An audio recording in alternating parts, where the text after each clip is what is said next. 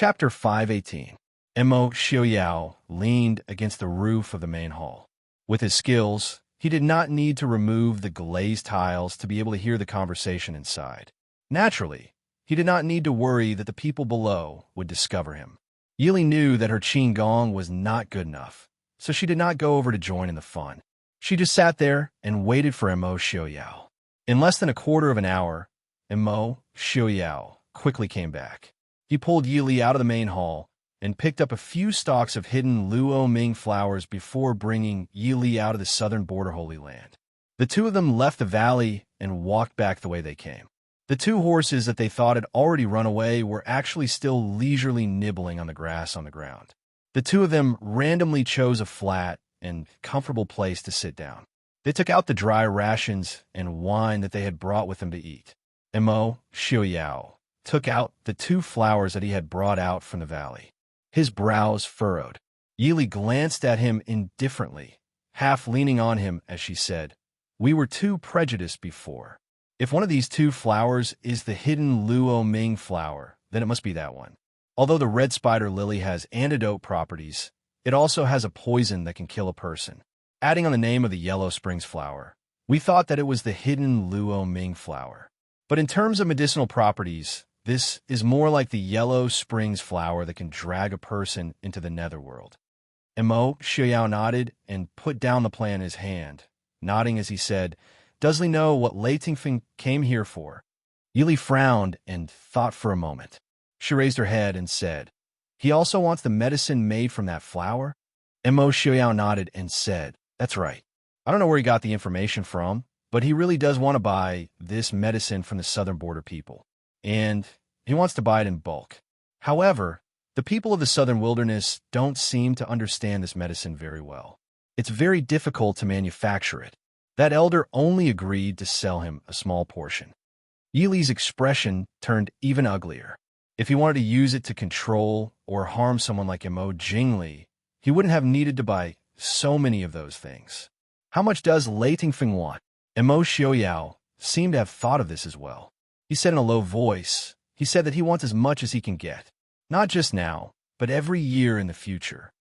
Yili thought for a while, then looked at Mo Xiaoyao and said solemnly, "We can't let that valley exist anymore. If that thing really spreads, the consequences will be unthinkable."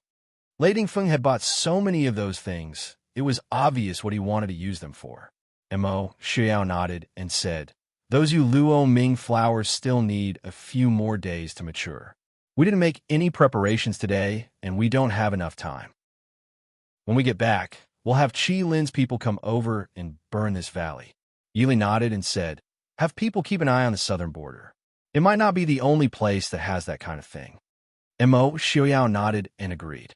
After resting for a while, Mo Xiaoyao pulled Yili up and said with a smile, "We should go back. Let's find something interesting to play with on the way back." Yili raised her eyebrows. She didn't understand what he meant by something interesting. Mo Xiaoyao smiled darkly and said, "Robbery." On the official road to the southern Zhao kingdom, several horses galloped past. Lei Tingfeng was at the front. His handsome face had a smug smile.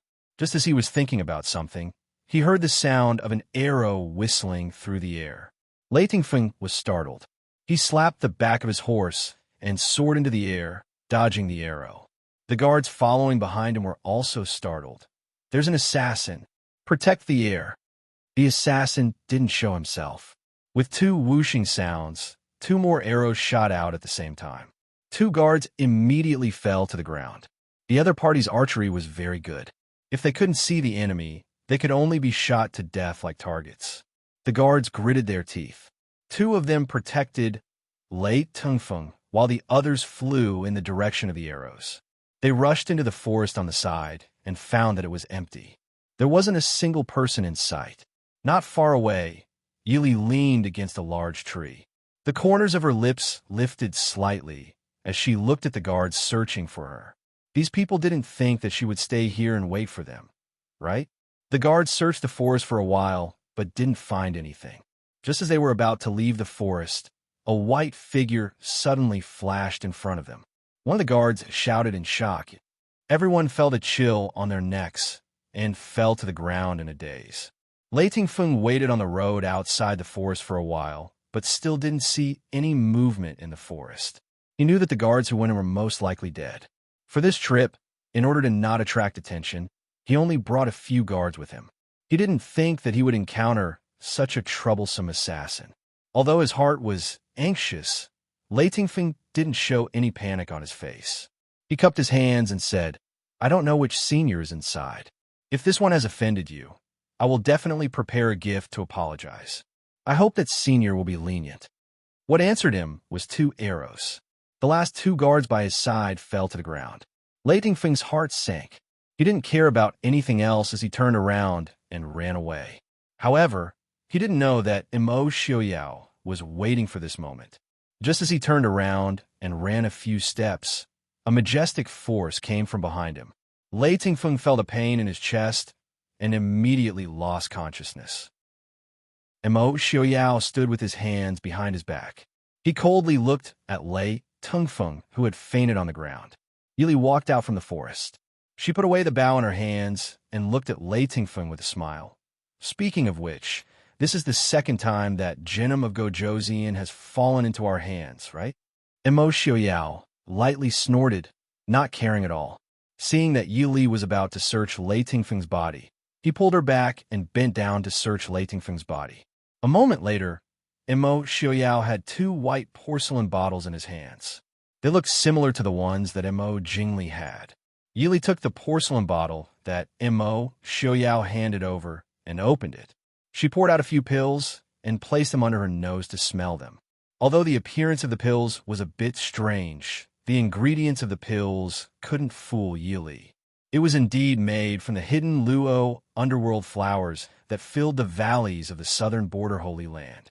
There were at least 20 pills in this small bottle. What surprised Yili was that the purity of these pills was quite impressive.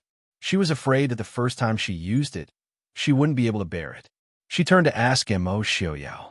Immerse Xiaoyao lightly said, "That elder said that at the beginning, we can only use water to dissolve a quarter of it." Yili said in a low voice, "So it was like that. What about him?"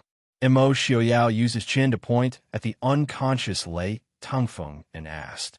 Yili thought for a while and smiled. "We've already used Lei Tingfeng in exchange for benefits.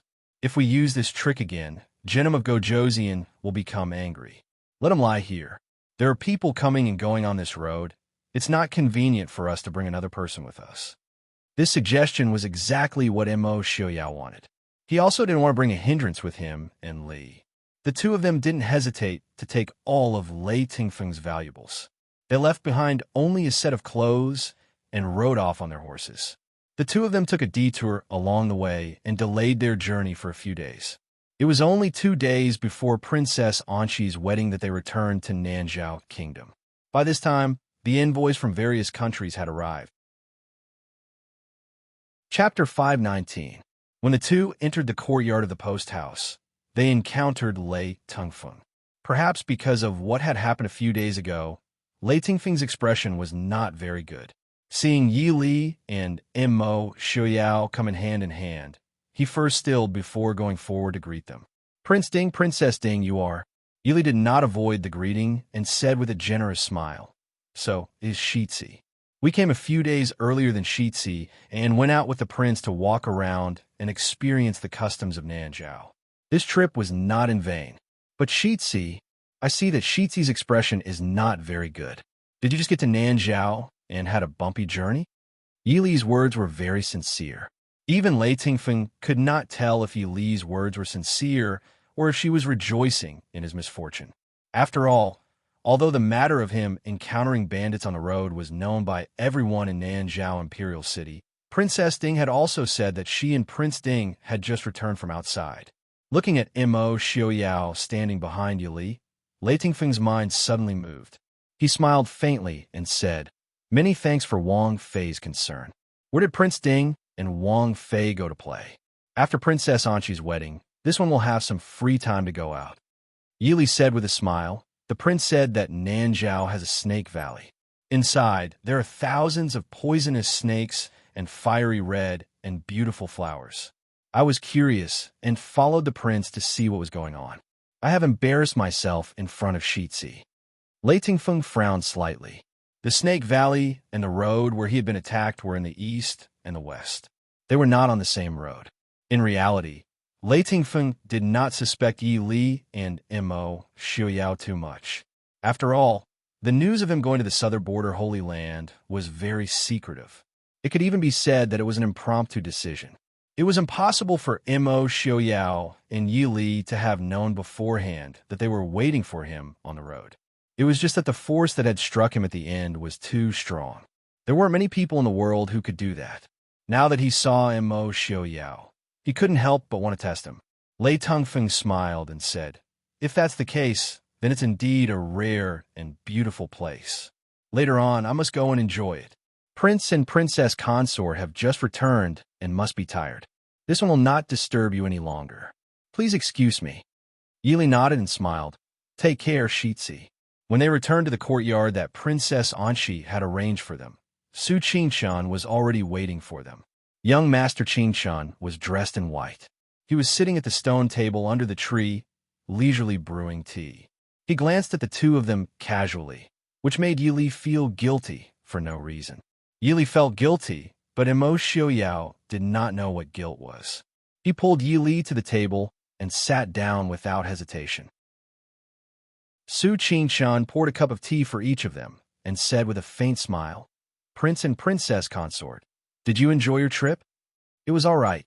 The time was too short," Mo Xiaoyao said coolly. The corner of Su Qingshan's mouth twitched imperceptibly. He glanced coolly at Yili. Yili pulled Mo Xiaoyao guiltily. They had suddenly left.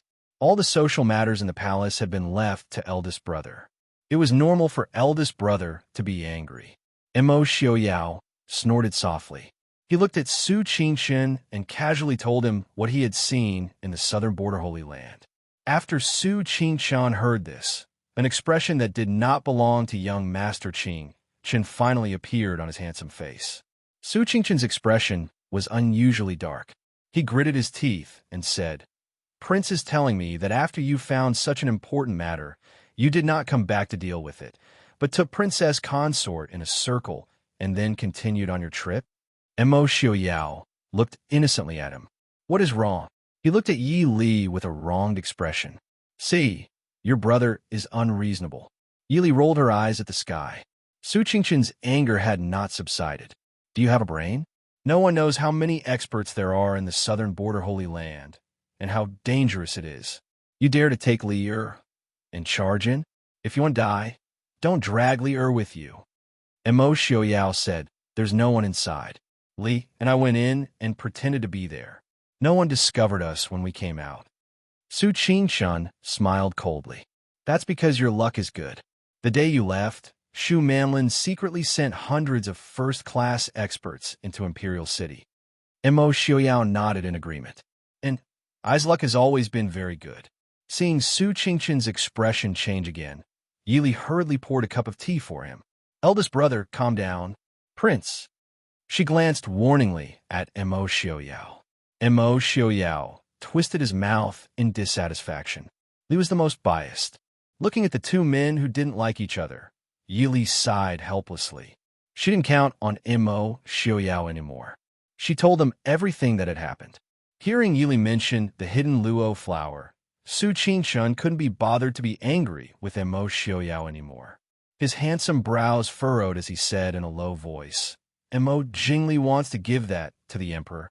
Yili nodded and said, "I think so.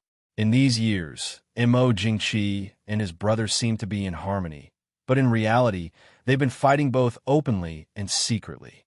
Mo Jingli sits on the richest half of the Chu state's southern territory. How could he be willing to be under one person? He probably can't wait." Su Qingshan laughed coldly. "Idiot. The southern border people clearly don't have good intentions. Does Mo Jingli think that by using this method to kill Mo Jingqi, Shu Manlin won't have something that can be used against him?"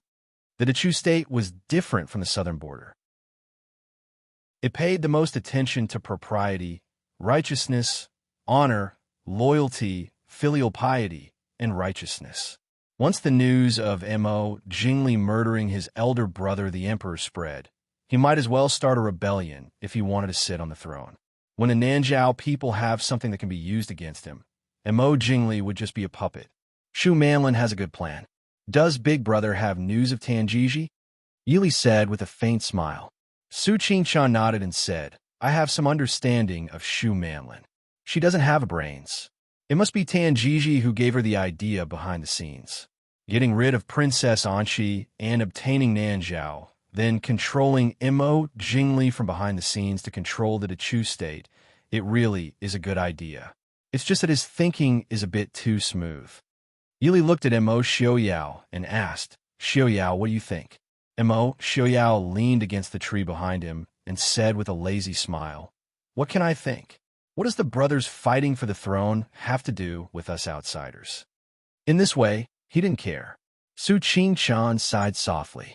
Mo Xiaoyao and the Dechu state's imperial family had a deep hatred. Many people were secretly surprised that Mo Xiaoyao didn't send out troops from the start. He naturally couldn't save Mo Jingqi. Mo Jingqi had been guarding the Prince Ding mansion against Mo Xiaowen and Mo Xiaoyao ever since the registration. He probably didn't expect that the person who wanted his life the most was his biological younger brother. Thinking about it, Su Qingshan nodded and said, Fine, it's right for us to ignore this matter. The Northwest had already broken off relations with the Dechu state. Then it was best for them to not participate in the Dechu state's affairs. Although they were at peace now, everyone knew that there would be a day when the Dechu state and the Northwest would fight. If the Northwest interfered in the Dechu state's internal affairs during this time, it would be bad for the reputation of Prince Ding and the Mahist army. Shu Manlin probably has big plans this time. Thinking of the hundreds of experts that Shu Manlin had transferred from the sacred land of Nanjiang, Su Qingshan frowned and said, Those who could live in the sacred land of Nanjiang were definitely top experts. More importantly, the people of Nanjiao were good at using poisonous goo. This made them even more dangerous. Because of this, the people of the Central Plains didn't like to interact with the people of Nanjiang. They didn't bring many guards this time. If something really happened, it would be very troublesome. Mo Xiaoyao smiled and said, I'm afraid Princess Anqi isn't easy to deal with. With young Master Qingshan's secret guidance, she'll be even more powerful. Princess Anqi was able to fight against Shu Manlin for so many years under the protection of the king of Nanjiao and still remain undefeated. Naturally, she wasn't someone who could be easily bullied. Su Qingshan smiled faintly and nodded. Princess Anqi told me that Pu and her grandfather's tribe sent many experts. And over the years, she has many loyal death warriors under her. But this wedding, a good wedding would inevitably be stained with blood. Mo Xiaoyao said, The people of Nanjiao don't believe in this. I'm sure they won't mind. Su Qingshan was helpless. Was this a matter of whether they minded or not? No one will be happy to see a bloodbath at their wedding. Yili put her elbow on the table and said thoughtfully, Could it be that Princess Anqi held this wedding to deal with Shu Manlin? Su Qingshan was startled. What do you mean? Yili shook her head and said, I don't know. I just think that Princess Anqi's wedding came too suddenly. And she even secretly invited experts to help. If Princess Anqi was not a clairvoyant, then she must have deliberately set a trap for Shu Manlin to turn inside. But this doesn't make sense. After all, the king of Nanjiao is still here. Even if Princess Anqi wins, she can't kill Shu Manlin. Mo Xiaoyao smiled and said, I'm afraid that Princess Anqi was forced by Shu Manlin and the king of Nanjiao and had to take the risk. Have you noticed that the king of Nanjiao's attitude towards Pu can be said to be completely ignored? That is to say, the king of Nanjiao doesn't really agree with this wedding. In his heart, I'm afraid that the king of Nanjiao wants to depose Princess Anqi. The king of Nanjiao has no other children. To depose Princess Anqi, Mo Xiaoyao smiled and said, Of course it's Shu Manlin. The Saintess of Nanjiang has a unique status in Nanjiao. In history, there have been cases where the Saintess of Nanjiang temporarily took over the throne, although it was only for a very short period of time. And in recent years, Shu Manlin has been respected as the savior of Nanzhao. The restrictions she has been subjected to are far less than the previous saintesses. It can be said that there are almost no restrictions. In recent years, her influence in the court has gradually been able to compete with Princess Anshi's. In this case, it's not impossible to persuade the king of Nanzhao to appoint another crown princess. Yili sighed helplessly. Just listening to the struggles for power in the royal family made her feel tired. It was hard for a girl like Princess Anshi to be able to persevere in such a situation. What does the prince mean? Mo Xiaoyao smiled faintly and said, "The crown princess can't be deposed, and the saintess of Nanjiang can't die." Su Qingshan was silent. Mo Xiaoyao wanted to keep them to continue fighting in case the Nanzhao started other things when they were free. After all, the Nanzhao people were eyeing the Central Plains covetously. Even if the Dechu state had nothing to do with the Mahist army now, they couldn't let the Nanzhao covet it. Chapter 520. Reporting to Princess Changel, noble consort Lu of the Dechu state, requests an audience. An imperial bodyguard came in to report. Whenever Yili thought of noble consort Lu, she felt uncomfortable. It wasn't that she didn't believe in Mo Xiaoyao's feelings for her. Rather, it was that a fly was always flying in front of you, yet you couldn't slap her to death. It always made one feel uncomfortable. For the first time, Yili discovered that Su Zuidi and Yi Ying, whom she originally hated the most, were nothing in front of this woman. Su Zuidi was only narcissistic and vain. Yi Ying was only opinionated and had a bit of selfishness that everyone had. Compared to noble consort Lu's pestering, these were nothing. Mo Xiaoyao had treated her so rudely, yet she still came to visit. Yili didn't know where she got her mental fortitude from. Although it was said that only stupid women dealt with other women, smart women dealt with men.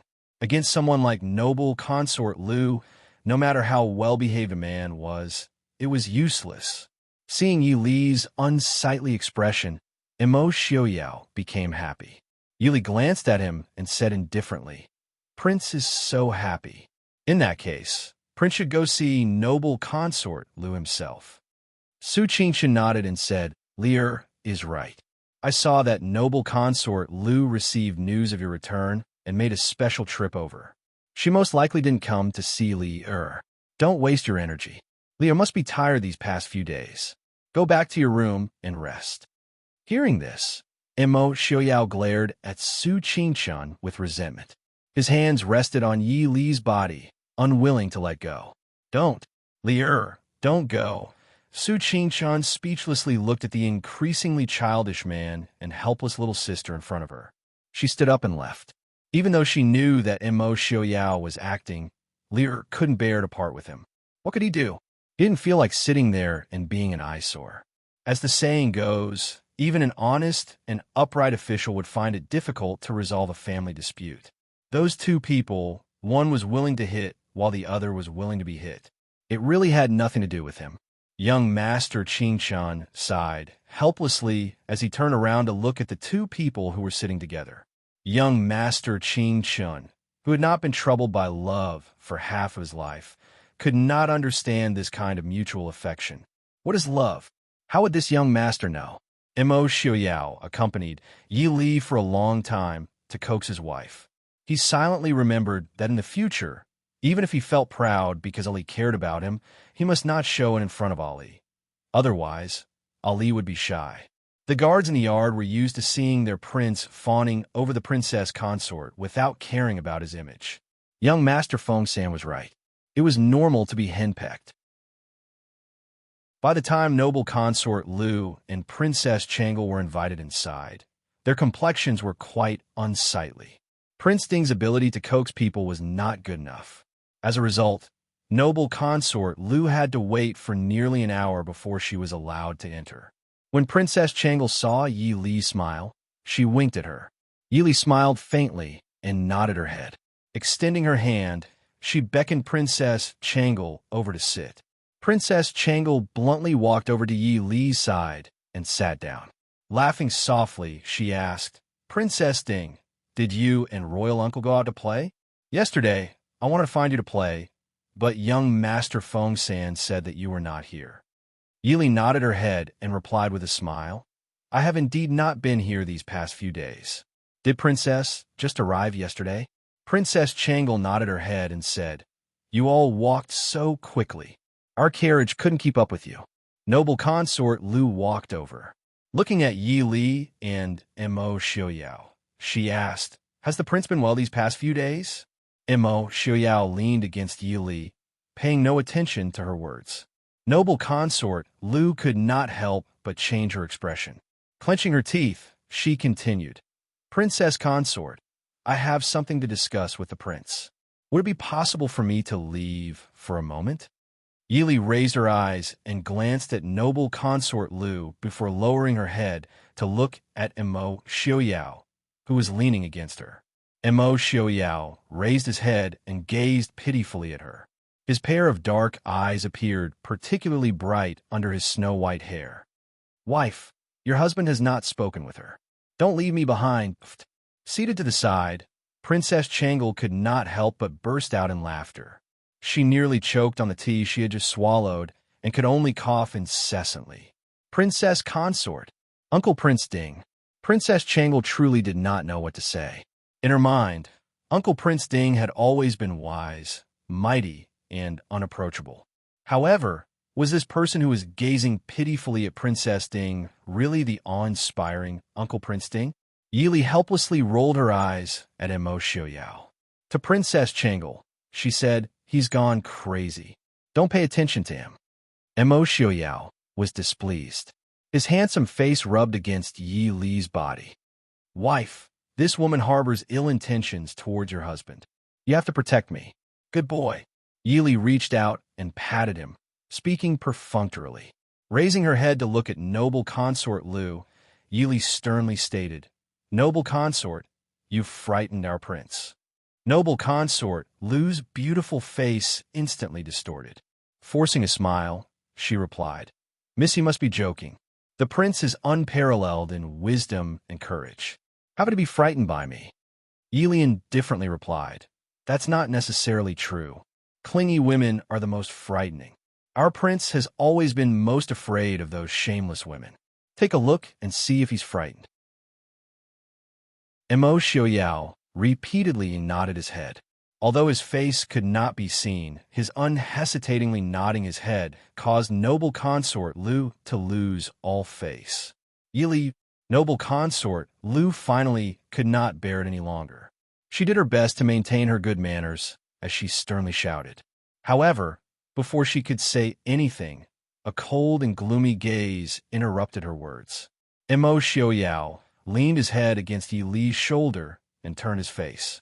His silver hair covered most of his face, but his eyes, carrying a sinister and ruthless aura that seemed to have come from the depths of hell, stared straight at noble consort Lu. Noble consort Lu had always hoped that this man would look her in the eye. At that time, when Mo Xiaoyao's gaze truly landed on her body, she felt as if her entire body had been frozen.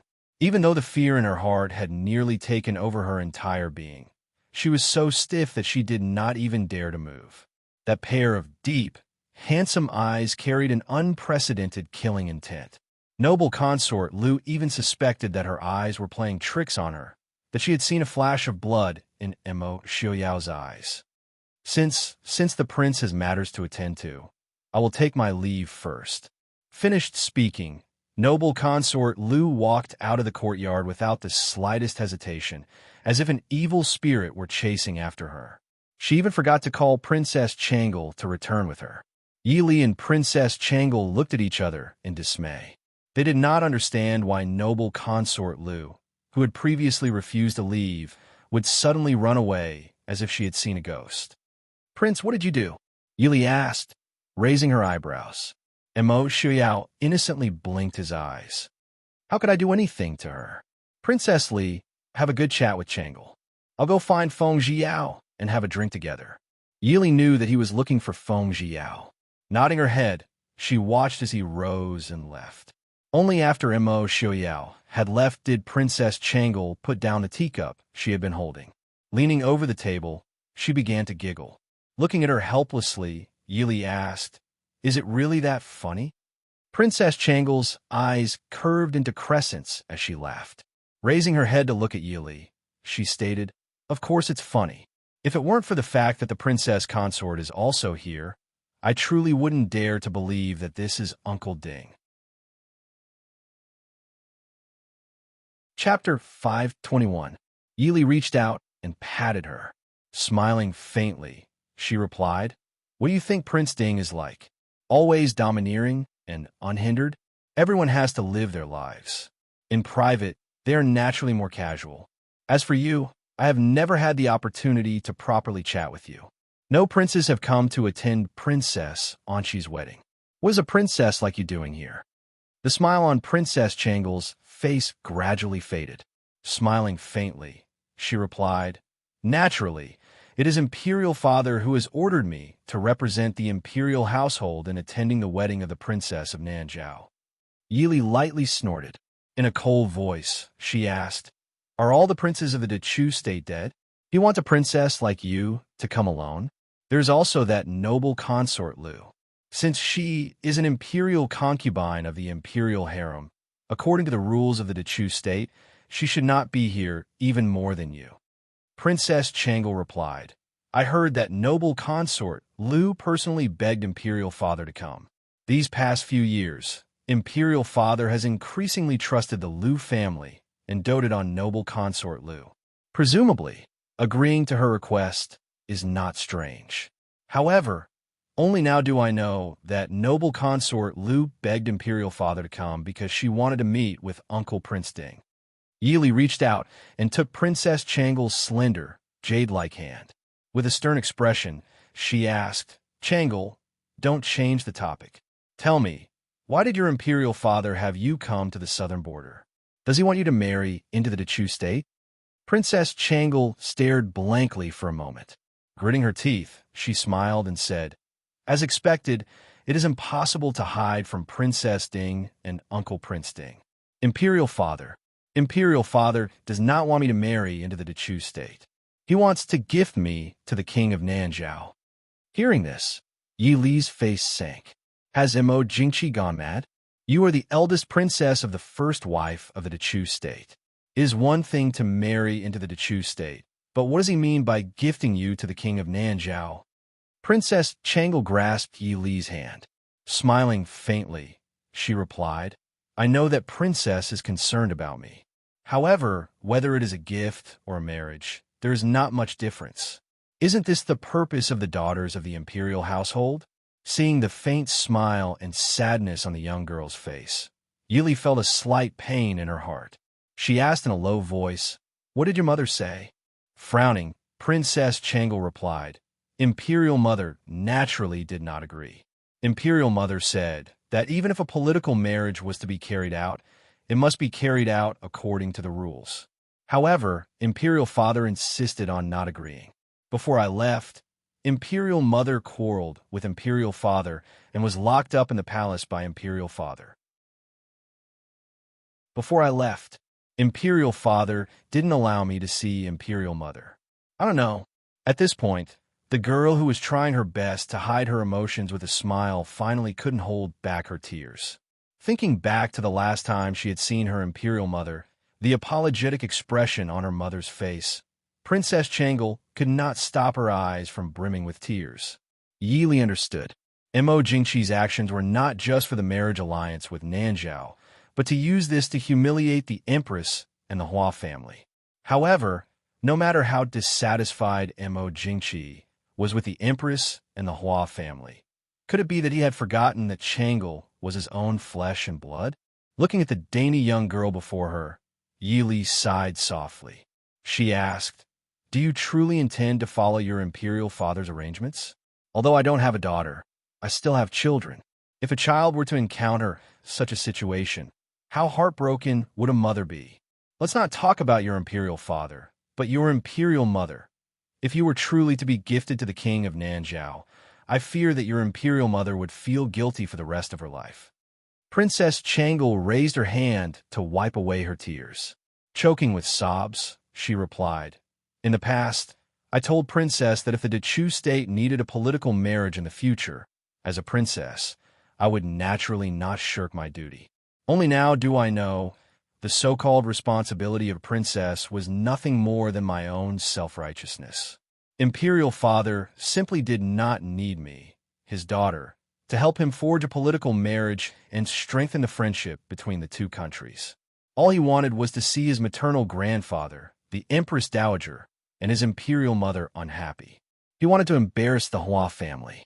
That day, when Imperial Mother went to speak to Imperial Father about my marriage, I heard it from outside the door. Imperial Father said that he would not allow me to marry openly, nor would he allow me to remain in the Chu capital. Given my status, if I were to marry into another country, at the very least, I would be the official consort of a prince. He said that in the future, if I were to side with outsiders, I would definitely help others deal with him.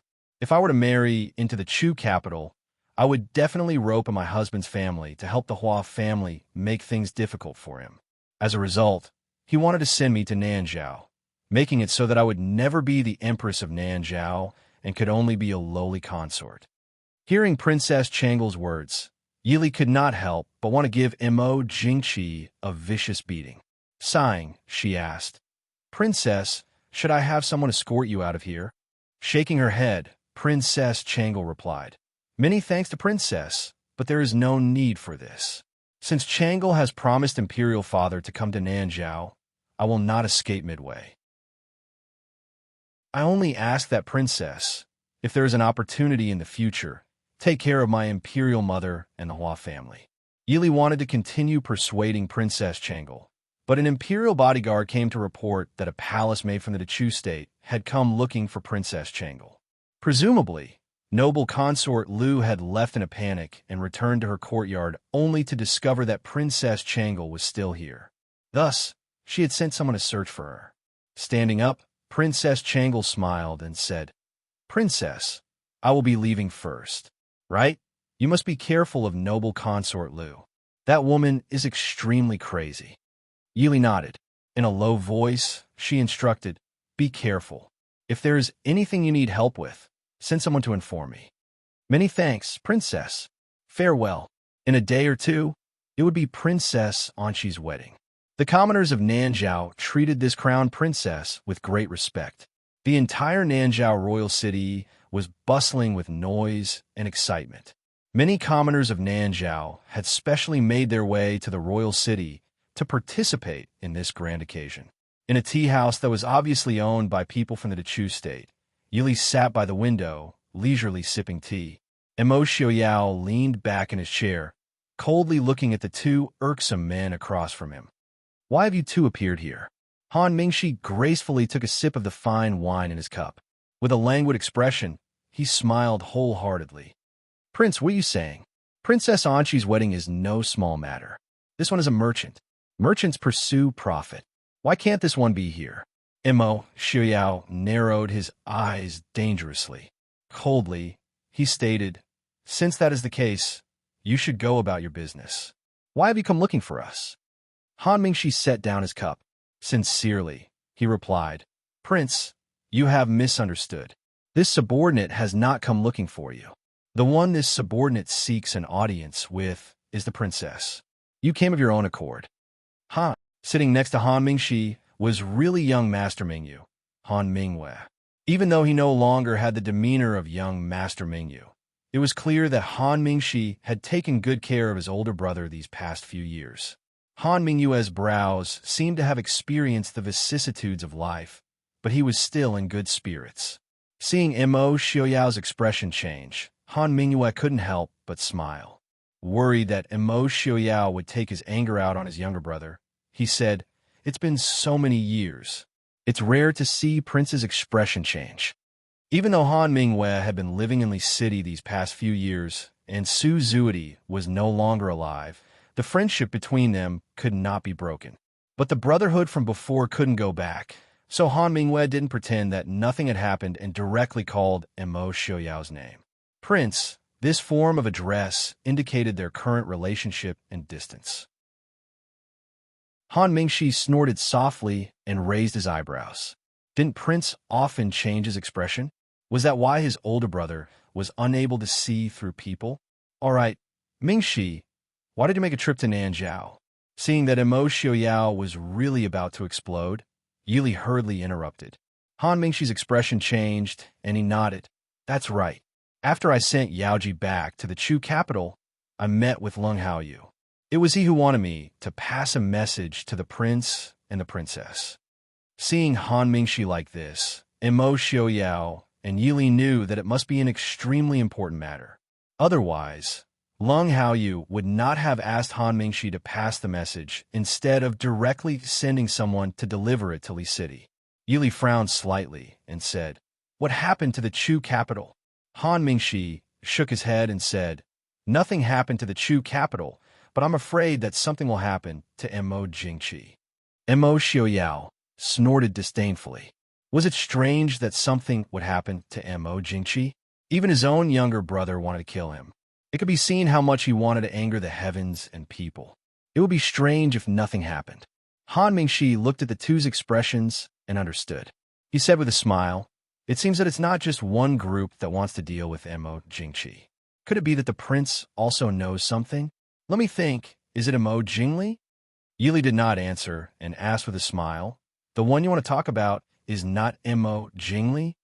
Han Mingxi said with a smile, Of course not. It's the Liu family. The Liu family? Yili was surprised. Although they had guessed that the Liu family was very ambitious, why did they want to deal with Mo Jingqi? At present, the Liu family that Mo Jingqi trusted the most and favored noble consort Liu the most. What benefit could they get from dealing with Mo Jingqi? Mo Xiaoyao frowned slightly and quickly reacted. He asked, The Liu family wants to help noble consort Liu's imperial son ascend the throne. A trace of admiration flashed through Han Mingxi's eyes. He nodded and said, Correct. Speaking of which, Mo Jingqi's luck is not bad. Originally, the Liu family had planned to act soon. After taking over Mo Jingqi, they suddenly sent Prime Minister Liu to Nanjiao. This caused the Liu family to panic for a while, and only then did our people see the clues. Otherwise, the news we received might have been that the Chu state had a new emperor and that Mo Jingqi had died. Yili couldn't help but rub her forehead.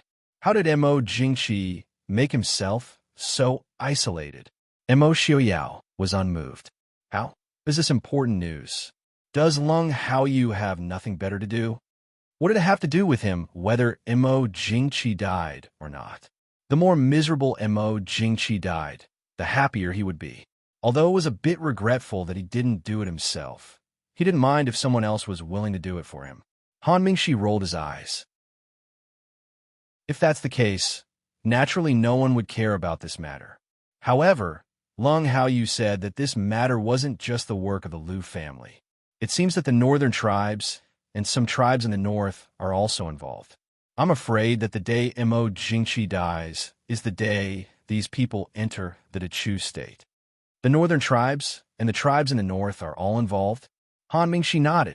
Otherwise, with the Liu family's ability, how could they have the courage to usurp the throne without the support of others? Yili frowned. In a low voice, she said, Princess Changel is likely to be in danger. Mo Xiaoyao nodded and said, Someone wants to drive a wedge between Mo Jingqi and the Hua family. Naturally, it is best to start with Princess Changel. Chapter 522. Nanjiao's wedding was very different from that of the Central Plains. Princess Anxi and Pu A's wedding was held in the square in front of the palace. Not only the nobles and envoys of Nanjiang, but also the common people of Nanjiao gathered in the square to celebrate the princess's wedding. Although the Northwest was not big and was not even a real country, Nanjiao still arranged for Mo Xiaoyao and Yili to sit closest to the king of Nanjiao and the newlyweds. Even the envoys of the Chu state and West Hill had to sit behind them. Although Prime Minister Liu was unhappy because of this, he was not a reckless man. Naturally, he would not confront Mo Xiaoyao because of this. Lei Dingfeng's face was still gloomy and his eyebrows were tightly knitted. Obviously, he was very worried about being robbed and losing the medicine he had just obtained. However, this time, Jinim King of Gojoseon did not come with him because he wanted his son to be independent. Therefore, Lei Tingfeng could not find anyone to discuss with. Princess Anchi was wearing a snow-white dress embroidered with delicate blue patterns. She was sitting next to the groom. She usually looked valiant, but now she looked more beautiful.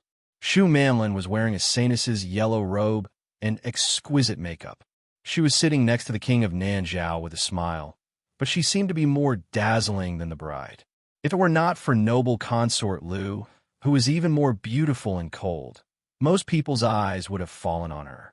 Feng Jiao was sitting behind Yi Li and Mo Xiaoyao. He looked at the women present and teased. "Oh, princess, you seem to have been defeated." Yi Li pursed her lips and smiled faintly. She did not answer. She didn't want to steal the bride's attention. Mo Xiaoyao looked down at his wife beside him. She was wearing a light blue robe, and her hair was in a simple and neat bun with 2 blue jade hairpins. She looked elegant and graceful under the moonlight and the lights. Her eyes looked even more beautiful and charming. In eyes, Miss Li is the most beautiful.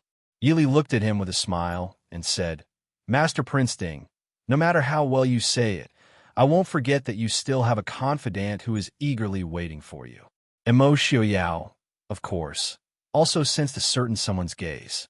He snorted disdainfully and said, "If Lily doesn't like it, I'll just get someone to dig out that pair of eyes. What do I need eyeballs for? Do you want to eat?" Yi Li rolled her eyes. Mo Xiaoyao seriously considered for a moment, then said, "It doesn't taste good. Feed it to Mo Xiaobao." Yi Li was completely speechless. It didn't taste good, so she fed it to Mo Xiaobao. Was that what he meant? Was Mo Xiaobao really someone he had picked up from the outside? She glared fiercely at Mo Xiaoyao.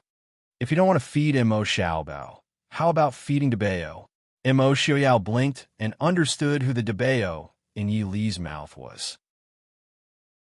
Frowning, he said, "I don't want to eat it." Behind them, Feng Jiao was sweating profusely. How cheap was his mouth to be so talkative? Also, how capable were the 2 people in front of them to be able to deviate from the topic to such an extent? Please don't discuss such a cruel topic at someone else's wedding, okay? If Princess Anchi's marriage is unlucky in the future, it will definitely be because of you two. Princess Consort. Princess Changel doesn't seem to have appeared. Finally, Feng Jiao could not stand the increasingly cruel conversation and spoke up to remind her. Yi Li looked towards the table of the emissaries from the Dechu state. Sure enough, she did not see Princess Anchi. Instead, she saw noble consort Lu, who had been staring fixedly at Mo Xiaoyao, reveal a strange smile. Yi Li frowned in thought. Turning her head, she gave Feng Jiao a few instructions in a low voice. Feng Jiao's expression changed slightly. Finally, while no one was paying attention, he stealthily withdrew from the plaza. Feng Jiao's stealthy withdrawal did not affect anyone. Mo Xiaoyao and Yi Li continued to chat and laugh in low voices. Although the 2 of them had no intention of competing with the newlyweds for attention, the gazes on them did not lessen at all. Mo Xiaoyao inadvertently looked towards the opposite side, just in time to see Mo Jingli staring at him in a daze, as well as Lei Tingfeng's pensive expression. A cold light flashed through his eyes. He snorted softly and smiled mockingly at Mo Jingli. Mo Jingli naturally saw the cold smile on Mo Xiaoyao's face. However, he did not feel the embarrassment of being caught peeping at someone else's wife. Instead, he proudly glared at Mo Xiaoyao. Mo Xiaoyao raised the wine cup in his hand and silently said, "I wish you all the best." Although Mo Jingli had always disliked Mo Xiaoyao, he still paid close attention to his every move. Naturally, he understood Mo Xiaoyao's meaning. At first, he did not take it to heart. However, when he saw the faint smile on Mo Xiaoyao's face, his heart couldn't help but tremble. He felt as if something had been seen through by Mo Xiaoyao. This feeling of his most secret being seen through by an enemy made Mo Jingli feel very uncomfortable. Naturally, he was not in the mood to look at Yi Li. After the king of Nanzhao personally held the wedding for Princess Anchi and Puaju, he returned to the palace early. Then the entire square became a sea of joy. Everyone, including Princess Anxi and her new husband, sang and danced happily. Amidst this joy, Yi Li and Mo Xiuyao sat in the most inconspicuous corner and watched everything in front of them. The weddings in Nanjing are not as formal as those in the Central Plains, but they are more lively, Yi Li said in a low voice with a laugh. Mo Xiuyao looked with interest at the people dancing and singing below. He asked, "Miss Li, should we go down and have fun with them?" Yi Li glanced coolly at him and said, "If you like, go yourself. I don't know how to dance." Mo Xiuyao was slightly regretful, but quickly thought better of it. Then never mind. I don't want to see Miss Li dance in front of others. Princess Consort. Zhuo Jing appeared behind the two and whispered a few words into Yi Li's ear. Yi Li frowned. Raising her head, she said to Mo Xiuyao, "Something has happened with Changle. Let's go first." Although Mo Xiuyao was not very familiar with Princess Changle, she was still the daughter of Empress Hua. Moreover, Mo Xiuyao had a favorable impression of the little girl. She was completely different from her father. Nodding his head, Zhuo Jing pulled Yi Li and prepared to leave. However, he was stopped by a voice behind him. "Prince, are you going back so early?" At some point, noble consort Lu had walked over. Even though the night was lit and the crowd was surging, noble consort Lu was still dressed in white. She was like the cold snow of a high mountain, stunning others yet not daring to approach her. Mo Xiuyao frowned. Indifferently, he asked, "What does it have to do with you?" Noble consort Lu smiled faintly and replied, "Right now, the envoys for various countries are still present. For Prince Ding to leave early, isn't that disrespectful to the host?" The three people present were the center of attention. With just a few words, Mo Jingli, Lei Tengfeng, and the others' gazes all swept over. Yi Li frowned. Glancing at Mo Xiuyao, she said, "Noble consort Lu is right. Since this is the case, Prince, there is no need for you to accompany me back. I will go back by myself." Not only was there a problem with Princess Changle, but Princess Anxi also needed someone to watch over her.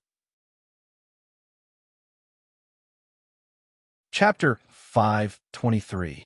Mo Xiuyao hesitated for a moment, already understanding Yi Li's intentions. However, he still pretended to be worried. "Can you go back by yourself?" Yi Li smiled faintly and nodded. Suspicious, noble consort Lu sized up Yi Li and asked, "What's wrong, Miss Yi?" Yi Li indifferently replied, "There are too many people tonight. This consort is feeling a bit uncomfortable, that's all." "Thank you for your concern, noble consort Lu." "Is that so?" Noble consort Lu declined to comment. However, it was clear that she was extremely happy that Yi Li had left alone. For once, she warmed her expression towards Yi Li. Then, Missy should return early to rest. Yi Li was disinclined to pay attention to this woman who had a mental problem. Nodding to Mo Xiuyao, she left the plaza with Zhuo Jing. Upon returning to the post house, just as she entered the courtyard, Feng Jiao hurriedly came out to welcome her. His expression was somewhat unsightly. "Princess consort, what happened to Princess Changle?" Yi Li asked. With a gloomy expression, Feng Jiao replied, "Princess Changle has been sent to the palace." Yi Li frowned. "When did this happen?" Feng Jiao replied, "When we went to participate in the wedding banquet, I was a step too late. Princess Changle had already been sent to the palace." With the spies that the Prince Ding mansion had placed in the Nanzhao Palace, it was not impossible for them to bring Princess Changle out. However, the price of doing so would inevitably be exposing the spies of the Prince Ding mansion. Furthermore, bringing Princess Changle out would result in a series of troubles. This was not something that Feng Jiao could decide. Yi Li pondered for a moment before replying. "The Prince of Nanzhao has just returned to the palace. According to Nanzhao's customs, if we enter the palace now, we might still be able to make it." A light flashed in Feng Jiao's eyes. "Many thanks, Princess Consort."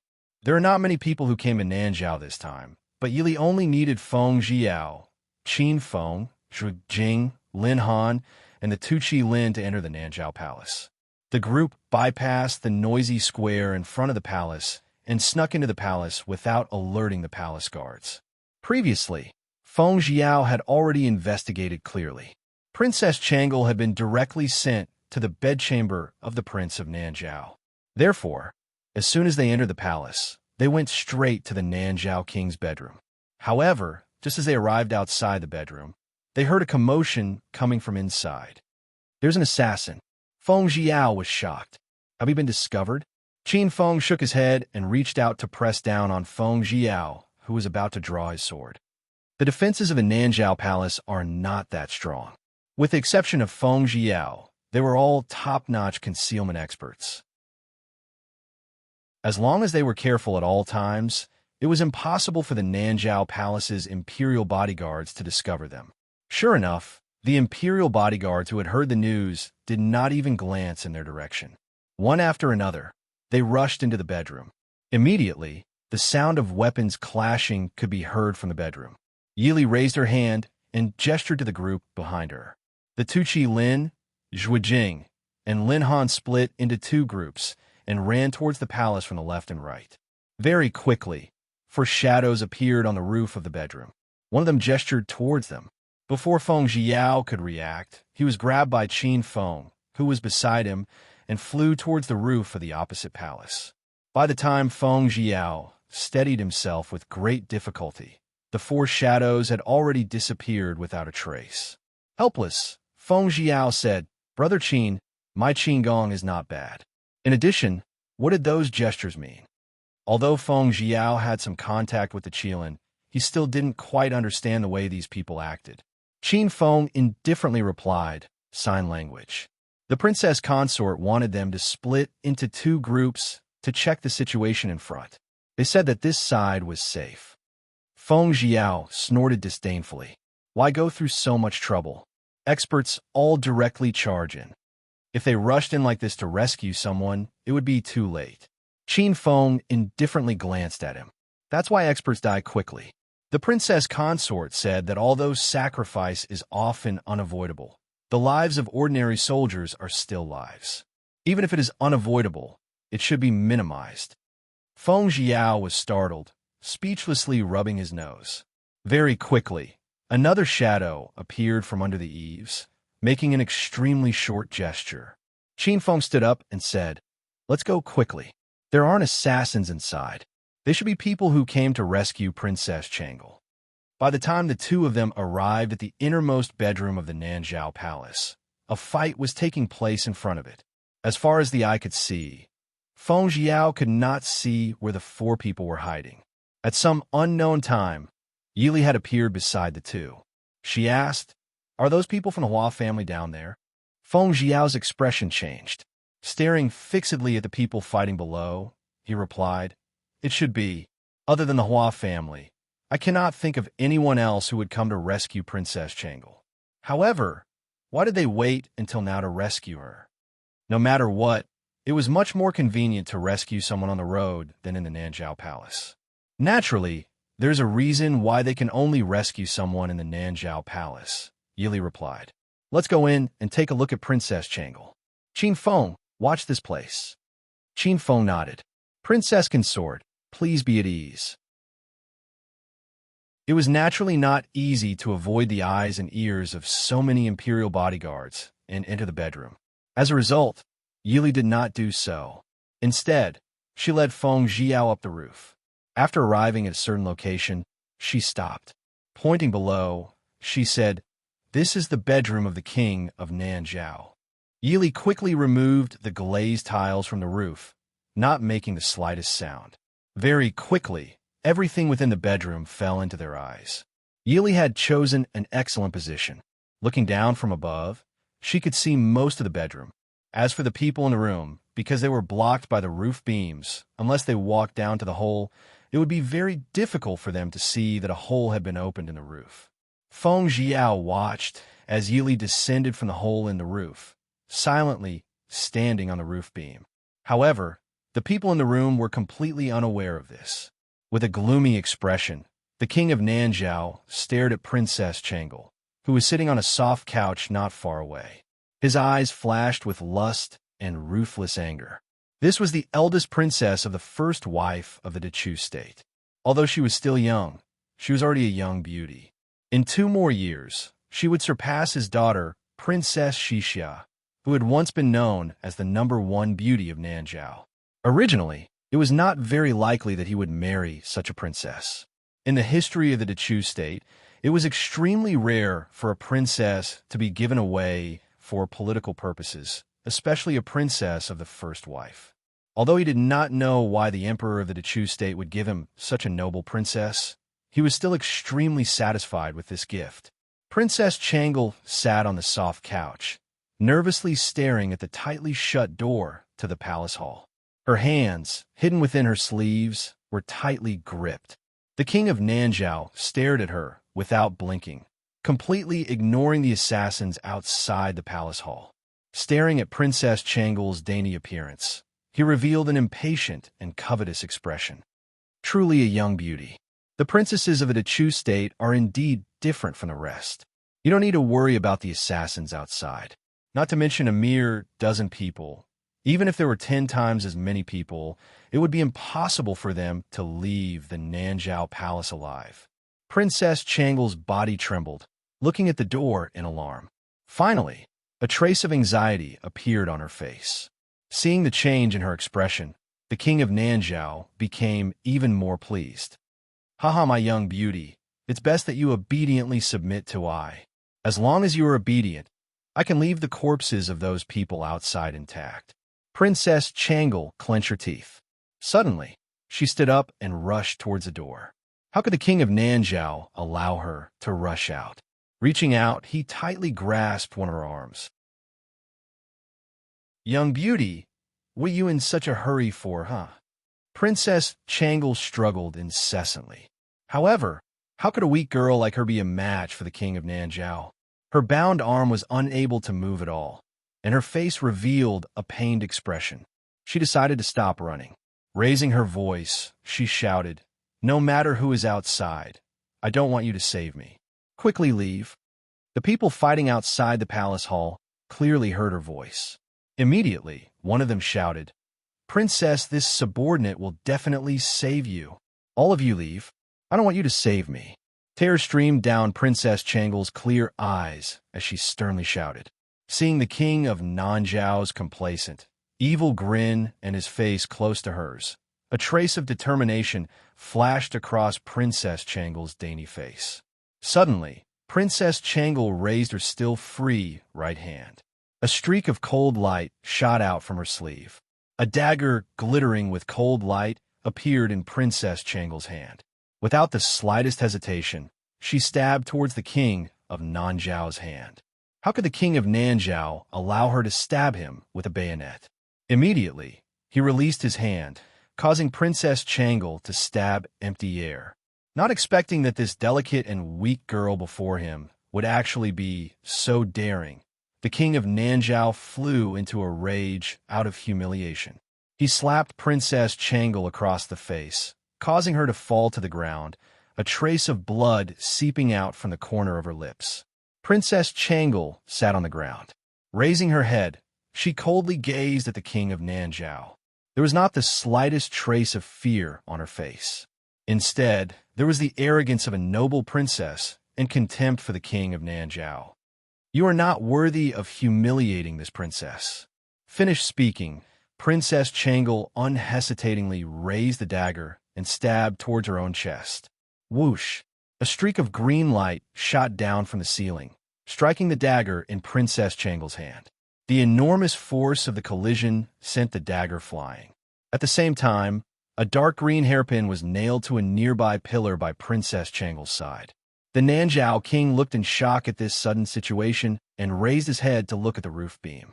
He looked up and saw Yi Li, dressed in black, nonchalantly sitting on the ceiling beam, smiling and nodding at him. The king of Nanzhao recovered from his shock.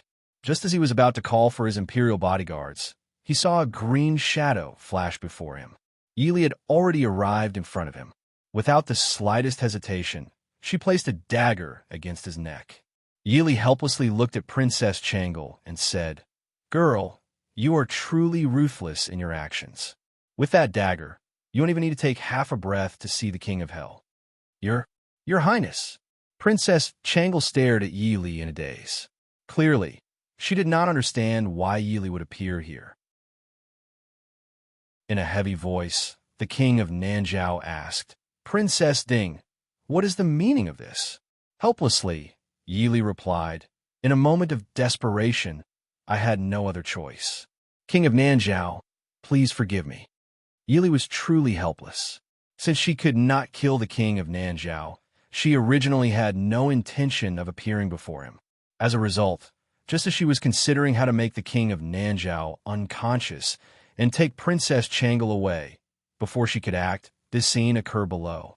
For the sake of Princess Changle's life, Yi Li could only deflect the dagger in Princess Changle's hand. At the same time, she exposed herself in front of others.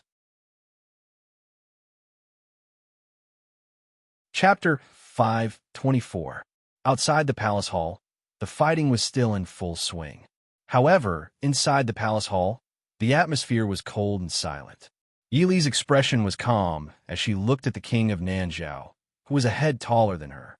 Her elegant face revealed an apologetic expression, as if she truly felt guilty for holding him hostage. However, the dagger placed against the king of Nanzhao's neck showed no signs of moving away. The king of Nanzhao only felt the skin on his neck being pierced by the ice-cold dagger, causing his hair to stand on end. Princess Ding, what are you trying to do? Yi Li glanced at Princess Changle, who was sitting on the ground. Pursing her lips, she smiled and said, Why does the king of Nanzhao ask when you already know the answer? Isn't it obvious? You're doing this for this little beauty? The king of Nanzhao was somewhat unconvinced. The little girl before him was the princess of the Dechu state. She had nothing to do with the Northwest. Naturally, the king of Nanzhao did not believe that Princess Ding had spent so much effort to barge in for a completely unrelated princess. Although she is the princess of the Dechu state, she has no value to Emperor Chu. Emperor Chu has already gifted her to I. After thinking it over, the king of Nanzhao could only believe that Princess Ding wanted to capture Princess Changle to threaten the emperor of the Dechu state. Who let the entire world know that the enmity between Prince Ding and Emperor Chu was as deep as the ocean. There is no need for the king of Nanzhao to worry about this. The king of Nanzhao only needs to tell this consort whether or not this consort can take Princess Changle away. Yi Li did not refute his words, indifferently replying. The king of Nanzhao sneered and said, "A beauty gifted by another. If the original consort, I wants it, there is nothing wrong with that. However, the princess of Nanzhao can come and go as she pleases. Do you think that there is no one in my Nanzhao?" I urged the princess of Nanzhao to immediately lay down her weapon. For the sake of Prince Ding, I will not make things difficult for the princess of Nanzhao. Otherwise, when the imperial bodyguards enter, it will not be so easy for the princess to escape. This king of Nanzhao is not as useless as he seems, Yi Li thought to herself. She smiled indifferently. I'm afraid the guards won't have the chance to come in. Unknowingly, the sounds of fighting outside the door had gradually stopped. Originally, there was still a trace of pride on Nanzhao King's face, but he soon noticed that something was wrong. If the Nanzhao guards won, they would report it outside the hall no matter what. But at this moment, it was completely quiet outside the palace. Not even the slightest sound could be heard inside the palace. Nanzhao King's expression changed, and he said, "My Nanzhao royal palace has 1,000 guards, and Nanzhao capital city has 8,000 elites garrisoned. Do you think you can escape? I'm afraid those 8,000 elites won't have the time to enter the palace to protect you." Yi Li looked at the king of Nanzhao with a smile and said, "Has the king of Nanzhao forgotten about the important activities tonight?" Hearing this, Nanzhao King's heart skipped a beat, and his expression became even uglier. How could he have forgotten that Shu Manlin was going to make a move on Anshi tonight? He had secretly given Shu Manlin the token to mobilize the guards of King City. If at this time it was already, Yi Li sighed softly and said, "There's been fighting in the palace for a long time, but other than the guards who were originally stationed in Nanzhao King's bedroom, no one came in to protect you. Nanzhao King, Why don't you guess where they went? Nanzhao King had nothing to say. Kill me, or cut me up as you wish. Yili smiled and said, how could this consort kill Nanzhao King? This consort just took away an unknown little girl from the Nanzhao royal palace. After tonight, presumably Princess Anxi will not care about this kind of thing with this consort. The friendship between Nanzhao and the Northwest will continue to flow. She said that Princess Anxi would not care, not Nanzhao King. Nanzhao King naturally understood the meaning. After tonight, Nanzhao King would no longer have the final say in the Nanzhao Kingdom. Nanzhao King gritted his teeth and said, the Prince Ding Mansion was invited by Anxi to help. It wasn't originally, but now it is. Yili was not afraid of offending Nanzhao King. Offending Nanzhao King would no longer have any impact on the relationship between Nanzhao and the Northwest. Because after tonight, no matter who won or lost, the real power of Nanzhao would have nothing to do with Nanzhao King. If Princess Anxi won, Princess Anxi, who had learned from the previous lesson, would no longer tolerate Shu Manlin and Nanzhao King. If Shu Manlin won, Nanzhao King would only become a puppet of Shu Manlin or Tan Jiji. Nanzhao King's mistake was that he chose to cooperate with Mo Jingqi. Perhaps Mo Jingqi really wanted to cooperate with Nanzhao King, but the people he sent, whether it was noble consort Liu or Prime Minister Liu, didn't seem to be helping Nanzhao King at all. This wicked girl. Nanzhao King gritted his teeth and cursed angrily. Yili frowned at Nanzhao King and said with some doubt, this consort has a question that has been puzzling me. Princess Anxi is now the only princess under the name of Nanzhao King. And Princess Anxi is good at ruling the country and isn't attached to power. Nanzhao King should be happy to have such a daughter. Why is Nanzhao King helping Shu Manlin to target Princess Anxi? Nanzhao King's support was definitely involved in making a holy girl, who should have been worshipped and had no real power, into a position that could threaten the life of the crown princess. Even if Shu Manlin was also Nanzhao King's daughter, even if Nanzhao King loved Shu Manlin more, he wouldn't hate Princess Anxi to this extent. Nanzhao King's face flashed with a trace of confusion. Clearly, he didn't understand Yi Li's question. How did he and his eldest daughter become like this today? He still remembered that Anxi was different from Xixia, who liked to dance and sing since childhood. She had a straightforward personality and was very calm in her actions. When she was only 13 or 14 years old, she was able to help him deal with the state affairs. She had accepted many of the matters that he himself had been troubled by, and she would handle them properly. At that time, he only thanked the heavens for giving him such a smart daughter. Even if he didn't have a prince, he had no regrets. So he made Anxi the crown princess and watched as Anxi worked hard to govern the country step by step and receive the support of the people. But he didn't know when it started, but the joy and relief at the beginning gradually changed. Every time he saw the people show reverence and respect when they saw his daughter, he inexplicably felt displeased. He worked hard to govern the country for decades, but the people always said that this was not good. Even when they saw him, they feared and obeyed him, avoiding reverence and love. Why could his daughter so easily obtain something that he couldn't get in his life? Looking at Nanzhao King's changing expression, Yili felt that she already understood. Because of jealousy, not because he was worried about Princess Anxi usurping power, nor because he loved Shu Manlin more. It was just jealousy. A father was jealous of his daughter's ability to govern the country and the support of the people, so he did everything he could to make problems for his daughter. He even allowed others to kill her and added fuel to the fire. Yili shook her head and looked at Nanzhao King. If Princess Anxi is really defeated, how will Nanzhao succeed?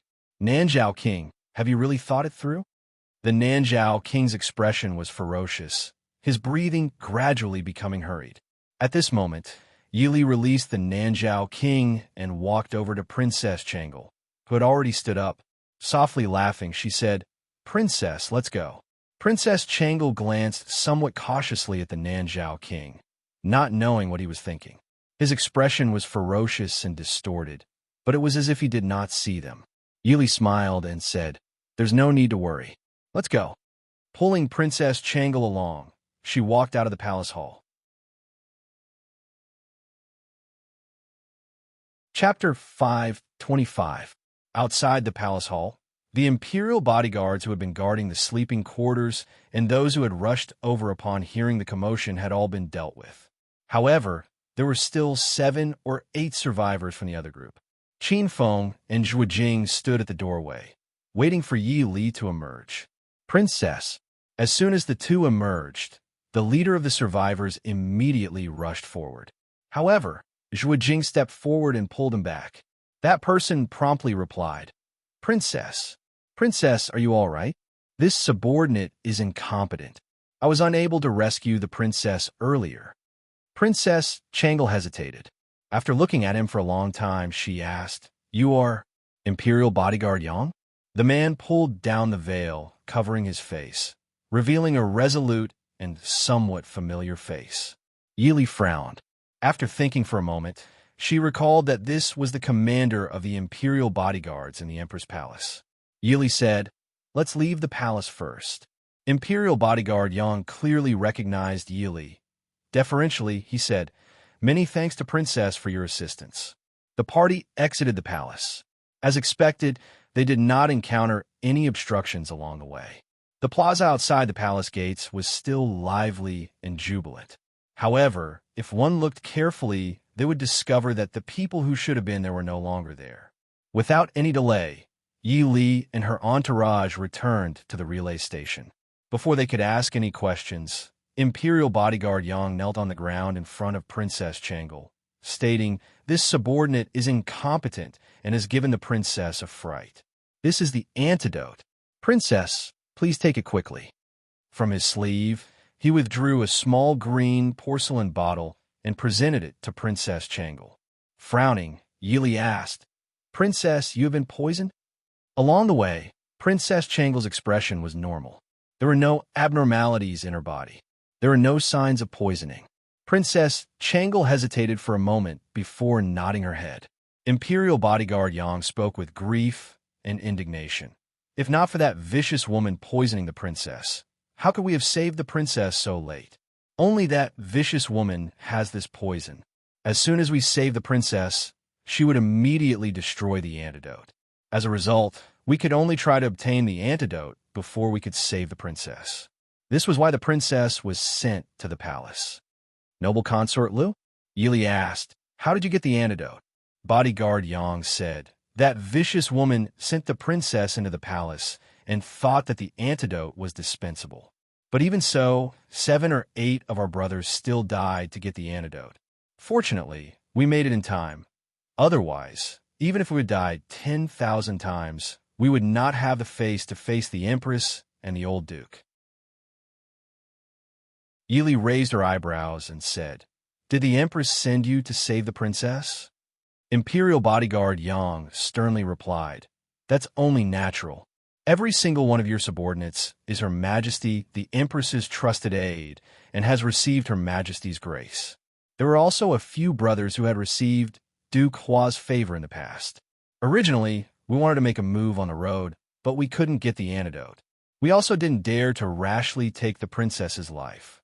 This subordinate thanks Wang Fei for her help. Hearing news of her imperial mother, Princess Changle's face was already covered in tears. Holding the medicine bottle, she promptly asked, How is my imperial mother? Imperial bodyguard Yang hesitated for a moment before replying, Her Majesty the Empress. When this subordinate left the capital, Her Majesty the Empress was still under house arrest in the palace. However, please be at ease, Princess.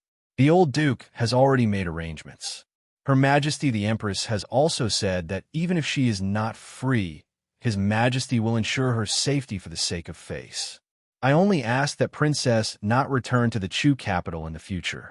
This is something that Her Majesty the Empress entrusted this subordinate to give to Princess. Imperial bodyguard Yang then handed over a small, exquisite, and ordinary wooden box. Princess Changle stared blankly. Opening the box, she saw that it was only about 1 CUN wide and 4 or 5 CUN long. Opening the box, she saw several banknotes folded inside. On top of the banknotes, there was an exquisite, gorgeous hairpin, and 7 or 8 luminous pearls. Although she did not see the denomination of the banknotes, she could tell from the luminous pearls that any one of them would be enough for Princess Changle to live the rest of her life without worry. Princess Ding, Imperial Mother doesn't want me anymore? Princess Changle asked in a low voice as she held the box.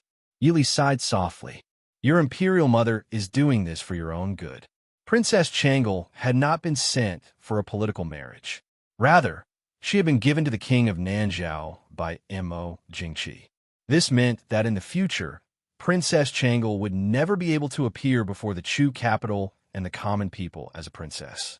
Otherwise, when the time came, since Mo Jingqi was able to harden his heart and give his daughter to the king of Nanzhao, he would naturally be able to harden his heart and take her life. I know, Princess Changle said as she held the wooden box. However, she could not help but begin to sob.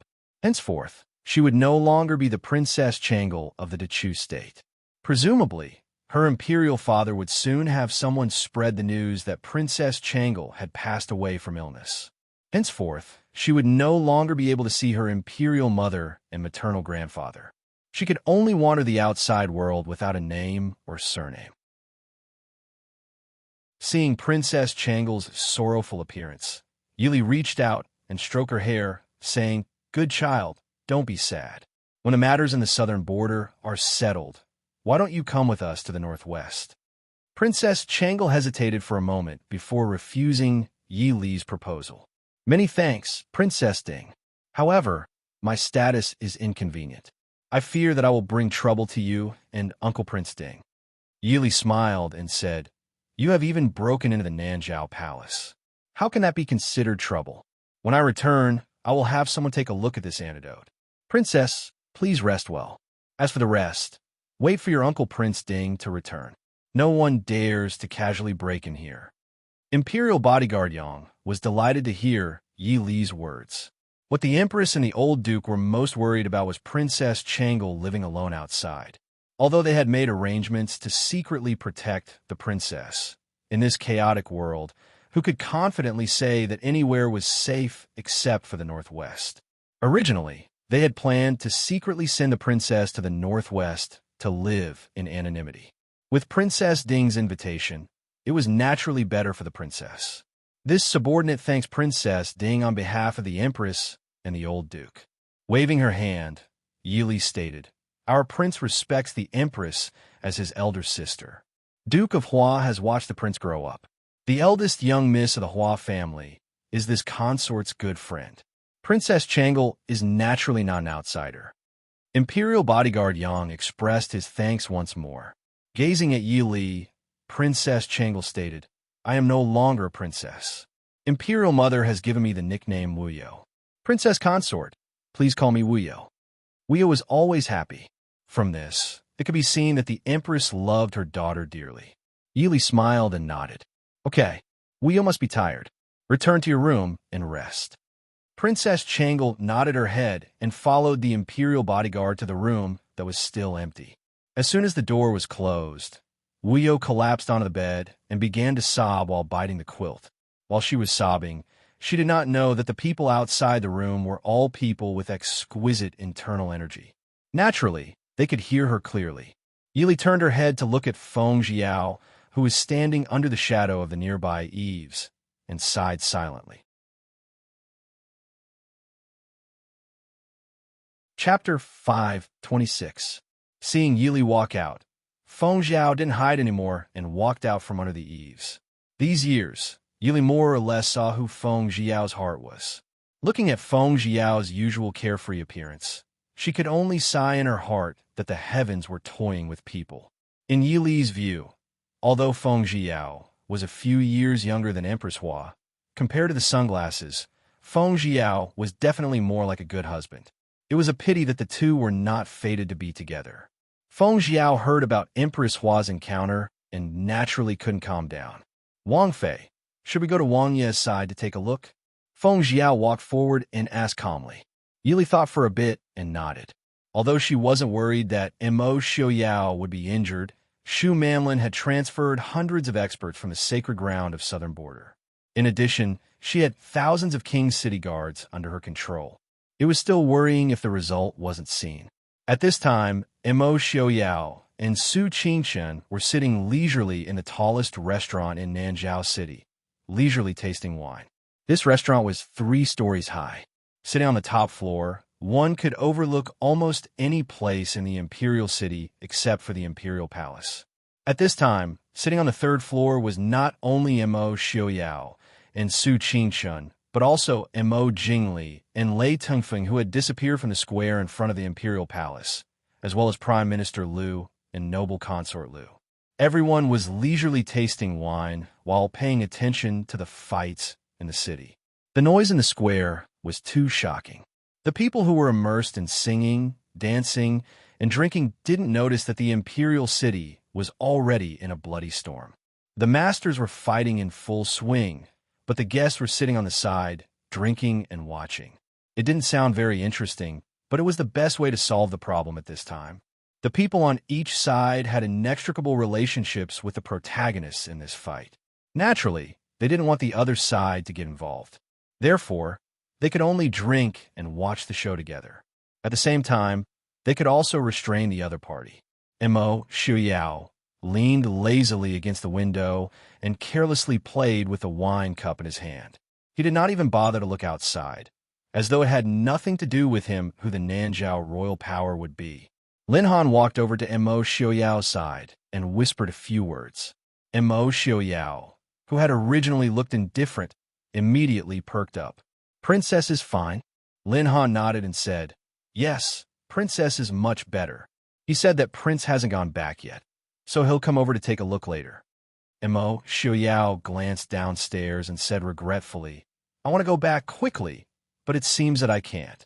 Go and invite Princess Consort to come and sit." Everyone finally understood. Prince Ding had been listless all this time because Princess Ding was not present. With this thought, everyone present had different expressions. Some were angry, some were contemplative, and some were jealous. In less than a quarter of an hour, Yili appeared at the top of the stairs. Seeing that there were no other customers on the 3rd floor, only the envoys from the various countries sitting at a table, she raised her eyebrows in surprise. As soon as Mo Xiaoyao saw Yili, he immediately got up and walked over. "Lier, how are you?" Yili nodded and said, "Everything is fine. Big brother is also here." Su Qingchen nodded and pointed out the window. "Lier, come and take a look."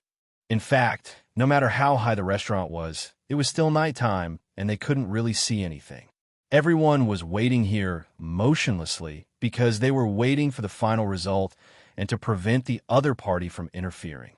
Yili casually glanced outside and lost interest. "Big brother, what's going on?" Su Qingchen smiled faintly. The Saintess of Nanjiang suddenly sent people to attack the tribal leaders who came to attend the wedding.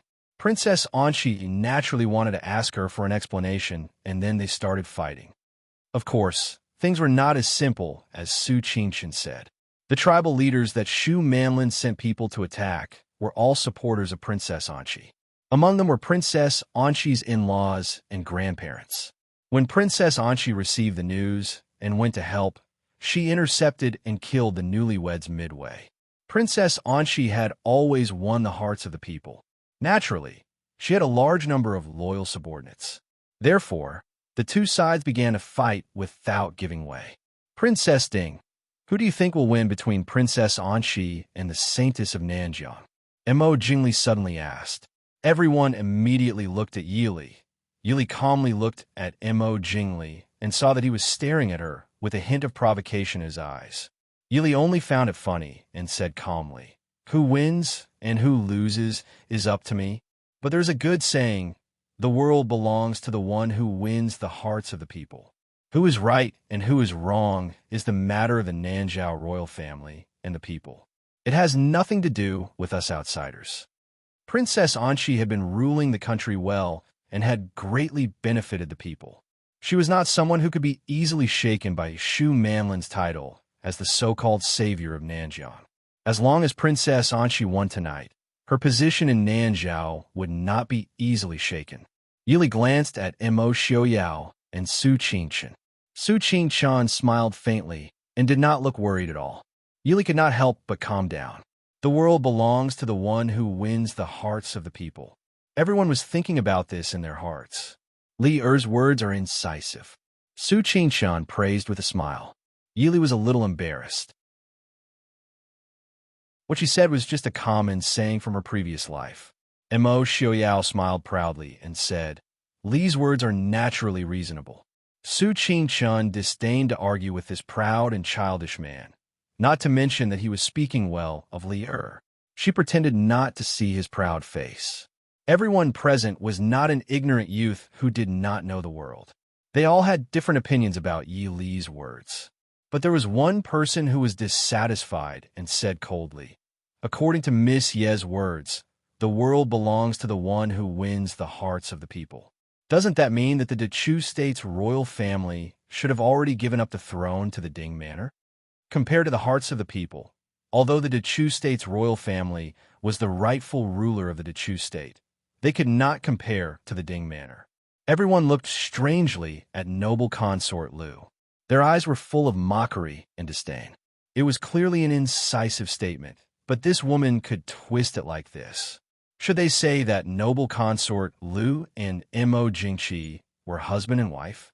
Actually, noble consort Lu knew something was wrong as soon as she said it.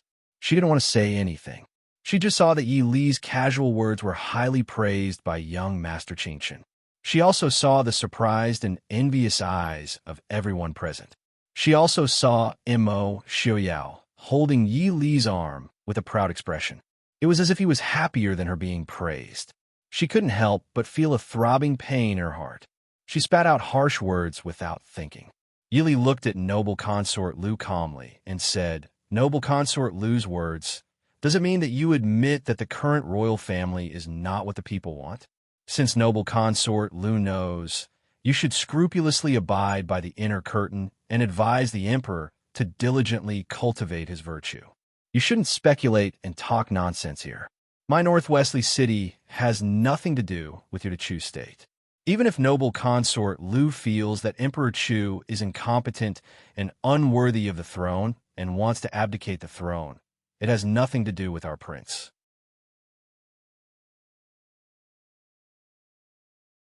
Chapter 5:27. After speaking, her gaze calmly swept across Mo Jingli's face. As expected, she saw Mo Jingli's expression change slightly. Mo Jingli showed a rare smile on his cold face, which made people feel uncomfortable. So noble concubine Lu thinks that my brother doesn't deserve to be the emperor? I didn't know until now that you are such a noble concubine. It's really an eye-opener. What nonsense are you talking about? Noble concubine Lu glared at Mo Jingli. Mo Jingli even respected Mo Jingqi because of his mood these years. How could he be afraid of noble concubine Lu? She sneered. Wasn't it noble concubine Lu who said that? Your Highness. Prime Minister Lu looked at his daughter with displeasure. Although he could keep some thoughts to himself, what noble concubine Lu said was too much. It was not the time for them to offend Prince Ding. Obviously, the bottom line of not offending Prince Ding was Princess Ding. Offending Princess Ding was more important than offending Prince Ding. However, his daughter couldn't see the situation clearly. She talked nonsense and challenged Princess Ding's bottom line. Your Highness just made a slip of the tongue. Prince Li, please be careful. Mo Jingli snorted disdainfully. A slip of the tongue? It was not the first time for him to know noble concubine Lu. She was always arrogant, as if everyone in the world only deserved to be the dust under her feet.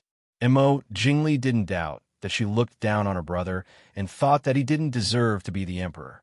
While Mo Jingli and noble concubine Lu were quarreling, Mo Xiaoyao was pouring tea for Yi Li attentively and saying sweet words to Yi Li without any scruples. It almost blinded the eyes of all the unloved people on the scene. Lei Tingfeng looked at the two of them thoughtfully and said with a smile, Prince Ding and Princess Ding's relationship is really good. It really makes me envious. Even if they had a good relationship, there was no need to show it in public, right? Mo Xiaoyao nodded in agreement. As the saying goes, one should marry a virtuous wife. As a man, Having a good wife is of utmost importance. For those who were lucky, for example, I married Mr. Li. Those who were unlucky, Mo Xiaoyao didn't finish his sentence, but everyone understood what he meant. However, they all had their own choices for the unlucky person. Everyone looked at Yi Li at the same time. They couldn't help but admit that Mo Xiaoyao was indeed lucky. Princess Ding. Princess Ding was not only beautiful and had a natural temperament, but she was also good at governing the country. Nowadays, the most feared Qi Lin in the northwest was trained by Princess Ding. The fourth and fifth sons of the Su family led the people in the north to cultivate wastelands and plant farmland. It was said that it was Princess Ding's idea to bring the originally barren north to a peaceful and happy life. Even without these, just the fact that Ding Wangfei had Su Hongyu and Su Hongyan's two uncles, as well as that fifth brother's cousin. If people knew that the Su family valued Yi Li this much, it was likely that all the men in the world would fight to marry this beauty. Ever since Mo Xiaoyao and Yi Li got married, Mo Xiaoyao, who was originally living in seclusion in the Prince Ding mansion with a crippled leg and a disfigured face, had managed to rule the Northwest in just a few years. He was healthy and even had a son. What kind of luck was this? In this process, Mo Xiaoyao had only paid the price of a head of white hair. More importantly, ever since his hair turned white, Mo Xiaoyao seemed to have become even more dazzling. Even Yi Li blushed at Mo Xiaoyao's shameless words. Her face was as calm as water, but she secretly pinched his waist mercilessly. Mo Xiaoyao's face immediately fell. Wife, seeing that the two were getting more and more out of hand, Su Qingshun coughed lightly to remind them that there were still outsiders around. Yi Li was too lazy to pay attention to Mo Xiaoyao's antics. She looked at the place where the fighting was still going on and asked, "Shu Manlin has mobilized the Nanjiao city guards?" Su Qingshun nodded slightly and smiled. "Lear, don't worry. Princess Anxi is not a weak woman who can be bullied. The tribes that came to the wedding this time, including the Pua family and Princess Anxi's grandfather's family, all brought many people." Sitting by the window, Mo Jingli stared at a certain place for a long time. Suddenly, he turned around and shouted at Mo Xiaoyao. "Mo Xiaoyao, you didn't keep your word." Mo Xiaoyao lazily leaned his head on Yi Li's shoulder and glanced at Mo Jingli with a puzzled expression. "What do you mean?" Mo Jingli sneered. "You dare say that those people are not from the Northwest? Not Qilin?" Hearing his words, the others immediately stood up and walked to the window to take a closer look. Sure enough, they saw a group of people cutting through the chaos like a hot knife through butter. Wherever they went, they were invincible. Even in the dark, they could clearly see the astonishing speed at which they were advancing. Even if the enemy was several times stronger than them, they could not stop them at all. Everyone looked at Mo Xiaoyao. Apart from a Northwest and Qilin, no one else had that kind of fighting power. "Oh, we've been discovered. Li, what should we do?" Mo Xiaoyao did not shirk away. He blinked innocently and looked at Yi Li. Yi Li could not help but smile. It was now dark, even if Shu Manlin had thousands of people in her hands. If Qilin did not want to be discovered, he would not have revealed himself. This was clearly Mo Xiaoyao's intention. Was he supporting Princess Anxi? Mo Jingli said angrily. Mo Xiaoyao, we agreed that no one could interfere in Nanjiang's affairs. You're clearly breaking the agreement. Mo Xiaoyao scornfully curled his lips. I did break the agreement. What do you want? Bite me? Clearly reading the meaning of Mo Xiaoyao's expression, Mo Jingli's facial muscles could not help but twitch. Lei Dingfeng still had some sense. He did not intend to interfere in Nanjiang's affairs. Nanjiao and Xiling shared a large area of land. For many years, there had been friction and they could not be friends. Jinim of Gojoseon already had some plans. If he could not break into the Dechu state in the short term, then he would start with Nanjiao. Therefore, it did not matter to him who had Nanjiao in their hands. Prince Ding, since we have an agreement, you should give us a reasonable explanation for acting rashly. Lei Dingfeng said politely. Mo Xiaoyao smiled. Explanation? It's nothing. Of course, it's because I promised you before I promised Princess Anchi. Moreover, I did not intend to interfere in Nanjiang's affairs. It's just that Princess Anchi suspected that someone would take advantage of the wedding to cause trouble. She asked I for a few guards to protect the newlyweds and the wedding guests. Princess Anchi and young Master Qingshen are best friends. She is also quite close to Ai's beloved concubine. How can I not agree to such a small matter? Also, I did not give it to you for free. Princess Anchi asked I to lend each guard 5,000 taels of silver. If they were injured or killed in battle, they would have to pay another 500 taels of silver for medical expenses or 10,000 taels of silver as compensation.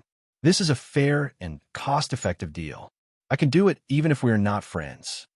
Hearing this, everyone silently vomited blood in their hearts. Yili was thoughtful. She did not expect Mo Xiaoyao to have understood the essence of mercenary army. Speaking of which, if Qi Lin became a mercenary army, not only could they make a lot of money, but more importantly, they could have a lot of opportunities for actual combat. After all, the Northwest had been too peaceful in recent years. No amount of training could compare to the effect of actual combat. Of course, this was just Yi Li's imagination. She could not turn the well-trained Qi Lin into a mercenary army. What is Li thinking? Mo Xiaoyao asked in a low voice when he saw Yili lowering her head and thinking. He knew that she must have some plans in mind. Yili shook her head and said, "Let's talk about it later." Mo Xiaoyao also knew that this was not the place to talk. He glanced at the people who were intentionally or unintentionally glancing in their direction. He stood up openly and hugged Yili to stand by the window to watch the battle. Yili had undergone special training, and Mo Xiaoyao had profound skills. The two of them naturally had better night vision than the people present. Looking at the performance of the Qi Lin in the distance, Yili nodded with satisfaction. The 5 years of training were not in vain. The Qi Lin members were basically mature and experienced. They could completely carry out different kinds of missions on their own. Mo Xiaoyao pointed in the distance and said, "Shu Manlin's people have begun to attack the princess residence." Yili frowned and said, "At this time, Princess Anchi should not be in the princess residence, right?" Mo Xiaoyao smiled and said, "Of course not. Is she waiting to die in the princess residence at this time?"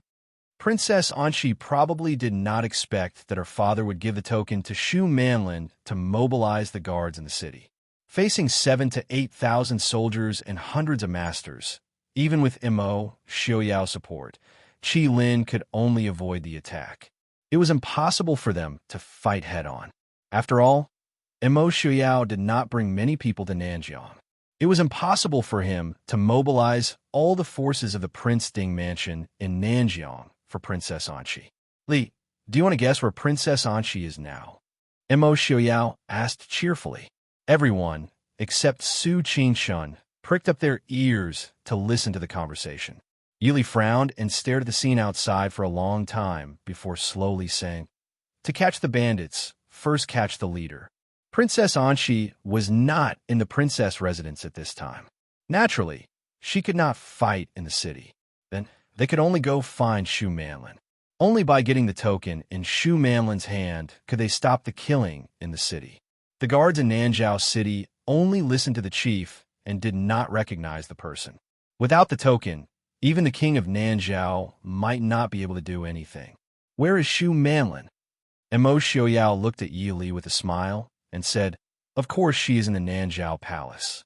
That woman wants to be the king of Nanjiao so badly. If she is not in the palace, where else can she be?" Yili frowned slightly. The king of Nanjiao was still in the palace. Although there were people left behind to deal with the aftermath, if they were not careful, they might not be able to find the king of Nanjiao so quickly. However, if Shu Manlin found the king of Nanjiao first, it would not be good for Princess Anchi. Mo Xiaoyao smiled and said, "Li, don't worry. It would be good if the king of Nanjiao knows his place. If he still wants to rely on Shu Manlin, I'm afraid he will be in big trouble. Don't forget to stay by Shu Manlin's side." Yili understood. Shu Manlin still had Tanjiji by her side. He was not someone easy to deal with. If Shu Manlin won, Tanjiji would never let the king of Nanjiao live. If the king of Nanjiao died, Shu Manlin's position would be unstable.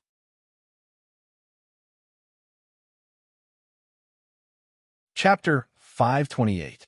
Yili had fallen asleep in Mo Xiuyao's arms when Princess Anqi sent someone to invite the distinguished guests into the palace. Although it was a bit depressing that they had to enter the palace to discuss matters instead of going back to rest, no one present would say no. Everyone knew that Princess Anqi was the final winner of this battle.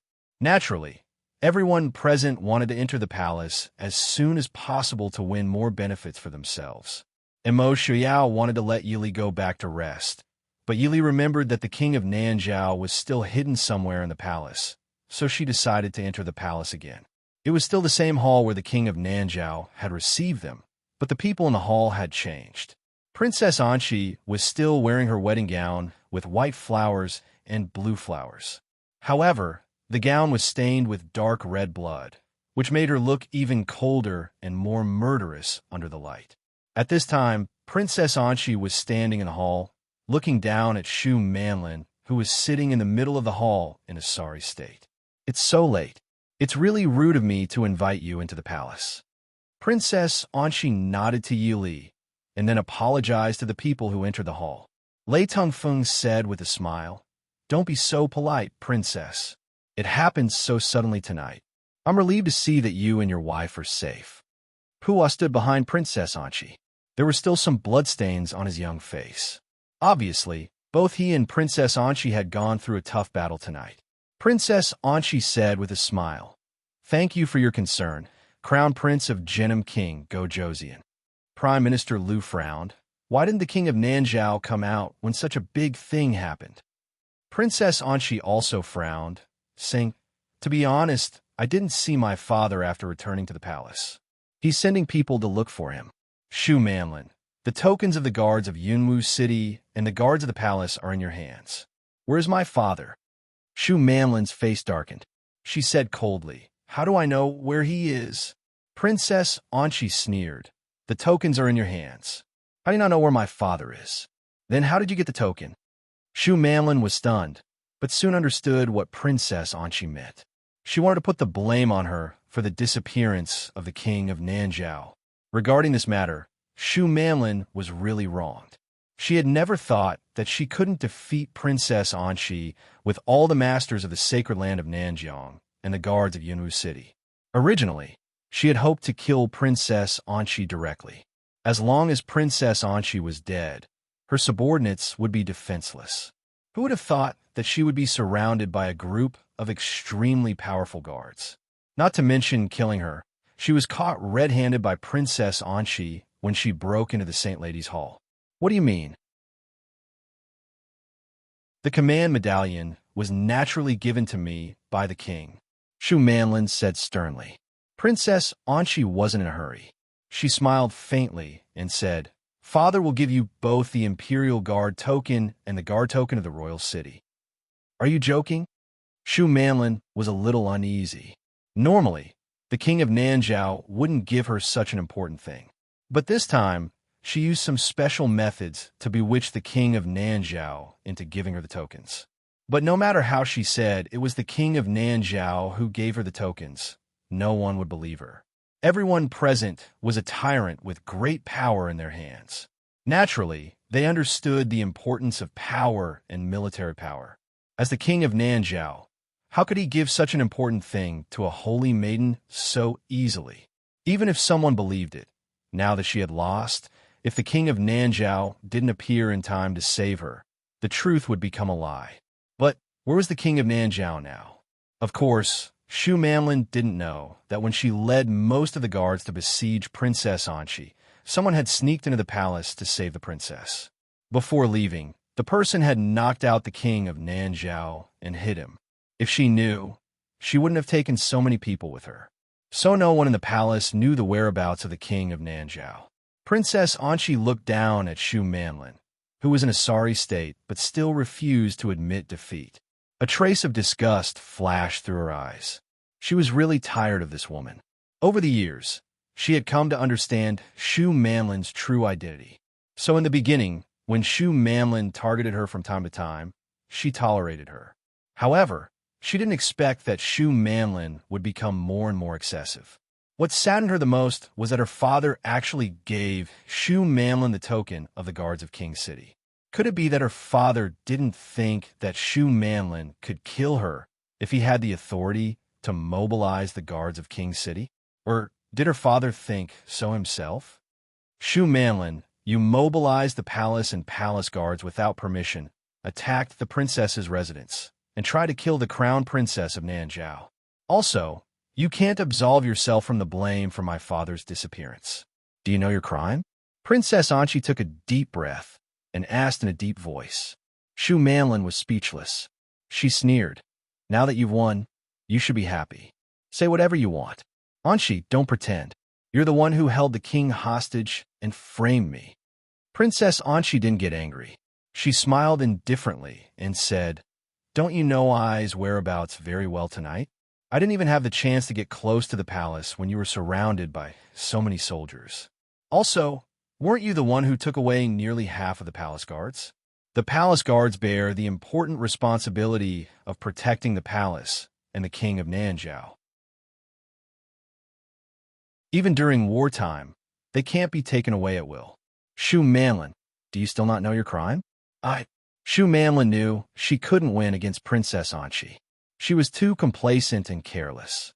Originally, she thought that no matter how capable Princess Anchi was, she couldn't escape from the encirclement of thousands of guards and hundreds of experts.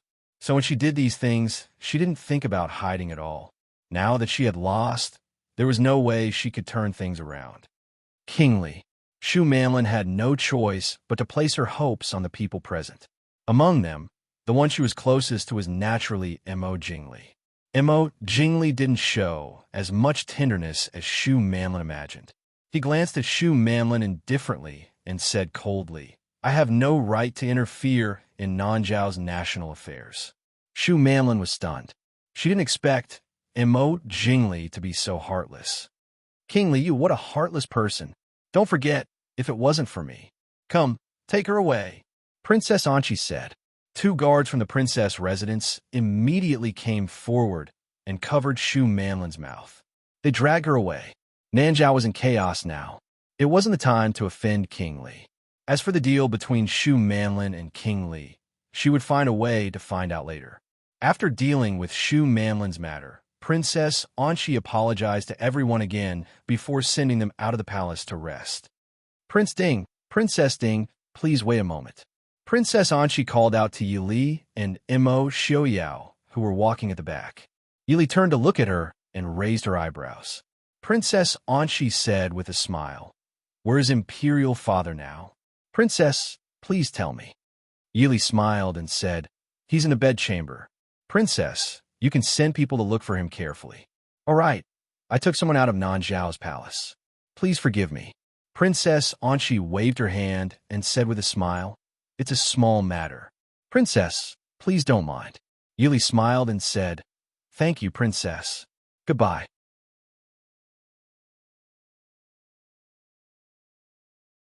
Chapter 529. Yili and Mo Xiaoyao walked out hand in hand. Su Qingchun was the last to leave. She stopped after a few steps and turned back to look at Princess Anchi.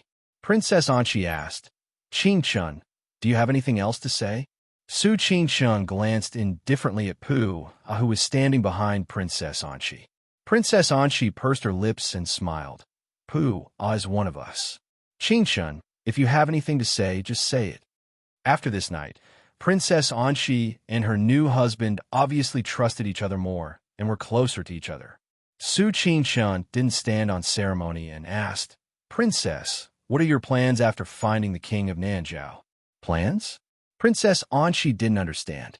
Su Qingchun said carefully, After what happened tonight, the king of Nanjiao will hold a grudge against you no matter what. Princess, have you not considered the future? Will the king of Nanjiao intervene to save Shu Manlin after he comes out? Or even support a second or third Shu Manlin?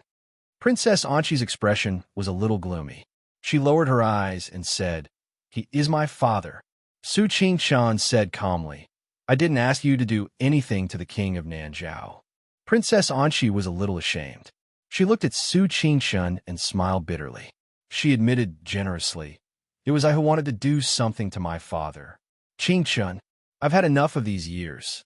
Can you help me?" Looking at the exhausted Princess Anqi who sat weakly on the steps, Su Qingshun sighed softly. He said indifferently, "The king of Nanzhao was frightened and seriously ill. He can't take charge of the court. Since Princess Anqi is married, you can ascend to the throne, right?" Princess Anqi was startled. Although she had thought of weakening her father's power, she had never thought of becoming the king of Nanzhao before her father passed away. Su Qingshun looked at her calmly and said, "You and I have known each other for so many years. We have often discussed how to rule a country." Princess Anqi nodded and said, "Yes, I have learned a lot from knowing Qingshun." Su Qingshun said, "I have taught you how to rule a country, but I have never taught you how to rule a country. Anqi, this is the last time I will teach you. Do you know why you have always been suppressed by Shu Manlin all these years? Because you lack ruthlessness. Being an emperor was a lonely path. Tactics, strategy, and decisiveness were all indispensable. What you lack the most is ruthlessness. Since ancient times, emperors have been heartless, and the royal family has no flesh and blood. Every time you show mercy, the enemy will only rise again in return. You are cruel enough to yourself, so you can endure any kind of hardship, but you are too kind to the people around you.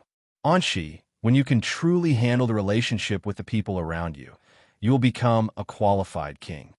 After saying that, Su Qingshun didn't stay any longer and walked out of the door. Princess Anqi suddenly asked, "What about Prince Ding?" Everyone in the world knows that Prince Ding dotes on Princess Consort very much. He also trusts Lady Su a lot. Does Qingshun think that Prince Ding is a qualified king? Su Qingshun turned to look at him and smiled faintly. There is no one more suitable than Prince Ding in the world. There was another condition for becoming a king, and that was to learn how to make choices. Prince Ding knows what he wants and what he should do, so I have never been worried about him. Anqi, king of Nanzhao, take care." Seeing Su Qingshun turn and leave without any reluctance, Princess Anqi faced the empty hall and felt a chill in her heart. She couldn't help but hold her knees and lower her head as tears fell silently. The sparkling tears fell on her knees and soon soaked her white clothes. Pua walked to Princess Anqi's side and squatted down. Looking at the woman holding her knees and crying silently on the ground, a trace of heartache flashed in his eyes. He clumsily raised his hand and patted Princess Anqi's shoulder, saying softly, "Sure, I'll stay with you." Princess Anqi raised her head and stared blankly at his stiff face. Finally, she couldn't help but lean into his arms. Her sobs echoed in the hall. When Su Qingshun walked out of the palace, the sky was already slightly bright. There were still 2 or 3 drunk people wandering in the square in front of the palace. They hadn't gone home yet. A gust of wind blew. Su Qingshun looked at the setting moon and let out a long sigh. "What's wrong with Master Qingshun? You look so sad." A faint smile came from behind him. Qingshun frowned unhappily. What did it mean to look sad? When he came back to his senses, he saw Yi Li and Mo Xiaoyao standing behind him and looking at him. The difference was that Yi Li looked worried, while Mo Xiaoyao looked teasing and gloating. Su Qingshun said lightly, "I thought you had already returned to the post house to rest. Aren't you tired after a day and night?" Yi Li said softly, "We were a little worried when we saw Big Brother lagging behind. Although it's okay now, it was a mess last night. It's better to go back together." Seeing Yi Li's worried eyes, Su Qingshun's heart warmed. What he had just said to Princess Anqi was not just to guide her on how to be a queen or how to deal with the future. It was also to tell her that from now on, their former friendship had become a thing of the past. Even though they both ruled Nanzhao, the status of the king of Nanzhao and the crown princess was completely different. After Princess Anqi ascended the throne, the whole of Nanzhao became a responsibility that she could never get rid of. It was impossible for there to be such a simple friendship between them. Su Qingshun did not have many friends, but he was more like a teacher and a friend to Princess Anchi. Although he was gratified by Princess Anchi's growth, he could not help but feel disappointed that he would lose a close friend. "Well, let's go back together," Su Qingqian said with a faint smile. As he walked, he said to Mo Xiaoyao, "We may need a few more days to return to the northwest." Mo Xiaoyao raised his eyebrows and asked why. Su Qingqian said, "To attend Princess Anchi's ascension ceremony." Mo Xiaoyao raised his eyebrows and could not help but praise. "Master Qingqian, you're a good man. I'm tired of looking at the king of Nanjiao. It's not bad to change to Princess Anchi." He was sure that before they left, Princess Anchi had no intention of ascending the throne. It must be Su Qingqian who stayed behind and said something to Princess Anchi. And this could only be said by Su Qingqian. Although they could all say it, Princess Anchi would only think that they had ulterior motives. If Su Qingqian said it, the effect would be completely different. Su Qingqian was silent. It might be a good thing for Princess Anchi to register in advance, but it might not be a good thing for Nanjiao. If the king of Nanjiao was left with Princess Anchi's temperament, what happened last night might happen again. Although the king of Nanjiao was incompetent, there would still be people and tribes loyal to him. And with the help of Tanjiji, who had not yet returned, Princess Anchi's life might be in danger if they counterattacked. But once Princess Anchi ascended the throne, the tribes might not be convinced in a short time. By then, there would be internal strife in Nanjiao, and West Hill would have the intention of annexing Nanjiao. Su Qingqian closed his eyes. He did not know if Princess Anchi would hate him in the future. But now, West Hill had been dormant for many years, and there were already signs of impatience. Once he joined forces with the northern tribes of the Chu state to set their sights on the northwest, it would be better to give him a chance to test his sword in Nanjiao and give the northwest more time to prepare and buffer. Brother, Yili did not think as much as Su Qingqian. These power struggles were not her forte, but she could sense Su Qingqian's gloominess. Mo Xiaoyao looked at Su Qingqian and said, "Princess Anchi is in the royal family. Unless she voluntarily gives up, she will never be able to escape these things. Brother, you don't have to blame yourself. Also, thank you." Mo Xiaoyao naturally understood Su Qingqian's considerations and plans and thanked him sincerely. Su Qingqian smiled faintly and said, "What are you thanking me for? It's my duty. Born in this world, it's up to fate. Let's go. It's time to go back and rest." Su Qingqian left Mo Xiaoyao and Yili behind and headed for the post house. Yili looked at Su Qingqian's back and frowned. "I feel that something is wrong with brother." Mo Xiaoyao held Yi Li's hand and comforted her softly. "It's nothing. Princess Anchi will be the ruler of a country after she ascends the throne. With Master Qingqian's status, it's naturally inconvenient for him to be too close to her. Moreover, Princess Anchi is now a married woman. Master Qingqian has to avoid arousing suspicion.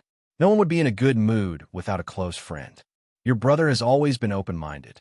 He'll be fine after a few days." Yili nodded and sighed. "I hope so. My brother became famous at a young age. There aren't many people who can get along with him." Mo Xiaoyao glanced at Su Qingqian, who was walking alone in front of them. A sly smile flashed in his eyes. He looked at Yili and said, "Yili, speaking of which, we said that we could have fun on our way back. Now we have to stay for Princess Anchi's coronation and go back to take part in your military exercise. It seems that we don't have enough time." Yili blinked. "What's Prince's plan?" Yili had been familiar with Mo Xiaoyao's temperament over the past few years. His words clearly indicated that he already had a plan. Mo Xiaoyao smiled with satisfaction. He lowered his head and kissed Yili's lips. "You know me best, Yili. We've already attended Princess Anchi's wedding. Why don't we?" Yili understood that Mo Xiaoyao had no intention of attending the coronation. "What do you want?" Mo Xiaoyao said. "Your brother's presence is enough for the coronation. Who dares to say that young Master Qingqian's name isn't important enough? Let's travel slowly back to the northwest. What do you think, Yili?" Young Master Qingqian was famous all over the world. More importantly, he represented the Su family. Behind the Su family was Princess Ding. Princess Ding was Prince Ding. Su Qingqian's participation in the coronation was enough to show the Northwest's attitude. Yili hesitated. She had to admit that she was a little tempted. She had been busy in the Northwest for the past few years. She had never really had the time to leisurely travel. Will Big Brother agree? Of course. Your brother will definitely be worried. He'll definitely wait until Princess Anqi's coronation before leaving. It's a waste of time for us to stay here. Then okay. In the end, she couldn't resist the temptation of traveling. Yili could only feel sorry for her brother.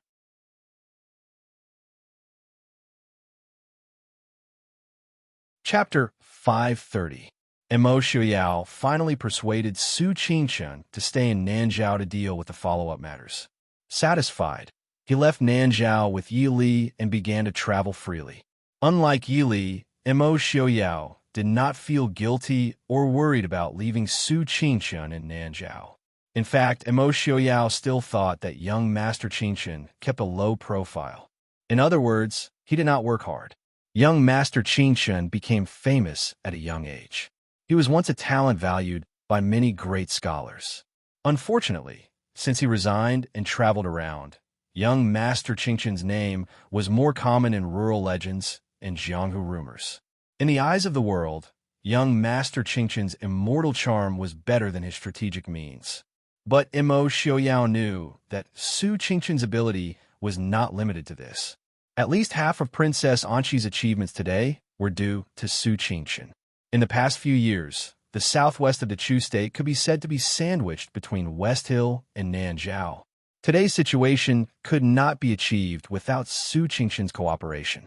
Perhaps they had learned the lesson of their predecessors who were in the limelight. The two generations of the Su family liked to keep a low profile and bide their time. In the development of the Northwest these few years, the Su family definitely deserved the most credit. But when people talked about it, they would only praise Prince Ding and his princess consort for being wise and rarely mention the Su family. It could be seen that the Su family had been rather successful. This also made Mo Xiaoyao very helpless. To keep a low profile, it would inevitably limit the performance of their talents. If these people worked hard obediently, how much time could he save to play with Ali? In the post house, Su Qingqian sat alone behind the desk with his eyes closed. The words Mo Xiaoyao said before leaving still rang in his ears.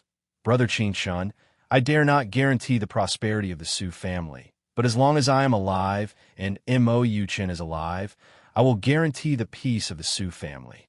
Mo Xiaoyao rarely called Mo Xiaobao by his full name. Usually, he would just call him Mo Xiaobao. Some people who didn't know the inside story even thought that the little heir of the Prince Ding mansion was called Mo Xiaobao. Therefore, the sincerity and determination in Mo Xiaoyao's words could be seen. It wasn't that the Su family didn't trust Mo Xiaoyao, but rather they didn't trust Wang Quan. For this reason, the Su family had paid a heavy price. Although it wasn't to the point where the entire Su family was exterminated and their blood flowed like a river, several generations of the Su family had been suppressed. Many of the family's descendants had failed to achieve their goals and died of depression. Even though his grandfather was a world-renowned scholar, when had he ever truly lived a carefree life? Sometimes, such a blunt knife was even more torturous than a direct cut. Young Master Qingqian. Outside the door, Qin Feng called out in a low voice. What's the matter? Su Qingqian opened her eyes. Her eyes were calm, without the slightest hint of sleepiness. Qin Feng said, Prime Minister Liu of the Chu state, Noble Consort Liu, request to see you. Su Qingqian pondered for a moment and said indifferently, Let her in. After a while, Prime Minister Liu came in with Noble Consort Liu, who was dressed in white. Seeing the man in white sitting behind the desk with no intention of moving, Prime Minister Liu's turbid old eyes flashed a trace of jealousy and anger. He couldn't help but envy Su Qingqian. Young Master Qingqian was famous when he was young. Before he was 30, he had already held great power in his hands. Although young Master Qingqian didn't have a specific position in the Northwest, People who really paid attention knew that young Master Qingqian's position among the Northwest civil officials was second only to his father, Su Hongyu. Prime Minister Liu remembered that when he was young Master Qingqian's age, he still struggled hard in the imperial court and used all kinds of underhanded methods to climb up. How could Prime Minister Liu not envy and resent this elegant man in front of him? Like her father, noble consort, Liu didn't like Su Qingqian. Not only because he was Yi Li's cousin, but also because she always felt ashamed in front of this man. It didn't mean that Su Qingqian was prettier than her. No matter how handsome Su Qingqian was, he was still a man. His appearance couldn't be more delicate and beautiful than noble consort Liu, who was known as the most beautiful woman in the Chu capital. Instead, it was the kind of temperament that Su Qingqian naturally showed, which always made people feel that the darkness and filth in their hearts couldn't hide in front of him. Prime Minister Liu, why are you here? Su Qingqian looked at the two people who were staring at him silently, frowned and asked. Prime Minister Liu came to himself and said, I heard that Prince Ding and the princess have left the Nanzhao kingdom this morning. Su Qingqian nodded but didn't speak. Prime Minister Liu frowned and said, what do Prince Ding and the princess think about the succession of Princess Anqi? This morning, the news that the king of Nanzhao had been found spread in the palace. However, the king of Nanzhao was injured by the rebels and was too frightened to deal with the state affairs. In a few days, Princess Anqi would ascend the throne as the crown princess and become the new queen of Nanzhao. This kind of news was not a good thing for Great Chu. Princess Anqi and Su Qingqian had always been close and had a good relationship with Ding Wangfei. If she ascended the throne, it would only be bad for the Dechu state. Su Qingqian said with a faint smile, the prince has given me full authority to deal with this matter. Prime Minister Liu's face changed slightly.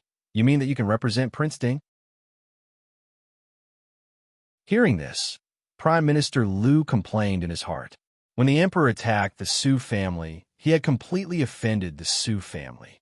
Now Prince Ding had given this matter to Su Qingqian. Even if Su Qingqian wasn't Princess Anqi's friend, he wouldn't stand on their side. Su Qingqian said with a faint smile, since the king of Nanzhao can't deal with the state affairs, it's natural for Princess Anqi to ascend the throne as the crown princess. Even if the prince is here, what objection can he have? Prime Minister Liu, you and I just need to wait for Princess Anqi to ascend the throne on an auspicious day. Prime Minister Liu's face turned green and white. He just didn't want Princess Anqi to ascend the throne. Su Qingqian didn't look at Prime Minister Liu's face. He lowered his eyes and sipped the tea in his cup, hiding the disdain in his eyes. As a prime minister, he thought too highly of himself if he wanted to influence the succession of the throne of Nanzhao. I still have some things to deal with, so I won't keep you company. This meant that he was going to serve tea and see the guest out. Prime Minister Liu's expression changed. Finally, he snorted and left. As soon as Prime Minister Liu left, someone came to report that the Crown Prince of Jinnam of Gojoseon wanted to see him. Su Qingqian frowned and said, close the door. I won't see any guests today. The guard left to pass the order. Qin Feng sat aside and asked curiously, Eldest young master, is it really okay to close the door and not see any guests? Su Qingqian said with a smile, what's the problem? It's just a matter of talking about those things. When Princess Anqi ascends the throne, they will have nothing to say. Even if people didn't want Princess Anqi, who had a good relationship with the Northwest, to ascend the throne, these people were all envoys, and there were no more than 100 people at most. Could it be that they had the ability to stop it? Su Qingqian picked up the pen and wrote a few lines. Then he calmly folded the paper and put it in an envelope, handing it to Qin Feng and saying, please send it to Princess Anqi. Qin Feng didn't ask more. He took the letter and turned to go out at once. An hour later, Su Qingqian's letter was unfolded on Princess Anqi's table. The elegant handwriting was full of hidden sharpness and murderous intent. If you don't make up your mind, you'll be in trouble instead. In the way of the king, those who follow will prosper, and those who oppose will die.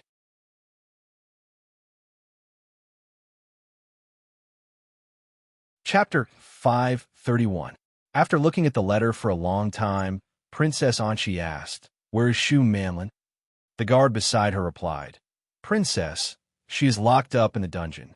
Princess Anchi was silent for a moment and said, "Send her on her way. Send the tribal leaders who helped Shu Manlin on her way as well." "Yes, Princess." No matter how bloody the Nanzhao kingdom was, Yili and Imo Xiaoyao were enjoying a rare moment of relaxation. They did not bring any guards with them. They left Qin Feng, Zhuijing, and Feng San and Nanzhao to assist Su Qingshan. They only rode a wild horse that Imo Xiaoyao had just tamed. With some luggage, they left the Nanzhao kingdom and headed towards the northwest. In order not to be disturbed along the way, Imo Xiaoyao specially dyed his white hair, which he had been used to for several years, to black hair. After changing into ordinary clothes, the two of them really looked like a pair of immortal couples walking in the pugilistic world. Just when everyone thought that Prince Ding and Princess Ding would definitely rush back to the northwest, Imo Xiaoyao leisurely took Yi Li through the northwest border of Nanzhao and entered the West Hill. Hundreds of years ago, the West Hill and the Dechu state were one. So even after hundreds of years, the language and customs of the people of the two countries did not change much. Imo Xiaoyao and Yi Li just disguised themselves and sneaked into the West Hill border. They did not arouse any suspicion along the way. The two of them were important figures that involved the entire Northwest. Usually, no matter where they went, they were surrounded by attendants. When had they ever been at ease?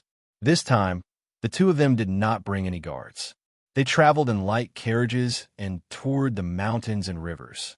Even if they did not deliberately visit any famous mountains, rivers, or holy places, they still felt very free and happy.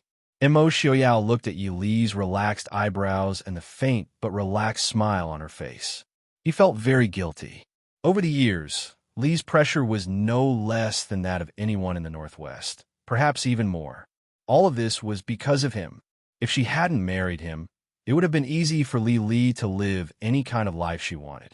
But because he was trapped in the Northwest, dealing with endless political affairs and facing enemies that seemed to be as many as the world, this was definitely not the life he wanted for Li.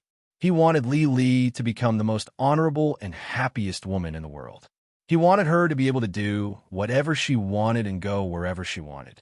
Sitting in a corner of the inn, Yi Li looked up at Imo Xiaoyao, who was lost in thought, and asked softly, "What are you thinking about?" Imo Xiaoyao blinked. He looked at Yi Li and whispered, Li, do you like your current life?" Yi Li raised her eyebrows and nodded, "It's not bad." Seeing Imo Xiaoyao's apologetic expression, Yi Li smiled faintly and said, "It's good to have time to go sightseeing. But if you want to travel the world all day like Big Brother, I can't stand it." Yi Li was not lying. She was not a romantic scholar like Su Qingshan, who was deeply attached to mountains and rivers. Sightseeing was a way for her to relax, not to live a normal life. It was easier for her to live a normal life. In essence, Yi Li felt that she was a very tacky person. Even if she wanted to travel the world, Yi Li felt that it should be done when she was at least 40 or 50 years old. Basically, being a special forces soldier was a career that required hard work. So when she was young, she should do the things that young people did. Otherwise, what would she do when she was old? Just stare at each other in a daze? I thought that Lily liked to live a leisurely life. The busy life these past few years isn't what Lily wants, right? Imo Xiaoyao asked. Yi Li was silent for a moment and said, "We've discussed this before. I thought you already understood what I meant. I don't like to fight for power. It's best to live a peaceful life. But in this world, unless I live in seclusion, it won't be easy to live a happy life, right? Moreover, I'm not alone. Even if it wasn't for you, I would still have a husband and children. If my husband wasn't Prince Ding and my son wasn't Prince Ding's heir, then would he still be as safe and carefree as he is now? He might get bullied by others because of his status, and I can't protect him all the time. In addition, compared to retreating to the backyard without freedom, I prefer to walk freely in the open. If you want something, you naturally have to give something. Compared to the freedom I have now, being a bit busy isn't unacceptable. right? And Mo Xiaoyao looked seriously at Yi Li and said, "No matter what Li thinks, I hope that Li doesn't have to worry about anything. As long as it's something that Li wants, there will be someone who will bring the best in the world to Li. But I can't do it." Yi Li helplessly lifted Mo Xiaoyao's face. She saw the sincerity, guilt, helplessness, and grievance in those handsome eyes. She couldn't help but smile and say, "You mean that you want to create a cage made of gold and precious stones to lock me in? Then I'll eat dragon liver and phoenix marrow, wear gold and silver thread, and even use a mortal dew to rinse my mouth? Xiaoyao, this isn't what I want. What I want is that no matter where you want to go, no matter how high you want to go, you and I will be able to walk side by side. Do you understand? Anything else?" Mo Xiaoyao looked at her, as if he was waiting for her to ask for more. Li's request was too difficult for many people, but for Mo Xiaoyao, it was too simple. He wanted to give Li the best, everything that she wanted. Even if he didn't have it now, he would get it in the future, and he would steal it for her. Yi Li tilted her head to look at him. After a while, she smiled and said, "Also, if there is a second woman on this road, don't blame me for kicking you down. There will never be a second Li in this world." Mo Xiaoyao said with a soft sigh. There was only one Li, so there would never be a second woman on their road. After comforting a certain someone who was throwing a tantrum, Yi Li added some of Mo Xiaoyao's favorite vegetables and put them in his bowl, indicating that he should eat. The main hall of the inn was not a good place to talk. Fortunately, the inn was open for business, and there were not many people in the main hall. The two of them sat in the corner, and no one noticed their interaction. While eating, the two of them discussed the journey ahead. A large group of people walked in from the entrance of the inn, each of them carrying a weapon. Just by looking at their clothes, one could tell that they were not ordinary people. The innkeeper quickly went up to greet them, and the main hall became lively. Yi Li frowned and said in a low voice, "Why are there so many Jianghu people in this place?" This was only a small, unknown city in Xiling, and it was rare to see Jianghu people here, not to mention coming in such a large group like this.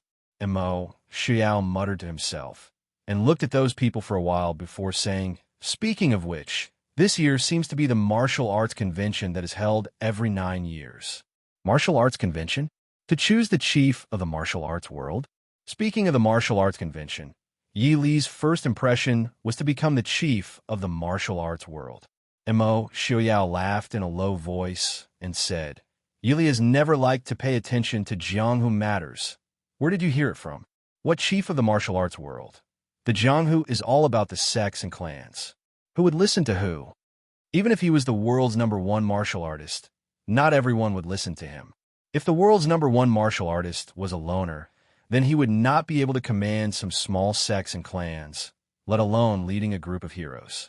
The chief of the martial arts world was just something imagined in those storybooks. I remember now, Prince seemed to have participated in the martial arts convention 18 years ago.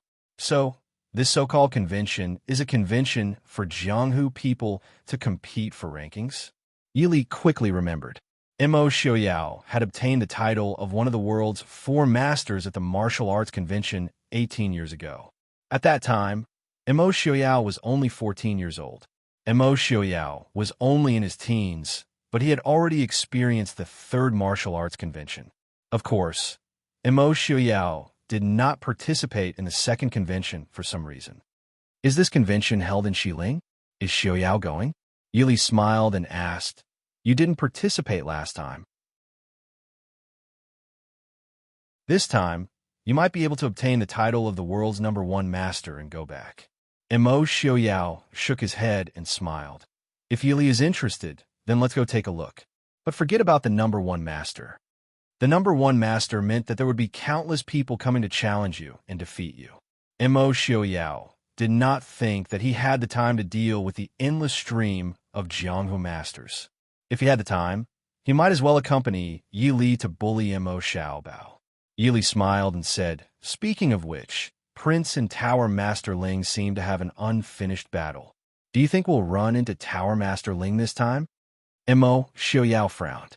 What Yi Li said might really happen. Now that he was healthy and had nothing to do, if he ran in a Ling Taihan, he could forget about escaping. Although he also wanted to spar with a master like Ling Taihan, but Ling Taihan might not have the time to pay attention to me, Mo Xiaoyao said with a smile. Yili did not understand. Was there a better opponent than Mo Xiaoyao in this world? Mo Xiaoyao smiled and said, there might not be a better opponent, but between an opponent and an enemy, which one do you think Ling Taihan will choose firstly? Enemy. Yili frowned. She counted the number of masters in the Jianghu that she remembered, and said with some confusion, Ling Taihan and Lei Jinting have a grudge? Mo Xiaoyao smiled faintly and said, Yili, haven't you noticed that Ling Taihan and Lei Jinting are both masters of shieling? Logically speaking, their relationship should be better. But all these years, Ling Taihan would rather go to the Chu state to spar with masters than spar with Lei Jinting? Yili raised her eyebrows. Is it not because Lei Jinting's identity is special? No, it's because once they fight, it will definitely be a fight to the death. Before he has the confidence to kill Lei Jinting, Ling Taihan will not make a move, and Mo Xiaoyao said calmly.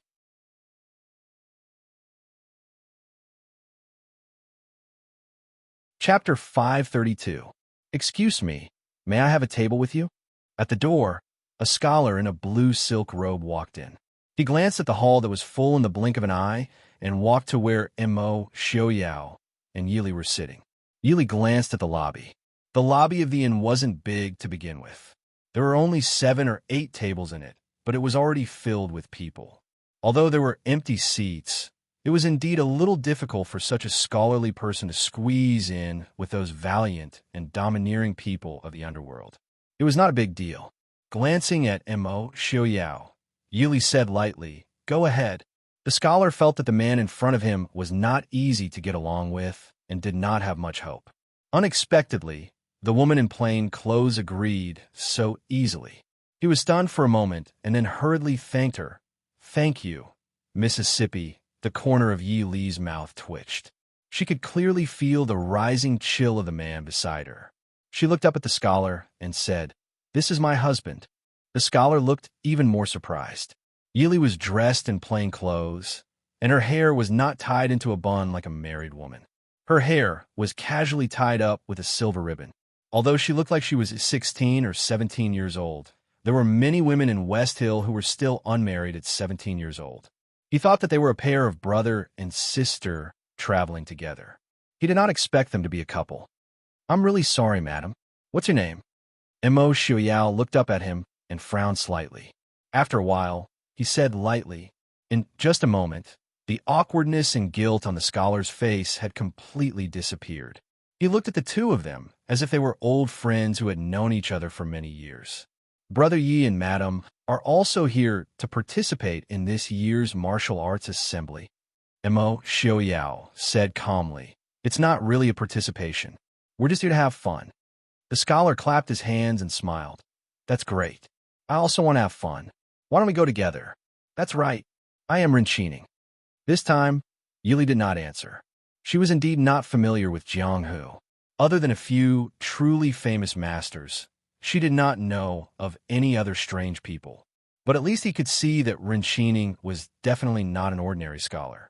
Xiling was different from the Chu state. Xiling was not a place filled with Confucian scholars. It was strange for a scholar to appear in such a place. Moreover, he had dragged them to the martial arts convention to join in the fun. Mo Xiaoyao put down his chopsticks and saw that Yili had finished eating. He stood up and pulled Yili away. He said indifferently, no need. We don't like to be disturbed by outsiders. He didn't care about Renqining's expression behind him and pulled Yili upstairs to rest. Xiaoyao. In the afternoon, in the inn, Yili sat by the half-open window and read a travel book. The warm sunlight shone on her body, making her feel lazy and not want to move. Being hugged from behind, Yili put down her book and looked sideways at the man behind her. Mo Xiaoyao stood behind Yili and leisurely looked at the people coming and going on the street below. Yili thought for a moment and asked, that Renqining is probably not an ordinary person. Mo Xiaoyao lowered his head and gently tidied up the messy hair by her ear. He said softly, "He is indeed not simple. But don't worry. There are always strange people in Jianghu. Yili should just go and watch the fun." Yili asked curiously, "How is Ren Qining's martial arts?" Yili could only see that Ren Qining was not a weak scholar without the strength to truss a chicken, but she could not see the depth of his martial arts. This proved that Ren Qining was better than her in terms of martial arts. Mo Xiaoyao frowned. He thought for a moment and said, "In Jianghu, he can at least be ranked in the top 10, maybe even the top 5. I can't see which family he is from." In the end, Mo Xiaoyao was not a person of Jianghu. When Mo Xiaoyao was 14 years old, he shocked the world with his sword and became one of the 4 masters. After that, he spent most of his time and energy on the battlefield. He only knew the general situation of Jianghu. Yili helplessly smiled bitterly and said, "What good luck? Just going out for a walk, and we can meet such an expert." Letting Yili lean on his body, Mo Xiaoyao looked at her and said with a smile, "Don't mind him. If we ruin the fun for such a small matter, we might as well not go to the martial arts convention. You're not afraid that someone else will take the title of the 4 masters?" Yili asked with a smile. Mo Xiaoyao disdainfully snorted and said, "Even if the title of the top 10 masters is taken by someone else, it doesn't change the fact that I's martial arts are higher than theirs. Not to mention, how many people in this world need I to personally take care of them? Whether I am an expert or not is just a matter of playing around when I was young." Yili leaned on his chest and sighed. Her heart was filled with sorrow and amusement. The title of an expert that the people of Jianghu scrambled for was nothing more than a joke in Mo Xiaoyao's eyes. She did not know what kind of expression those martial arts experts would have if they knew. "I haven't seen the martial arts convention yet. Let's go see what it's like." Yili turned around and said, "Okay, we'll go wherever Li wants to go." Mo Xiaoyao replied. The martial arts convention naturally would not be held in this unknown small town. However, the location was not too far from this small town. It was 200 li away from the small town. It was the 4th largest city in Xiling and Cheng. It was 10 li away from Murong Manor. The next morning, Yi Li and Mo Xiaoyao prepared to leave for Encheng. As soon as they went downstairs, they saw Ren Qining, who was also preparing to pay the bill and leave. Unlike Mo Xiaoyao's indifference, Ren Qining was very happy to see the two of them. "Yi, Madam Yi, what a coincidence. Are the two of you also preparing to leave?" Mo Xiaoyao pulled Yi Li to pay the bill and walked out. Being so brazenly ignored, no matter how elegant Ren Qining was, he couldn't help but stiffen. However, he still caught up. "Yi, Madam," without waiting for him to finish speaking. Mo Xiaoyao turned around and looked at him for a while before saying, "Young Master Ren, it's rare for me and my wife to go out on a leisurely trip. If you disturb other couples, you'll be kicked by the horse." As a result, Ren Qining, who was stunned, could only look on helplessly as Mo Xiaoyao hugged Yi Li and mounted the horse and left. He couldn't recover for a long time. After leaving the small town, Yi Li couldn't help but laugh when she thought of Ren Qining, who was left behind and looked as if he had swallowed a fly. Mo Xiaoyao leaned on Yi Li's shoulder. While casually controlling the speed and direction of the horse, he laughed softly and said, "Why are you laughing so happily, Madam Li?" Yi Li shook her head repeatedly. Mo Xiaoyao naturally knew why she was laughing and didn't care. He said faintly, "I'm afraid that Ren Qining's scheme isn't small. No matter why he insisted on going with us, we'll always feel uncomfortable with him following us." Yi Li nodded. She also didn't have any intention of going with others. "What kind of place is Murong Manor? A famous Jianghu family?" Murong Manor was indeed a place that often appeared in wuxia novels. Every time, it was something like Jianghu's 8 great aristocratic families, and so on. If she knew that she was going to get involved in Jianghu, she would have read all the reports about Jianghu from the Dark Department.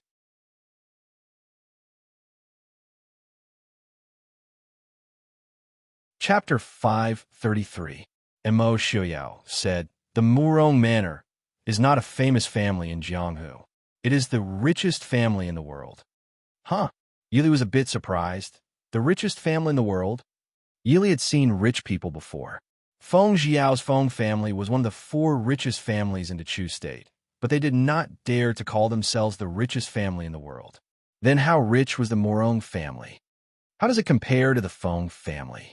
Mo Xiaoyao said, even 5 Feng families may not be able to compare to the Morong family's wealth. Even though she was mentally prepared, Yili was still a bit shocked. Mo Xiaoyao calmly explained, the Morong family and the Su family are the same. They are both famous families that have been around for hundreds of years. However, they are different from the Su family.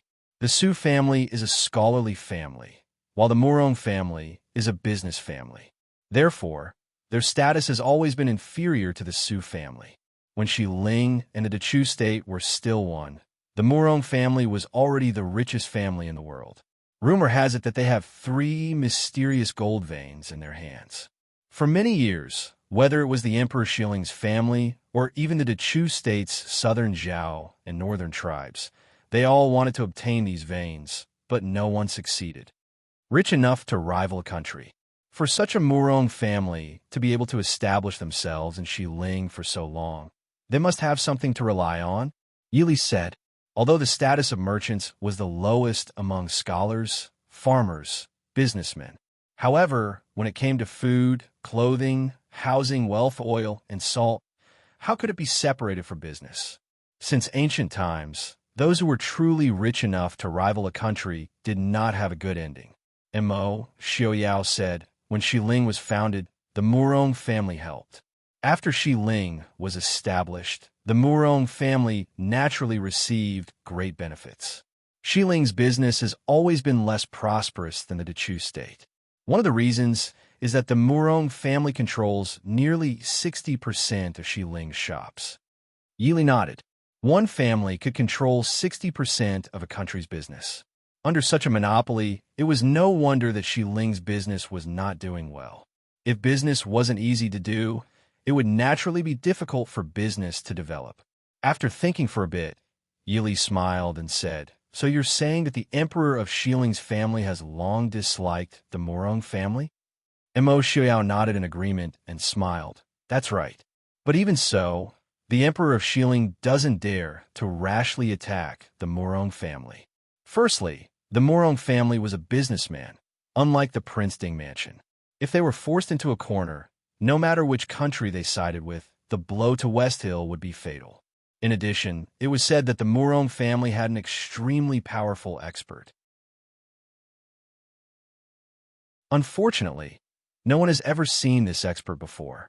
If we provoke him and he decides to fight to the death, regardless of whether it's the Emperor of Shi Ling or Jinnum of Gojoseon, both of them only have one life. Even Jinnum of Gojoseon isn't a match for him. Yili was shocked. Mo Xiaoyao lowered his head and looked at her with a smile. Although the Jianghu martial arts competitions have created the titles of the 4 great experts, the true experts of this world all live in seclusion. There are also many experts of the older generation who have already retired into the mountains and forests. But if they truly fight, not to mention martial arts, just based on experience, how can a younger generation compare to them? The Morong family is the wealthiest in the world, but for so many years, no one has ever dared to cause trouble or steal anything from the Morong family. Therefore, the saying that there's an expert overseeing the family is somewhat credible. Is the prince very interested in that mysterious expert? Yili asked when she saw that Mo Xiaoyao's eyes were brighter than usual. Mo Xiaoyao shook his head and said, I can't say if I'm interested or not. If I really meet him, I'll naturally go all out. If I don't meet him, I won't have any regrets. If the young Mo Xiaoyao knew that there was such a mysterious expert, he would definitely go and challenge him. But the current Mo Xiaoyao wouldn't. He is the ruler of the Northwest, responsible for the safety of hundreds of thousands of Mahist army and the people of the Northwest. He is Yi Li's husband and Mo Xiaobao's father. He has to protect their safety and give them a stable and peaceful home. If he really has no choice but to meet that mysterious expert, he can only go all out and fight. If there isn't, then it's not worth it to look for trouble. He is different from Ling Taian, who wholeheartedly pursues martial arts. What kind of people does the Murong family have? I haven't heard of anyone with the surname Murong in the Western Tomb.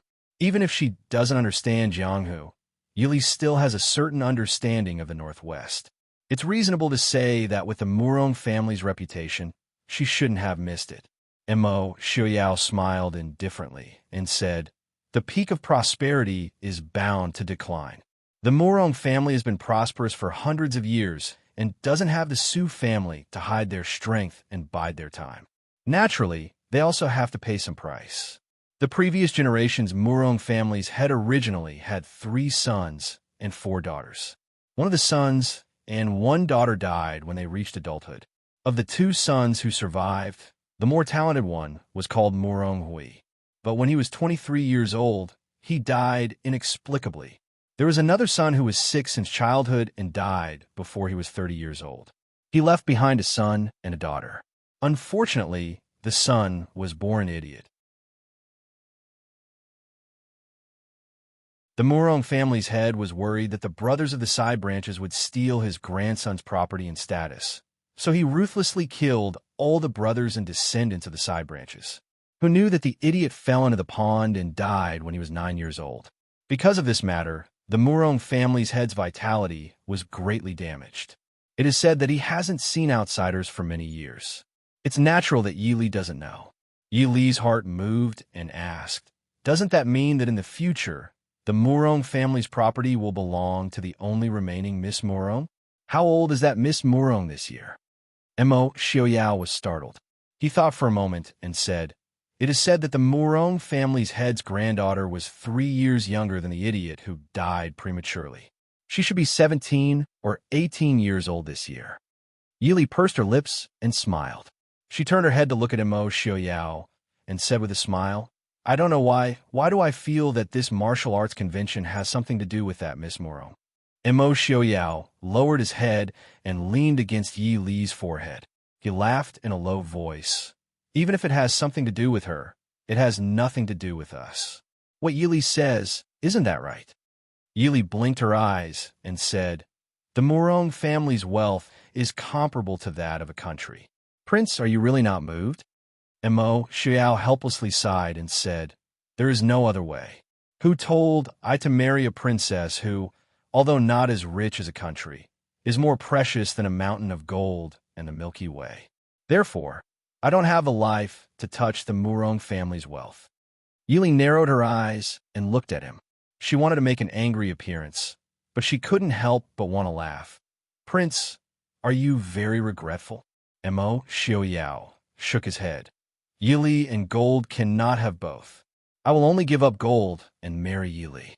According to what Yi Li said, if it is really like this, then this year's martial arts convention will be very lively.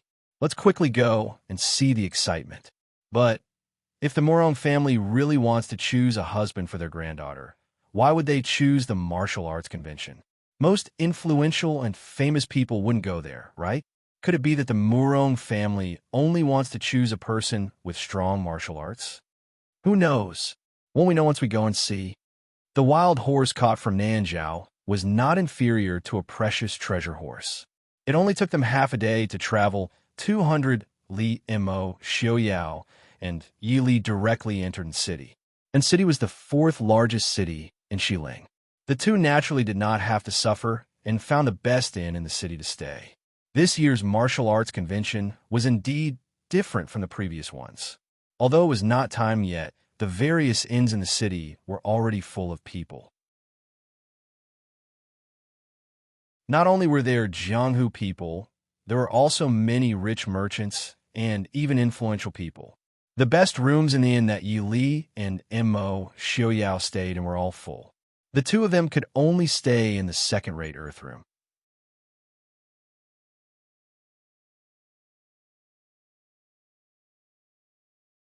Chapter 534. Originally, with Mo Xiaoyao's status, he didn't need to squeeze into an inn with other people. Yi Li and Mo Xiaoyao had been sightseeing for more than a month, and they had only taken remote paths, so they didn't know that the Murong family had already sent out invitations to all the heroes in the world to participate in the martial arts convention. As Prince Ding, Immerse Xiaoyao was naturally among them, and the invitations were sent to Li City in the northwest. Everyone who received the invitations had their accommodations arranged by the Mu Rong family. For this reason, the Mu Rong family had specially set aside a courtyard for these heroes to temporarily stay in. Immerse Xiaoyao had no intention of participating in this martial arts convention, so he naturally wouldn't reveal his identity and go to the Mu Rong family. He could only bring Yi Li to stay in an inn. And city's Qing Yuan Inn was one of the best inns in the entire city. Those who could stay here were naturally rich and powerful, and there were also some outstanding disciples of famous sects in Jianghu. Yi Li curiously looked at the well-dressed travelers coming and going. She tilted her head and asked Immerse Xiaoyao, who was leisurely drinking tea, "Is every martial arts convention this formal?" Immerse Xiaoyao curled his lips and said, "How is that possible? Most of the time, it's just a few experts from the previous convention who have arranged a place to compete. Once the news is released, the people of Jianghu will naturally go and join the fun. The convention I went to was an exception. Ling Taian went to challenge Jinnum of Gojoseon. I just happened to be playing nearby and want to join the fun. I accidentally got into a fight. Speaking of which, the only person who actually participated in that convention was Mu Qingcang. The so-called martial art convention was actually so casual. Yi Li felt a bit disillusioned. However, this also proved how attractive the Mu Rong family was to the world. Downstairs, a few young and handsome youths disagreed and started fighting. Downstairs was suddenly in chaos. Yi Li coldly looked at the people below as they fought back and forth, wanting to kill each other. She didn't have the slightest intention of interfering. Not long after, the victor was decided. The loser's hand strength was severed, and he would never be able to practice the sword again. The winner was naturally proud of himself. He laughed contemptuously and said, "You should take a look at yourself. How dare you covet Miss Moreau?" His words immediately made it clear that these people were not here for the so-called martial arts assembly, but for Lady Moreau, or rather, for the Moreau family. Before he could finish being complacent, a hidden weapon shot out of nowhere and hit his chest. The youth who was still complacent a moment ago immediately fell to the ground. Who would release such an idiot to harm others and themselves? Yi Li frowned and said softly. The fight below was started by the youth who had been hit by the hidden weapon. He had crippled the other's hand, but he had also lost his life. That is son Jianhui, the eldest son of the famous Sun family of Dechu State. A refined and smiling voice sounded from behind. Yi Li turned around and saw Ren Qining smiling as he stood at the top of the stairs looking at the two people through the window. Meeting Ren Qining again at the same inn, Yi Li wasn't too surprised. However, this also proved that this young masterin wasn't as harmless as he appeared to be. His family background was definitely not ordinary. However, this wasn't enough to make Immerse Xiaoyao and Yi Li take him seriously. To put it bluntly, in this world, other than the imperial family of each country, no one else had the qualifications to make Immerse Xiaoyao pay attention to them. Therefore, when he saw Ren Qining, Immerse Xiaoyao's attitude was still cold and distant. Young Master Ren was a bit gloomy about this. He had always been high and mighty since he was young. In addition, his warm and gentle appearance made people unconsciously feel close to him. Who would have thought that there would be such a stubborn person? If it wasn't too rude, Ren Qining would have asked Immerse Xiaoyao if he had offended him in any way. "Hey, are you also here to participate in the martial arts convention?" Ren Qining didn't seem to notice Immerse Xiaoyao's cold attitude and laughed loudly. His voice wasn't soft, so when he said this, most of the people on the second floor focused their attention on Immerse Xiaoyao. Their eyes were filled with vigilance and hostility. After all, not to mention Immerse Xiaoyao's hidden identity in martial arts. Just his handsome appearance alone was enough to make most men hostile to him. Immerse Xiaoyao raised his eyelids, as if he didn't notice the hostile gazes of the crowd. He smiled faintly. "We just happened to pass by. My wife wanted to join in the fun." But with young Master Ren's status, You should be staying in the Murong family's courtyard. Why are you also here at the inn? Hearing this, the hostility in the crowd immediately disappeared. Wasn't it true? There was a beautiful and elegant woman sitting next to this handsome young master. Although she wasn't as rich as the Murong family, this woman was still beautiful and graceful. Her temperament was outstanding, and it was obvious that she came from a scholarly family. The Murong family's young miss might not be able to surpass this woman in terms of appearance and temperament. Maybe this young master only liked beauties and not money. On the other hand, the young master wearing the blue silk robe was also outstanding. It was obvious that he came from an extraordinary background. Most importantly, he was still single. Ren Xining's eyes flashed, and he smiled. Brother Yi is joking. With my status, how could I be qualified to stay in the Murong family's courtyard? I'm just here to join in the fun, like Brother Yi. Is it convenient for me to sit with you? Mo Xiaoyao declined to comment. Ren Xining took it as an agreement and sat down across from the two. As they drank tea, Mo Xiaoyao didn't want to talk to Ren Xining. The atmosphere at the table was a bit cold. Yili picked up the teacup and took a sip. She casually said, "The martial arts convention this time is a bit strange. Wasn't it said that the previous martial arts conventions were set by the experts from the previous convention? Could it be that the experts chose the Murong family's martial arts competition this time? Generally, the experts would choose a more remote and famous mountain. It was said that the most powerful person chose the peak of the snowy mountain in the north of the Western Tomb. That time, the number of participants was the least because many people couldn't even reach the peak of the snowy mountain. Ren Xining smiled and said, "Madam, do you know who the top 4 experts in Jianghu are?" Yili nodded and said, "I've heard a little about them." Ren Xining smiled and said, "Speaking of which, these 4 aren't experts from the previous convention. They are experts from the convention before that. In fact, the previous martial arts convention couldn't be held at all." Yili asked curiously, "What do you mean?" Ren Xining said, "During the previous martial arts convention, Prince Ding couldn't participate because of his injury. Pavilion Master Ling of the Yanwang Chamber also couldn't participate because of Prince Ding's absence. The Jinnam King of Gojoseon of Western Tomb was busy with state affairs, so Mu Qingtsong was the only expert in that convention. However, none of the people who went to challenge Mu Qingtsong could beat him or even tie with him. The martial arts convention, which was supposed to last 3 days, ended in half a day." Yili glanced at Mo Xiaoyao secretly and smiled. "There's such a thing?" Ren Xining sighed and said, "Isn't that so? Seriously speaking, the ranking of the experts in Jianghu hasn't changed for 18 years. Naturally, there are many rising stars who can't help but want to try their skills. What does this have to do with the Murong family?"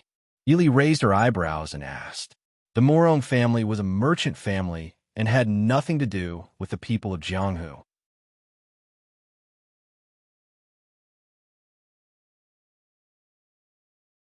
Chapter 535. Ren Xining smiled and said, "Madam may not know, but there's a legend in the Murong family that there is a mysterious master, the #1 master in the world 50 years ago, Murong Xiong." Yili did not hide her confusion. She did not even know much about the masters of the present age, let alone the #1 master 50 years ago.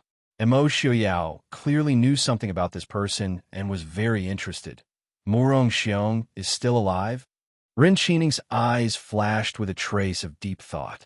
She looked at Mo Xiaoyao and said, "That is the rumor, but no one has seen him. This martial arts convention was convened in the name of Murong Xiong. It is said that the martial arts in Jianghu are in decline. Senior Murong wants to see the younger masters of the world. Maybe he wants to accept a disciple."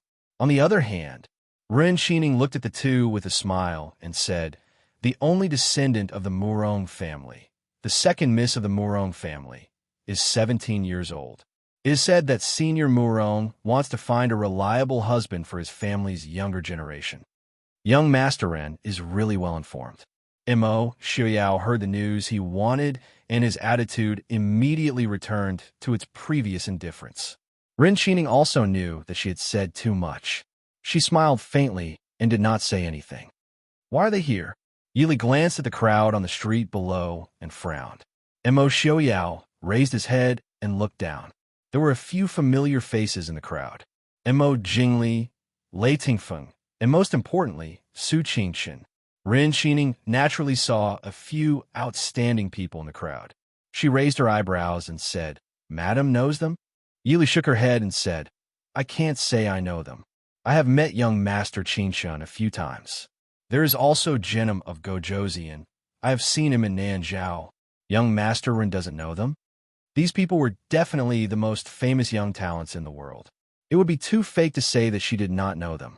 Ren Xining smiled and said, "This one has seen young Master Lei and Princely a few times, but this is the first time I have seen young Master Qingchen. He is indeed an extremely elegant person. It was no wonder he saw them here." They had all attended Princess Anqi's wedding and coronation ceremony in Nanzhao. They must have come directly to the martial arts circle assembly. It was just that Prince Ding and Princess Consort had returned to the northwest in advance. Would they come? If Prince Ding also comes, then this year's Martial Arts Society assembly will be really lively. Young Master Qingchen is not a martial artist, Yili said.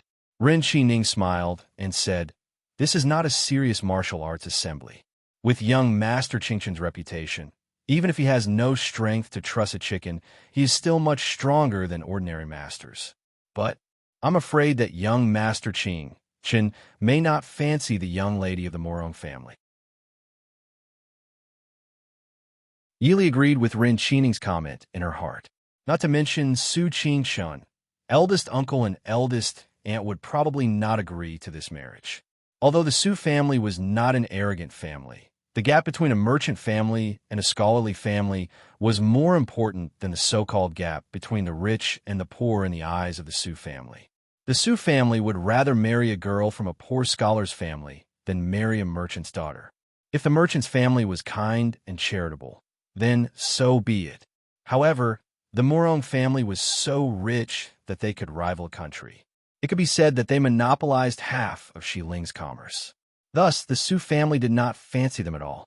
Therefore, the Su family's choice of daughter-in-law was, to some extent, stricter than the emperor's choice of concubine. The emperor needed the merchant's money, so the merchant's daughter could enter the palace as a concubine. However, the Su family did not need it, so they did not need to marry a merchant's daughter. Although she had been anxious about her brother's marriage, Yili really did not have any thoughts about it this time. Late at night, Su Qingchen sat alone in the side room of the inn and drank tea. Although he had also received an invitation from the Morong family, Su Qingchen did not stay in the courtyard prepared by the Morong family, like Mo Jingli and Lei Tingfeng. Instead, he found a good inn in a city to stay. A slight sound came from the window. Mo Xiaoyao turned his head to look at the window and said with a smile, "You are indeed here." Yi Li and Mo Xiaoyao stood in front of the window and looked at Su Qingchen, who seemed to have been waiting for them to come. They smiled and said, "Big brother, you have worked hard these days." Su Qingchen casually drank tea and said with a faint smile, "Lear knows that big brother has worked hard. When she was running away with the prince, she was very straightforward." Yili looked apologetically at Su Qingchen. She had nothing to say. Mo Xiaoyao could not bear for his beloved wife to be wronged. He pulled Yili over to sit across from Su Qingchen and said, "The matter of Nanzhao is not difficult for you. Besides, if we were here, it would be more inconvenient for you to deal with it." Su Qingchen smiled faintly and picked up the teapot to pour a cup of tea for Yi Li and Mo Xiaoyao. Yili let out a sigh of relief. Big brother was not angry. Su Qingchen looked at Mo Xiaoyao with a faint smile and said, "Speaking of which, Prince really has trouble coming to him wherever he goes. Isn't this a sightseeing trip? How did you come to the martial arts convention?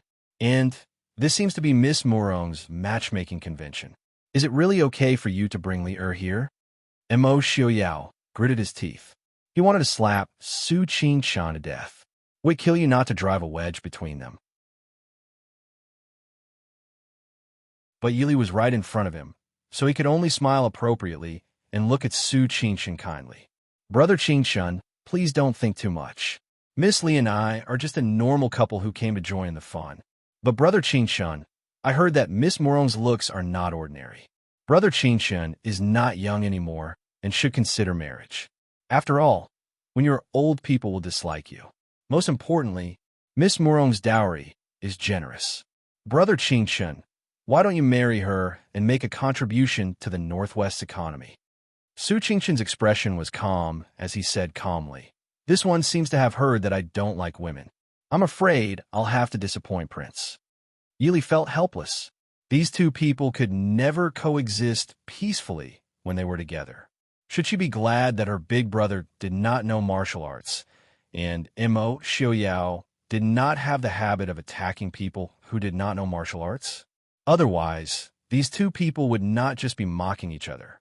She was afraid that they would start fighting as soon as they met.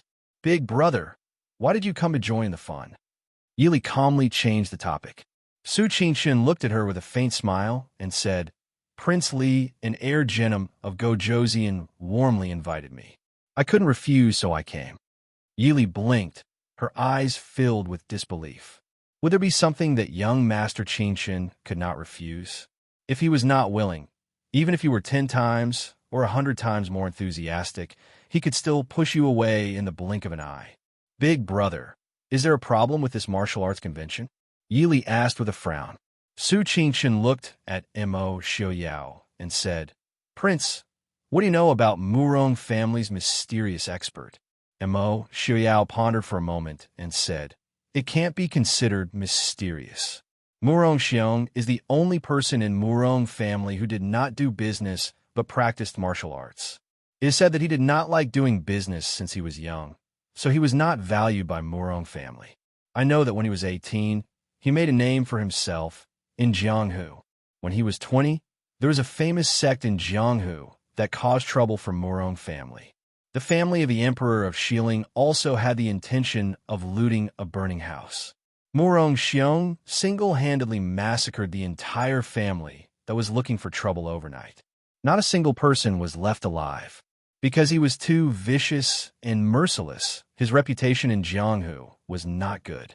From time to time, there were various forces that came to Murong family to provoke them, but they were all defeated by Murong Xiong. When Murong Xiong was 30 years old, he won the title of the world's #1 expert. After that, he was invincible for 3 consecutive sessions until he suddenly disappeared a year before the 4th martial arts convention. After that, no one in Jianghu saw him again. Many people said that he was already dead, but those who went to provoke Murong family also died very ugly deaths. Among them were 2 of the 4 experts after Murong Xiong. So, in these years, very few people in Jianghu dared to go to Murong family to cause trouble. So, is it really Murong Xiong this time?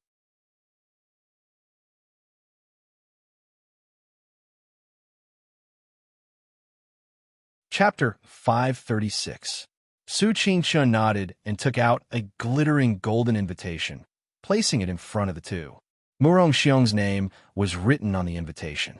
Mo Xiaoyao took the invitation and looked at it for a long time.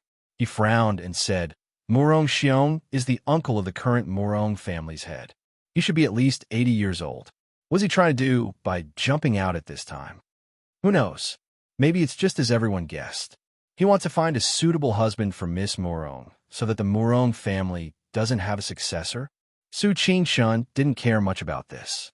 If it weren't for the fact that Mo Jing, Li Lei, and Tung Feng were all here, and even Chu Jing was interested, Su Qingshun wouldn't have made this trip. Although the Su family and the Prince Ding mansion didn't care about the Murong family's property, if such a large amount of property was given to someone who shouldn't have it, it would be troublesome. Mo Xiaoyao coldly snorted, and a mocking smile appeared on his lips. Gathering all the heroes in the world for him to choose from, Murong Xiong thinks too highly of the Murong family. Su Qingshun smiled faintly, but there are still many people rushing like a flock of ducks. From his Su family's point of view, this kind of arrogant behavior was inferior. Naturally, they wouldn't put them in their eyes. Mo Xiaoyao nodded. He looked at Su Qingshun and said sincerely, "Like before, I'll have to trouble Big Brother again." Su Qingshan was speechless. He could see, when Mo Xiaoyao had something to ask of him, he was the big brother. When there was nothing to do, he was Brother Qingshan, Young Master Qingshan, or Young Master Su. You're not going to participate? Su Qingshan asked. Mo Xiaoyao smiled. If it's just a simple martial arts convention, I might be able to exchange a few blows with Ling Taihan. I don't think Ling Taihan will participate in this kind of thing, so I don't have to show up. When the day comes, I'll go with Miss Li to join in the fun. You can do everything as you see fit. Do you think I'm worried about Big Brother? If eldest young Master Su really wanted to do something, he would definitely be so considerate that others would feel ashamed of their own inferiority. Since Su Qingshan had come along, it meant that he had taken this matter to heart. Naturally, Mo Xiaoyao was happy to let it go. Su Qingshan looked at Mo Xiaoyao, who spoke calmly without any reluctance. In the end, she nodded. No matter how shamelessly Mo Xiaoyao tried to shirk responsibility, at least he was absolutely serious and sincere towards Li Er. Not just anyone could resist the temptation of the Murong family's property. It should be known that even the national treasuries of various countries may not have as much money as the Murong family's property. What did it mean to be as rich as a country? The Murong family is the one with real wealth that can rival a country. Mo Xiaoyao was willing to reject the opportunity to join the Murong family for Li Er. Based on this point alone, Su Qingshan was willing to settle this matter for him. After chatting with Su Qingshan for a while, Mo Xiaoyao finally pulled Yili to leave after seeing that the sky was already dark. Before leaving, he said, "We'll be staying at the Qingyuan Inn in the city. If there's anything, just send someone to find me." Su Qingshan nodded and sent them out. At this time, in a secluded room in the backyard of the Qingyuan Inn, Ren Xining stood in front of the window with his hands behind his back and looked at the scenery outside. This was an independent courtyard. There were only 3 such courtyards in the entire Qingyuan Inn, and they were much better and more expensive than the heavenly rooms. When Mo Xiaoyao and Yili could only stay in the earth room, Ren Xining was able to stay in this kind of courtyard. It could be seen that it was very extraordinary. "You lost them." Ren Xining turned around and looked at the middle-aged man standing at the door. His face no longer had its original cultured and refined appearance. His handsome face was dyed with coldness and displeasure. The middle-aged man at the door couldn't help but tremble. He said in a trembling voice, "Young master, please forgive us. That Yi and Madame Ye's skills are very inferior. Our people just followed them for a while, and then they disappeared." Ren Xining's brows were tightly knitted, but he didn't blame him. After all, even he couldn't see the depth of that young man's martial arts. It was natural that his people couldn't follow him. "Have you found out their identities?" The middle-aged man's face paled. These 2 people seemed to have suddenly appeared in that small town. This subordinate is incompetent and couldn't find out where they came from. I also couldn't find out their identities. Trash. Wait, their surname is Yi? Ren Xining said thoughtfully. The middle-aged man carefully asked, "Young master, have you thought of something?" Ren Xining said in a low voice, "I remember that Prince Ding's princess consort is also surnamed Yi.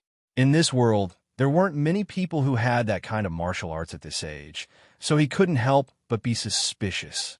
The middle-aged man hesitated and said, "Prince Ding has a head of white hair, and these 2 people's appearance seems to be slightly different from the Prince Ding and Princess Ding we got.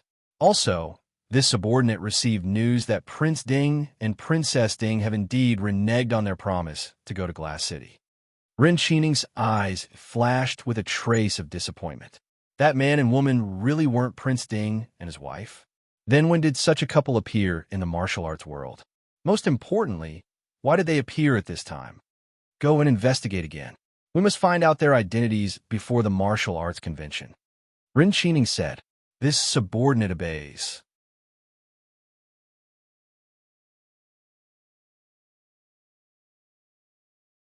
Chapter 537. With Su Qingshan keeping an eye on its city and the Murong family situation, Yili and Mo Xiaoyao were even more relaxed. Every day, Mo Xiaoyao would drag Yili to wander around the city, aimlessly as if they were a couple who were bored to pass the time before the martial arts convention. This made the people who were sent to follow them extremely depressed. They couldn't see anything wrong with this young couple.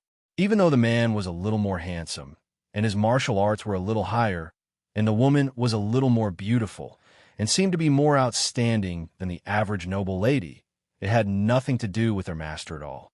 They couldn't understand why their master was so insistent that these two people were dangerous. After following them for 2 days, they still couldn't find anything wrong with these two people. Even Rinchining was embarrassed to send people to follow them. He could only withdraw the people who were following Imo, Xiaoyao, and Yili. When they left the room, Yili was surprised to find that there was no one following them. They left so quickly. Imo Xiaoyao said lightly, "He's a smart person. Since he can't find out who we are, it won't look good for anyone if he continues to follow us." Yili frowned and said, "Big brother, do you have any information on Rin Chining's background?" Imo Xiaoyao shook his head and said, "I can't find anything. This person and the power behind him shouldn't have appeared in Jianghu or among the nobles of various countries. Otherwise, there should be some clues. But it's okay. This is Shiling's territory. This person appeared in Shiling. Even if there was a headache, it should be Lei Jinting. Your big brother has already sent people to remind Lei Jinting and Lei Tingfeng. Let's see their reaction first." Yili nodded. If Rinchining didn't think he was smart and sent people to follow them, Yili wouldn't have had any interest in this person. Since Imo Xiaoyao knew what was going on, Yili couldn't be bothered to care. In the past few days, they had been wandering around in and out of the city. Although there was an annoying tail following behind them, they still learned a lot of news. Although the Murong family was not well known in the northwest and Chu state, and city was less than 10 miles away from the Murong family, it could be said that the entire city was within the Murong family's sphere of influence. Naturally, there was no need to talk about the Murong family. It was said that Miss Murong was as beautiful as a flower, and her temperament was gentle and kind. His reputation in the city was extremely good. In the hearts of many people, he was like a living bodhisattva. It was said that on the first day of every month, Miss Murong would go to Zhao Ning Temple outside the city to burn incense and pray for her grandfather. Coincidentally, it was the first day of the first lunar month. Even if the martial arts tournament was about to begin, it did not seem to have caused the Murong clan lady to change her habit. Hence, there were very few martial artists who received the news early on. The nobles and heroes did not even have time to eat breakfast before they all rushed to Zhaoning Temple. It made the city, which had been crowded and bustling for the past few days, much quieter. Since Imo, Xiaoyao, and Yili had come to join in on the fun, they naturally could not avoid going to Zhaoning Temple to join in on the grand occasion. After the two of them finished their breakfast, they leisurely made their way out of the city. When they arrived at Zhaoning Temple, they saw that it was filled with people. If outsiders who were unaware of the situation were to see this, they would definitely marvel at the flourishing incense in Zhaoning Temple. Although there were too many people, fortunately, Zhaoning Temple itself was still a place worth visiting, especially the secluded mountain behind the temple. The scenery was picturesque. The people who had come all crowded in front of the temple, wanting to see Miss Murong's beautiful face. At this time, the back of the temple was especially quiet and free. Imo Xiaoyao and Yi Li held hands as they strolled along the small path in the back of the temple. The faint noise from the distance made the back of the temple seem even more deserted. Thinking of the people who were eagerly waiting, Yili could not help but chuckle softly. Imo Xiaoyao lowered his head to look at her. What is Miss Li laughing about? Yili raised her head to look at his expression. She held back her laughter and said, I'm wondering if Imo, Jingli, and Lei Tingfeng are among those people. Also, if Prince is also waiting with those people, what would happen? Imo Xiaoyao gave a displeased snort. Master Prince Ding had been arrogant his entire life. It had always been others who were eagerly waiting for him. Well, had he ever waited for others? Other than Miss Li, who else in this world is worth waiting for? Yili helplessly rolled her eyes. She felt somewhat immune to Prince Mo's sweet words. As they chatted, Mo Xiaoyao's gaze focused. He raised his head to look ahead. Then he picked up Yi Li's doppelganger and walked up the small path to land on an old tree covered in green vines. Mo Xiaoyao's actions did not shock Yi Li. She leaned in Mo Xiaoyao's arms and looked in the direction he was looking. A while later, she heard the clear sounds of conversation. A group of people slowly walked down the mountain. Yi Li looked around. There were more than 10 strong men and women holding swords and sabers. They were protecting a young girl in a light purple robe. Beside her were 6 young girls in green robes dressed as maids and 2 mamas.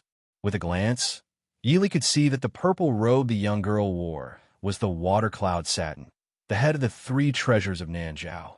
The gauze covering the robe was hibiscus muslin. The people of Nanjiao considered blue and white to be the noblest. Therefore, the water cloud satin of the 3 treasures of Nanjiao was more simple in color and did not produce dark purple. Thus, this water cloud satin was not a tribute from Nanjiao. Other than Nanjiao, no one else in the world could make such high-quality satin as the water cloud satin. Therefore, this purple water cloud satin could only be made by themselves. In other words, someone had long grasped the most precious secret of Nanjiao. Once they produced large amounts of water cloud satin, it would be a great fortune. But the world had never heard of any place outside of Nanjiao that had water cloud satin. Then it was likely that they did not care about this business. Looking at the young girl's jade hairpins, pearls, and gems, they were all of the highest quality. Her attire was something that even an imperial princess would not have, much less a commoner. Without even thinking about it, Yi Li had already guessed who the girl who was being protected in the middle of the crowd was. "Miss, there are many people outside the mountain gates. Let's go out the side door," the mamas beside the young girl in purple suggested softly. While there were not many people here, that was because those people thought that Miss had not come yet. They did not know that they had already gone up the mountain before dawn. If they went out the main door now, they would probably disturb Mississippi. The young girl in purple smiled faintly and said, "Mama's Sue, don't worry. Those people are all heroes of the world who came to participate in the martial arts convention. Presumably, they would not be so ignorant of the rules." "That's right. Miss is right. Those people can't wait to curry favor with Mississippi. Who would dare to offend Miss?" The maid beside the young girl in purple smiled and said, "Family head and grand uncle said that they would choose the most outstanding man in the world to be Miss's husband. They also want to let those people know that our Miss is not only the Miss of the richest family, but also a great beauty capable of causing the downfall of a city." "What nonsense are you saying? Be careful that Grandpa will discipline you when we go back," the young girl in purple reprimanded. The pair of watery eyes that were exposed outside the light purple veil carried a faint smile. Clearly, she did not have any intention of blaming. The maid knew that her Miss was always kind and was not afraid. She giggled and said, "Miss is the kindest. She would not let Master punish Luer." The young girl in purple sighed softly and said, "Forget it. Quickly go back so that Grandpa and Grand Uncle won't worry."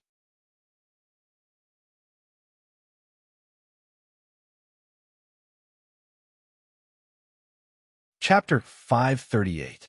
Miss is right. The group of people chatted as they walked further and further away. Only then did Mo Xiaoyao hug Yi Li and land on the small path again. Yi Li looked at the small path that had already disappeared and thought for a while. She smiled and said, "It seems that our luck isn't bad.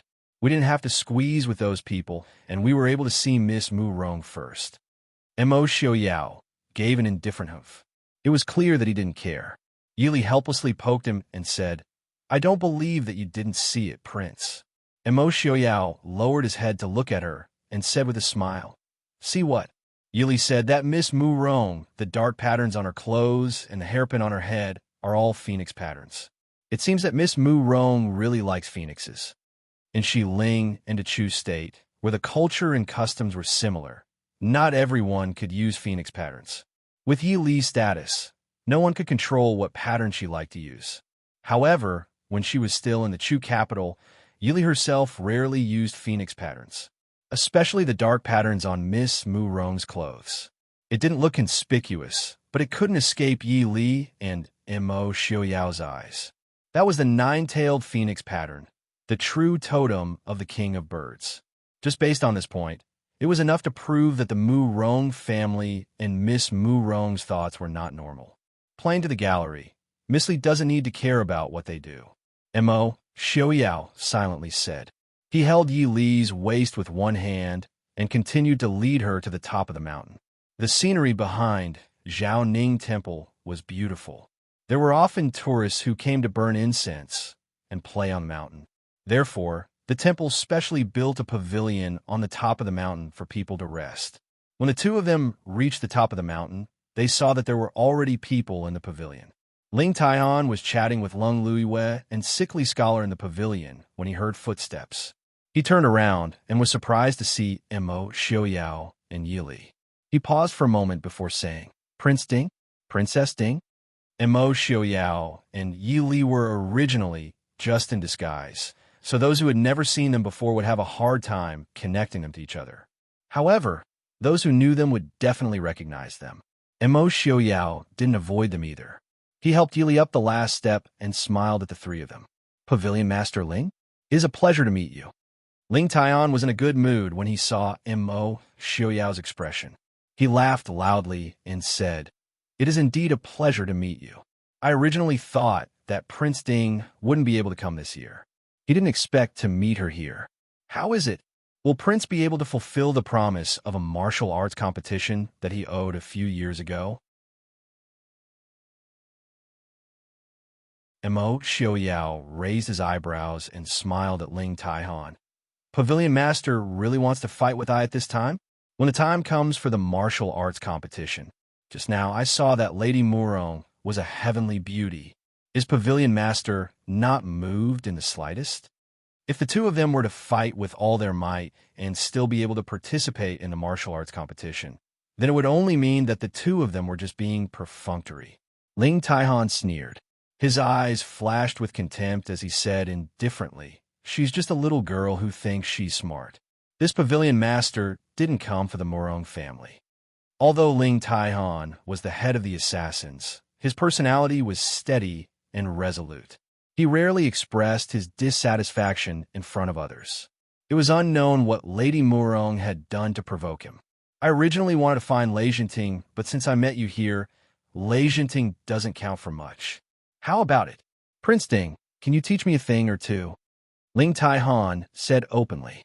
Although he wanted to find trouble with Lei Jinting could go at any time, but this Mo Xiaoyao wasn't someone who could fight with him at any time. In the past few years, Ling Taihan had faintly felt that his cultivation had stagnated. It was obvious that he had reached a bottleneck. If he could fight with an expert like Mo Xiaoyao, perhaps he would be able to comprehend something and advance to the next level. Mo Xiaoyao lowered his head to look at Yi Li. Yi Li smiled faintly and patted his arm before letting him go. She retreated a few steps back into the pavilion. Ling Taihan walked out first. Mo Xiaoyao said with a smile, Since it's like this, I also have the chance to experience Pavilion Master Ling's skills. In the gazebo, Yi Li only nodded at Lung Luiwei and Sickly Scholar. The three of them were staring at the two people outside the gazebo. At this moment, they did not have the time to greet and chat. Ling Taihan was dressed in blue. Compared to a few years ago, his bearing was even more steady and grand. In terms of age, Ling Taihan was already over 40 years old. However, his profound inner strength made him look like a 30-year-old man. A cold light flashed, and an ancient long sword fell into Ling Taihan's hand. On a mountain peak, the blue-clothed man stood with his sword. He was like Mount Tai. His aura was majestic and it was very eye-catching. Mo Xiaoyao was also dressed in ordinary white. His black hair was like clouds, and there was a faint smile on his lips. It was clear that he was in a good mood to fight with Ling Taihan. His eyes flashed, and a snowy light flashed in front of him. Mo Xiaoyao's hand was a bright and cold soft sword. Different from Ling Taihan's ancient bronze heavy sword, Mo Xiaoyao's soft sword was as thin as a cicada's wing. With a flick of his wrist, the blade trembled in the air. Neither of the two made the first move. They just stood there and stared at each other. Her clothes and hair fluttered around her, even though there was no wind. The three people in the pavilion all held their breaths and stared at the two people standing there. The two of them could vaguely feel the pressure from the energy that was gradually forming around them. After an unknown amount of time, the two suddenly rose from the ground at the same time and turned into countless shadows that flashed through the air. Yili could not help but widen her eyes to see the process of the two fighting. But all she could see were blue and white shadows. Yili knew that it was not that they had really turned into shadows, but that their speed was simply too fast. With her eyesight and the palace, she could not see their movements clearly. At this moment, Yili understood one thing. With her abilities, she might be able to deal with normal experts. But if she really faced top experts like Immo Xiaoyao and Ling Taiyan, it was far from enough. Her heart hurt slightly. Yili could not help but frown. A hand was placed on her shoulder. Yili reflexively wanted to fight back, but she heard Lung Liuyue's faint voice. "Don't force yourself." Yili turned her head and looked over. Lung Liuyue and Sickly Scholar were no longer staring at the two people fighting. Instead, she glanced at him from time to time. Lung Liuyue was fine, but Sickly Scholar's face, which had recovered a lot after recuperating for a few years, had turned pale again. Lung Liuyue looked at her and explained seriously. "When true top experts fight, there is too much difference between us. There is no benefit in watching. There is also the possibility of cultivation deviation. In the past, Immo Xiaoyao and Jinim of Gojoseon had fought before, but that was not considered to be true. Both sides had held back. But this time, Ling Taihan and Immo Xiaoyao both used their strongest powers to face their opponents. Under their full strength, the chi and battle intent formed between the two of them was enough to cause people with shallow cultivation or unstable temperament to suffer from internal injuries. Yili's temperament could be considered to be one of the top 10 in the world, but her inner strength cultivation had started too late. At most, she could only be compared to Sickly Scholar.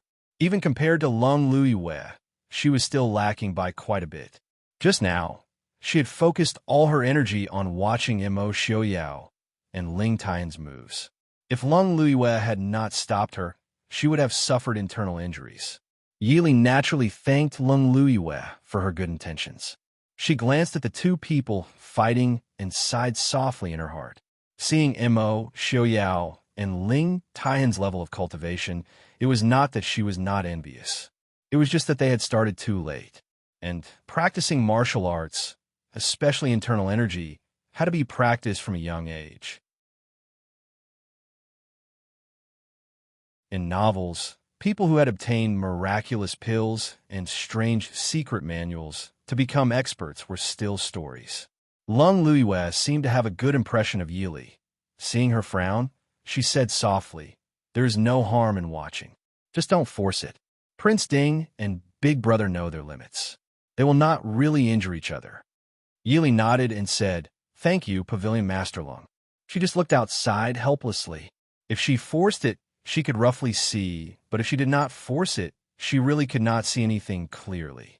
After thinking for a while, Yili stopped looking outside. Instead, she closed her eyes and listened carefully to the movements outside. Lung Liuyue saw this, and her cold eyes changed to a faint trace of admiration.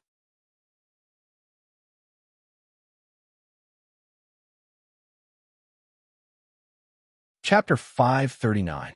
In the fight, the two swords would occasionally collide, creating dazzling sparks. But the three people sitting in the pavilion strangely did not hear any sounds of weapons colliding. Yili leaned against the pillar of the pavilion, her eyes slightly closed as she seriously felt the energy flow in the air. She finally found that undetectable but unparalleled energy vibration. That was the vibration caused by the internal power of the two people when they fought. This fight lasted for 4 whole hours. However, even though none of the 3 spectators were able to see a single move clearly, they didn't show the slightest bit of impatience. Yili suddenly felt a sharp charge in the air towards her brain. She hurriedly opened her eyes. She saw the 2 figures, one blue and one white, retreat to the sides. "Big Brother!"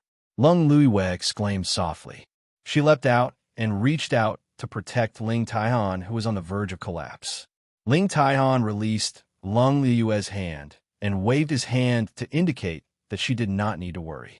Then he turned to look at Mo Xiaoyao and said with a smile, "Prince Ding really is a genius. This seat admires you." Although Mo Xiaoyao was still standing ramrod straight, his expression wasn't any better than Ling Taihan's.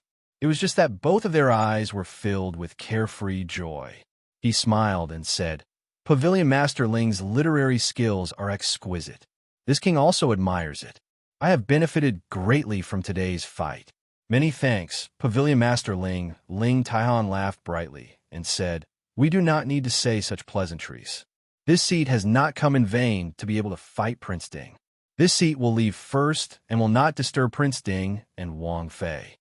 "Pavilion Master Ling, take care," Yili said softly as she walked out of the pavilion. She walked to Mo Xiaoyao's side to look at him. He had used too much energy and his internal power had been greatly exhausted. He also had some internal injuries that were not serious. In this kind of evenly matched expert-level competition, it was considered light. He let out a sigh of relief.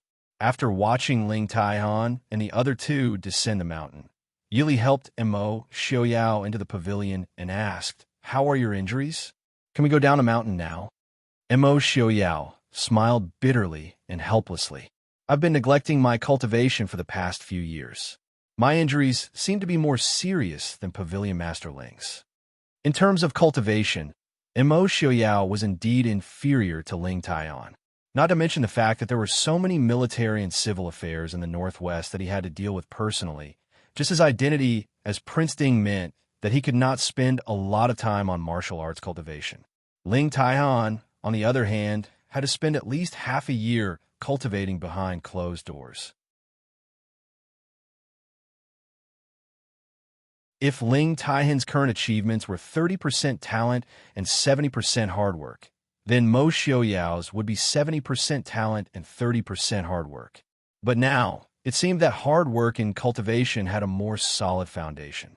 And Mo Xiaoyao could not help but admit that even if he did not lose to Ling Taihan, he was still slightly inferior. We're not of the same mind. Or does Prince also plan on becoming the #1 person in the martial arts world? Yili did not plan on comforting him and only said lightly, no matter how high Mo Xiaoyao's martial arts were, he still needed to focus on the Mahist army and the people of the Northwest. Even if he became the #1 expert in the world, he could not rely on himself to sweep the world. There is nothing wrong with working hard to improve one's own strength, but if one only focused on improving one's individual strength and ignored the bigger picture, then it would be putting the cart before the horse. Mo Xiaoyao originally did not have any intention of harping on this. He said this in front of Yili to seek comfort. Hearing Yili say this, he naturally did not mind. He smiled and said, "This place is not bad. If we go back to the city, people will disturb us. I want to rest here for a while. Li, can you wait for me?" Yili nodded in agreement. Mo Xiaoyao did not say anything else. He sat in the pavilion and closed his eyes to circulate his internal energy to heal himself. Mo Xiaoyao sat there for half a day and an entire night. He did not know if it was because of Miss Mu Rong at the foot of the mountain, but on this day, no one came up to the mountain to play. Yili did not disturb Mo Xiaoyao. At night, she casually picked a few wild fruits not far from the pavilion and ate them. The next morning, when the sun rose from the sea of clouds in the east, Mo Xiaoyao finally opened his eyes. His eyes, which had just opened, flashed with a bright light.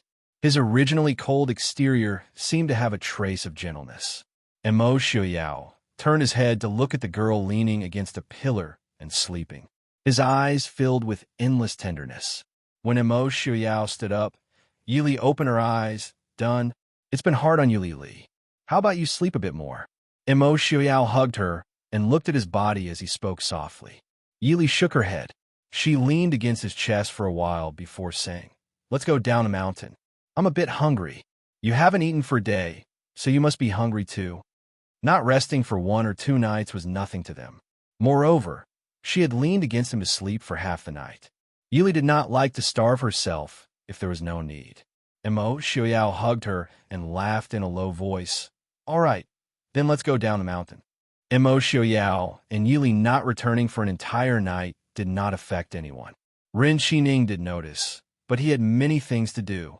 Naturally, he did not have time to ask about the whereabouts of these two people whose identities he did not even know yet. So when the city gates opened early in the morning, Mo Xiaoyao and Yili strolled back to the inn in the capital without attracting anyone's attention. The two sat in the main hall of the inn and ordered breakfast.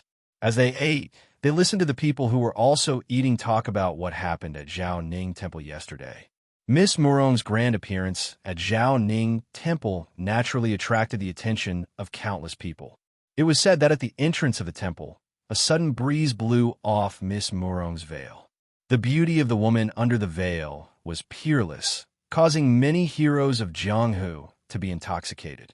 A perfectly good Buddhist holy land was suddenly filled with charm and gentleness. Yili listened with interest. She tilted her head and asked Mo Xiaoyao, "Is Miss Murong really that peerless?" She had also seen Miss Murong. Although only her eyes could be seen because of the veil, Yili felt that at least that pair of eyes could not compare to Suzue's, concubine Lu's, or even Yaoji's. Under that pair of eyes, Yili felt that even if Miss Murong really was a beauty, it would not be to the point of being peerless. Mo Xiaoyao indifferently said, "It's only so-so." Yili tilted her head and looked at him.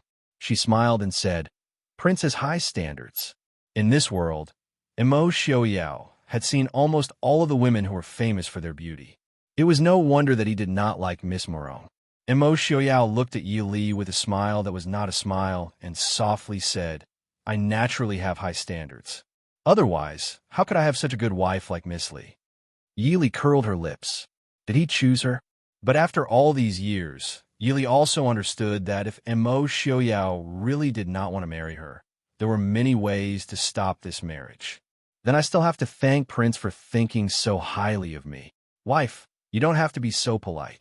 This husband also has to thank wife for not disliking me. These two people were not easy to deal with. If they did not want to marry her, don't even mention that it was a marriage arranged by Mo Jingqi. Even if it was the heavenly emperor, they would still be able to make it disappear. What is Miss Murong's intention? Yili frowned and asked in a low voice. It just so happened that the wind blew off the veil at the entrance of the temple. This kind of inexplicable coincidence really made people speechless. Only those who had used the veil knew how much wind was needed to blow it off.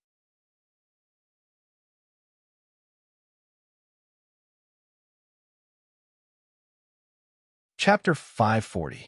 Mo Xiaoyao lightly snorted, choosing a son-in-law. Not everyone in this world loves money. If there are too few people going, wouldn't the Murong family lose face? When the time comes, the noble young masters who come forward to compete will also feel embarrassed. Yili raised her eyebrows. Mo Xiaoyao had nothing to do now, so he didn't want to think about this problem. She shrugged her shoulders. She also didn't want to think about these problems. After all, Big Brother was here. All right, let's just watch the show. There's no point in thinking too much. Mo Xiaoyao nodded in satisfaction. Wife, you finally understand your husband's intentions. Soon, it was time for the martial arts convention that everyone had been waiting for. The martial arts convention was held in a large open space outside the Murong family home. It could be built into a large plaza. On the day of the convention, Mo Xiaoyao and Yili arrived at the right time. By the time they arrived at the Murong family home, the venue was already packed with people. Not only were there Jianghu masters and nobles, there were also in cities commoners who came to join in the fun. What surprised Yili was that even Jinim of Gojoseon and Mo Jingqi had personally come. Jinim of Gojoseon wasn't a big deal. He was from Xiling and was one of the 4 great masters. It was natural for him to appear at the martial arts convention. However, Mo Jingqi had never left the Chu capital even when he was a prince, let alone when he was the emperor. Could it be that the Murong family's attraction was more important than his own life? Xiaoyao. Seeing Mo Jingqi, Yili's first reaction was to turn around and look at Mo Xiaoyao. Emo Xiaoyao lowered his head and smiled faintly at her. Don't worry, I won't do anything to him now. If it was 6 years ago, when he suddenly saw Emo Jingqi, Emo Xiaoyao might not have been able to stop himself from killing Emo Jingqi on the spot. But 6 years later, the deep-rooted hatred was still there, but the impulse had gradually disappeared. He would not let Emo Jingqi die so easily. He wanted him to beg for death. Seeing that Emo Xiaoyao was very calm, Yili felt reassured and continued to size him up. Only now did she realize that the people by Emo Jingqi's side were all top-notch experts. Although they couldn't compare to Emo Xiaoyao and the others, any one of them would definitely be a famous figure in Jianghu. This made Yili wonder if Emo Jingqi had mobilized all the experts he could from the Chu State's royal family. Although Emo Jingqi and his brother were both very annoying, in comparison, Emo Jingli's courage was at least a little better than his older brother, the emperor. At the very front, there were many tables and chairs. On the tables were fresh, seasonal fruits that had been specially bought from the south of the Chu State. These seats were naturally reserved for people with status and fame. Emo Xiaoyao and Yili were just a pair of unknown husband and wife. Naturally, they didn't have the right to sit in those seats. The two of them were standing under a large tree not far from the viewing platform. If they were tired, they could lean against the tree trunk and rest for a while, or just sit up in the tree. Jinnum of Gojoseon, who had arrived first, was currently leading Lei Tangfeng and Emo Jingqi and his brother in a discussion. Yili asked curiously. Lei Tangfeng seems to have already married the heir consort. Jinnum of Gojoseon wouldn't also be interested in Murong Xiaojie, right? Emo Xiaoyao held her waist and lazily leaned against the tree trunk. What's so strange about that? Jinnum of Gojoseon's princess consort has passed away many years ago. However, the Murong family might not be interested in Jinan Palace. It wasn't that Jinan Palace wasn't powerful enough, but that they were too powerful. Unfortunately, Jinnum of Gojoseon and the Murong family were both in Xiling. No matter who Murong Xiaojie married from Jinan Palace, the Murong family could be said to have ceased to exist. Yili understood and frowned in confusion. If I were a member of the Murong family, I would be more low-key and find a capable and reliable person to support the Murong family.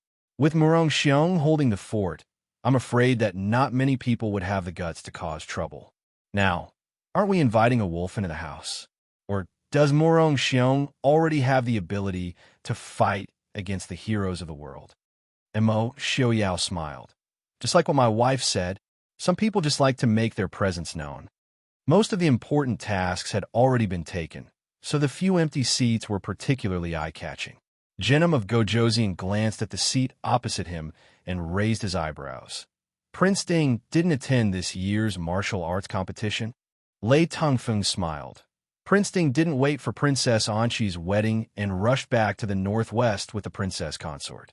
I'm afraid that he had something to do and couldn't come. No matter how smart the people present were, they would never have thought that someone would skip the coronation of a country's monarch just to accompany his wife on a sightseeing tour.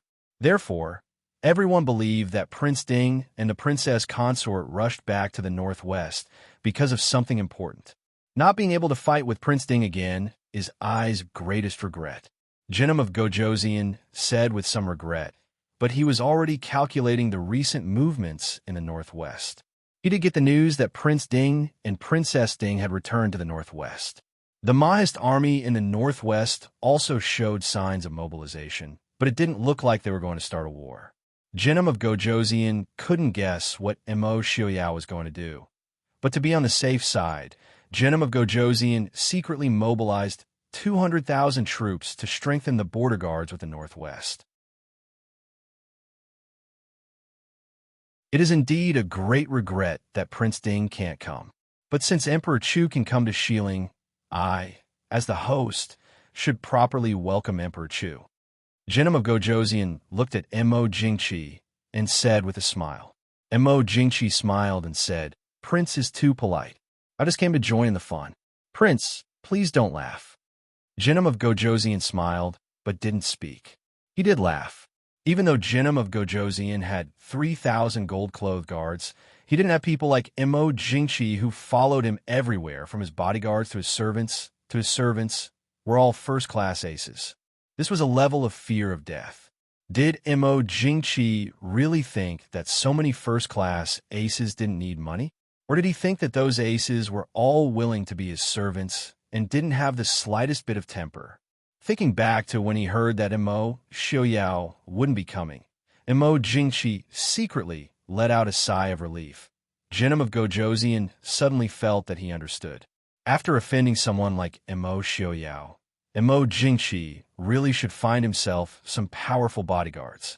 Yinwang Chamber's Pavilion Master Ling has arrived. A loud announcement rang through the crowd. It was clear that the person the Murong family had arranged to announce the arrival was an expert. Everyone turned around and saw Ling Taihan in his usual blue robe. Behind him, Lung Luiwei and sickly scholar walked over with majestic steps. Compared to many of the people present, Ling Taihan, who was as usual, looked even more powerful. Many of the young chivalrous men present couldn't help but reveal looks of admiration when they saw Ling Taihan's figure. Jinnum of Gojoseon saw Ling Taihan slowly walking over, but the corner of his eye twitched. Compared to the last time they met, Ling Taihan's martial arts had improved by another level. If it was said that he was confident that he could at least tie with Ling Taihan the last time they met in Glass City, and maybe even win by a bit, this time he didn't have the slightest bit of confidence. Pavilion Master Ling. Although Ling Taihan's aura was shocking, his identity was special. As a well-known assassin, not many people greeted him. Ling Taihan nodded to the person who greeted him. He raised his head and scanned the seats around him. A trace of disappointment flashed in his eyes. Jinnum of Gojoseon smiled faintly. Pavilion Master Ling is looking for Prince Ding? What a pity. Prince Ding probably has something to do and didn't come to participate in this year's martial arts convention. Ling Taihan lowered his eyes. He didn't mention that he had seen Imo Xiaoyao 2 days ago. He said indifferently, since Prince Ding didn't come, I'll have to ask Jinnum of Gojoseon to give me some pointers. Since Prince Ding wasn't here, then he could reluctantly be my opponent. Ling Taihan, who had just broken through his bottleneck, urgently needed an expert to spar with him. Otherwise, he wouldn't have come to participate in this so-called martial arts convention. Jinnum of Gojoseon choked. Although he was here, he didn't plan a fight. As he grew older, Jinnum of Gojoseon no longer focused on martial arts. No matter how invincible one's martial arts were, how could it compare to the pleasure of ruling the world? Master Murong has arrived. Lady Murong has arrived. The announcement rang out in the hall again. Jinnum of Gojoseon and the others' faces darkened in displeasure.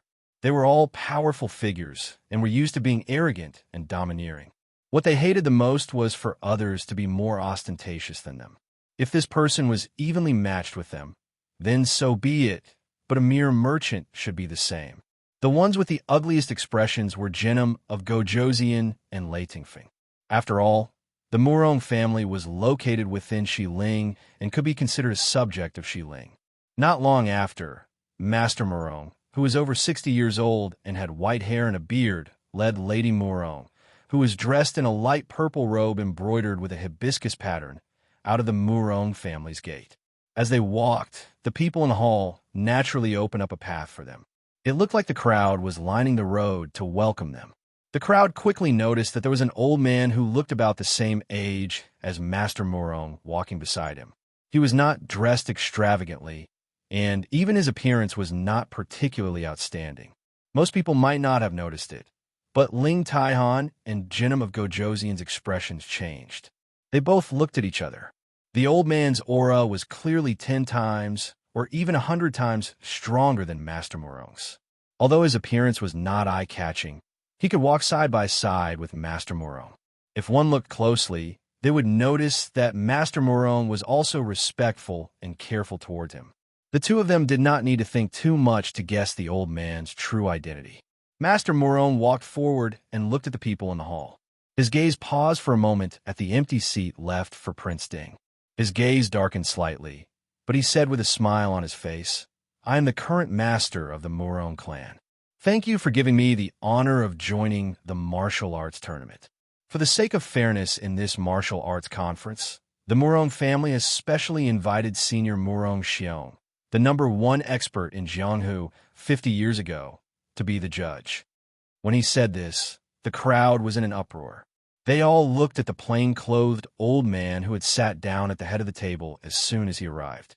They were originally guessing the old man's identity, but now that they knew who he was, they immediately burst into a discussion.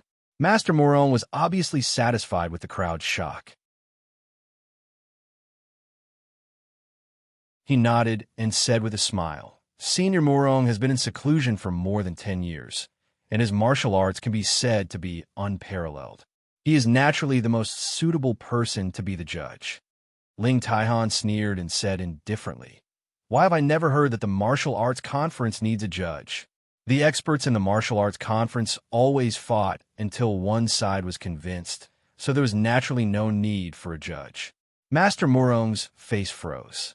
He glanced at Ling Taihan and smiled faintly. Since this conference is held in the Murong family, and the Murong family has never liked to see blood, naturally, we will not overdo it. Ling Taihan snorted and leaned back in his chair without saying anything. As for Lady Murong, who was standing behind Master Murong, he did not even look at her. Such a rude action really embarrassed Master Murong. He glanced at Murong Xiong, who had sat down, and closed his eyes.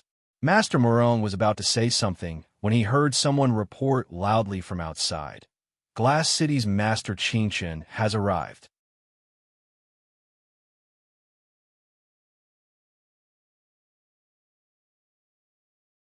Chapter 541. This simple announcement caused many people's expressions to change. The first person to change his expression was Mo Jingqi.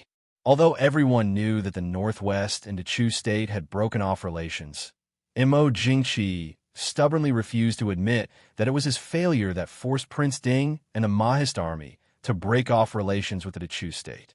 It was Mo Xiaoyao's ambitious rebellion. Thus, no one cared about what the people thought. However, in the imperial court, the ministers had no choice but to follow the emperor's preference and call Prince Ding a traitor.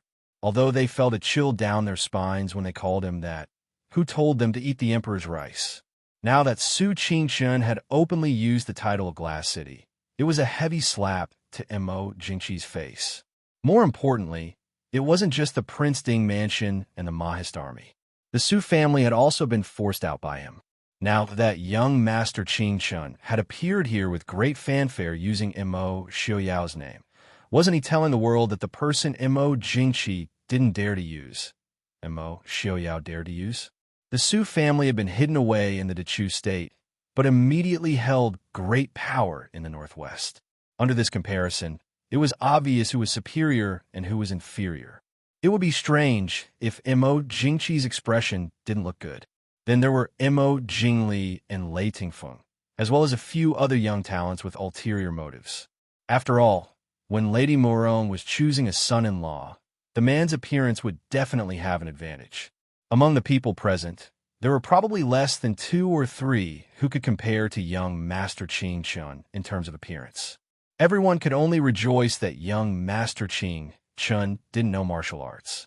Otherwise, the Murong family probably wouldn't have needed to compete and would have chosen directly.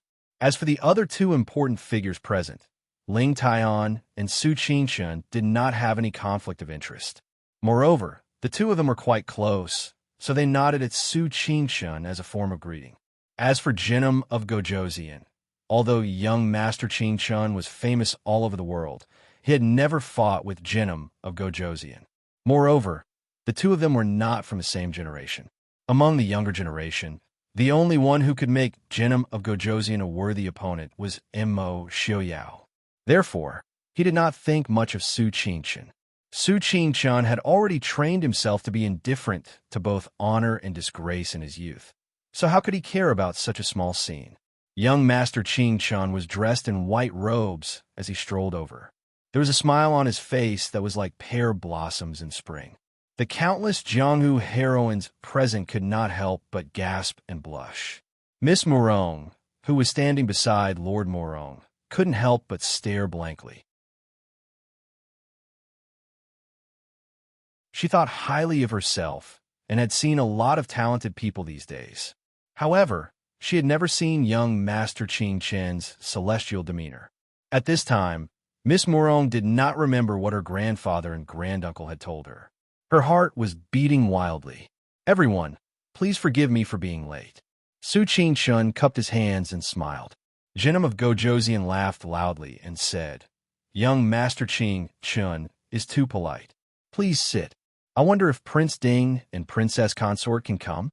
Su Qing Chun said calmly, "Thank you for your concern. Prince Ding and Princess Consort are busy with worldly affairs and have no time to spare. Therefore, they could only let an idle person like me come to join the fun. I hope everyone will not mind."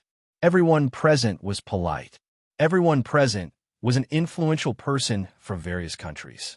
Naturally, they knew that this celestial man in front of them was not an idle person. Although Mo Xiaoyao's civil officials did not have a clear position, everyone knew that young Master Qing Chen's power in the Northwest was not inferior to a country's prime minister. Humph! The guests present were extremely polite. As the host, Master Murong's face was not very good. The Murong family and the Su family could be said to be the two oldest families that have been passed down for generations.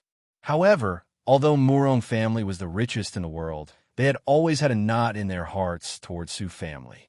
There was no other reason. Su family was a family of scholars. For generations, great scholars and famous ministers came out in large numbers.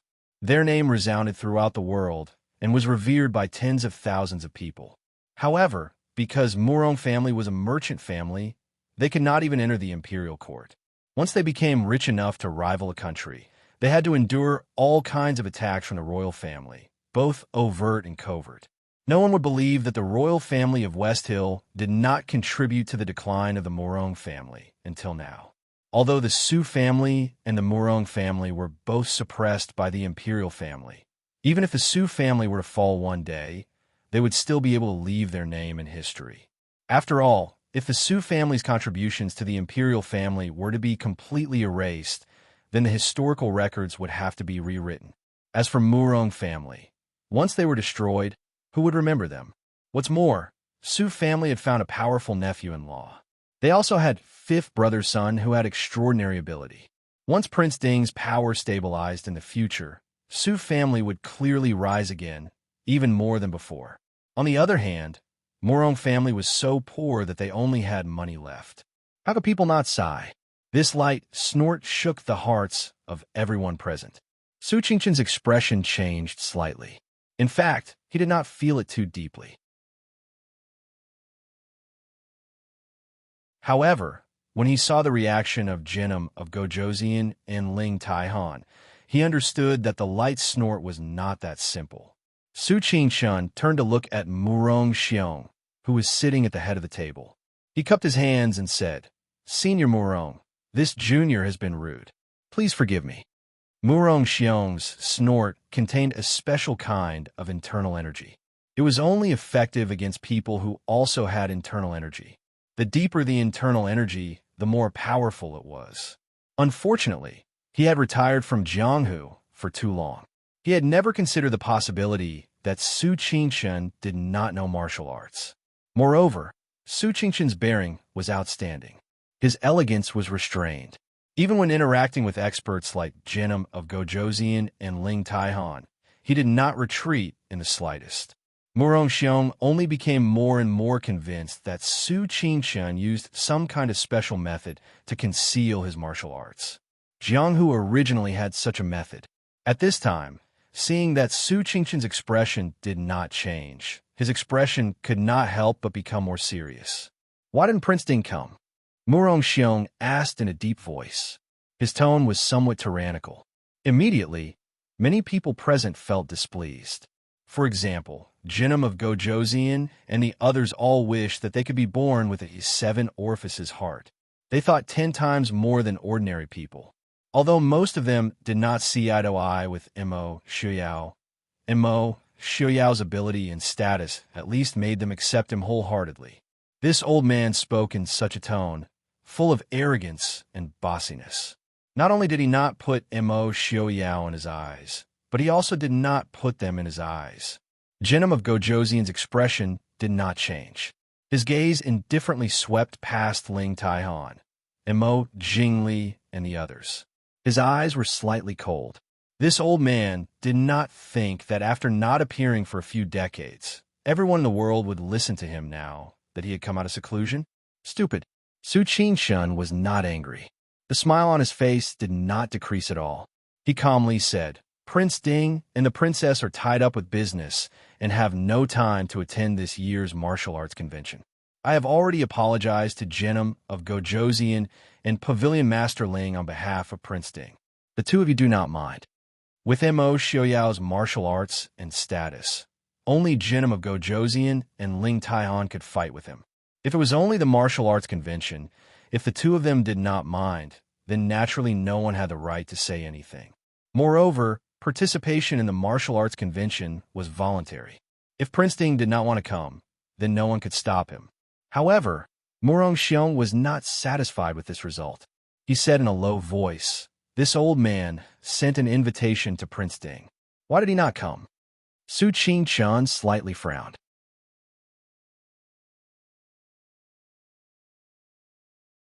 His gaze swept over Miss Murong, who was standing next to Master Murong.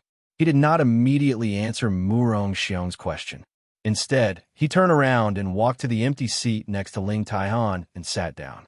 Seeing that Murong Xiong was about to explode in anger, he slowly said, Our prince said that he has no interest in anything other than the martial arts convention.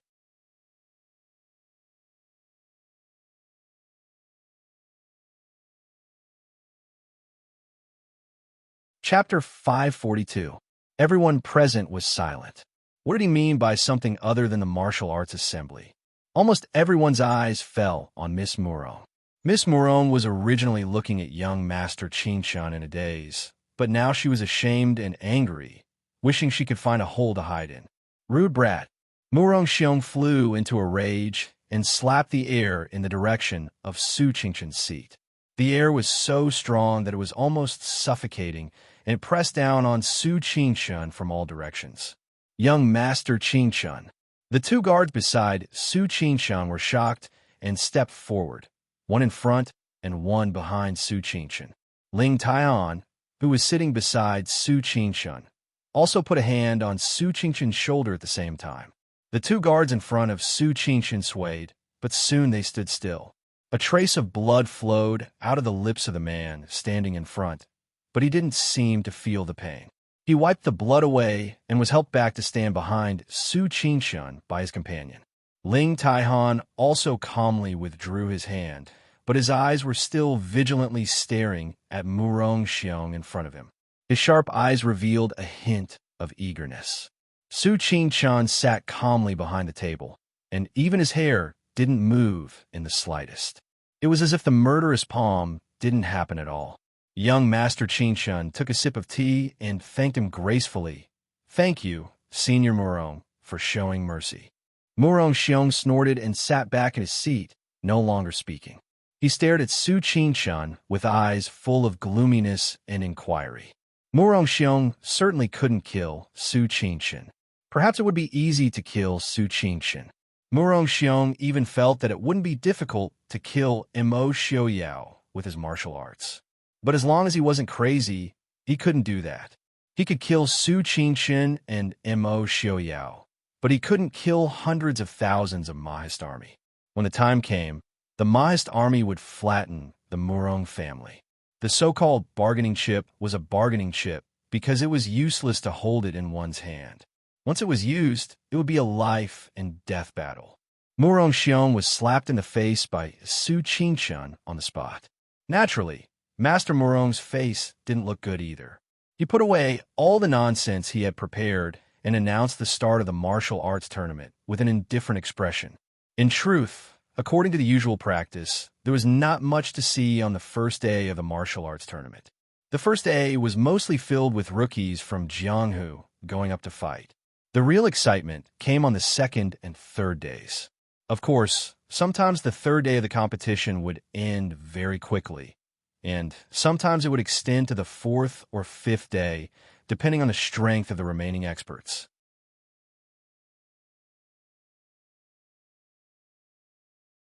When the martial arts competition on the stage began, the people who were watching the excitement were naturally excited, but the people who were sitting below the stage were already somewhat absent-minded.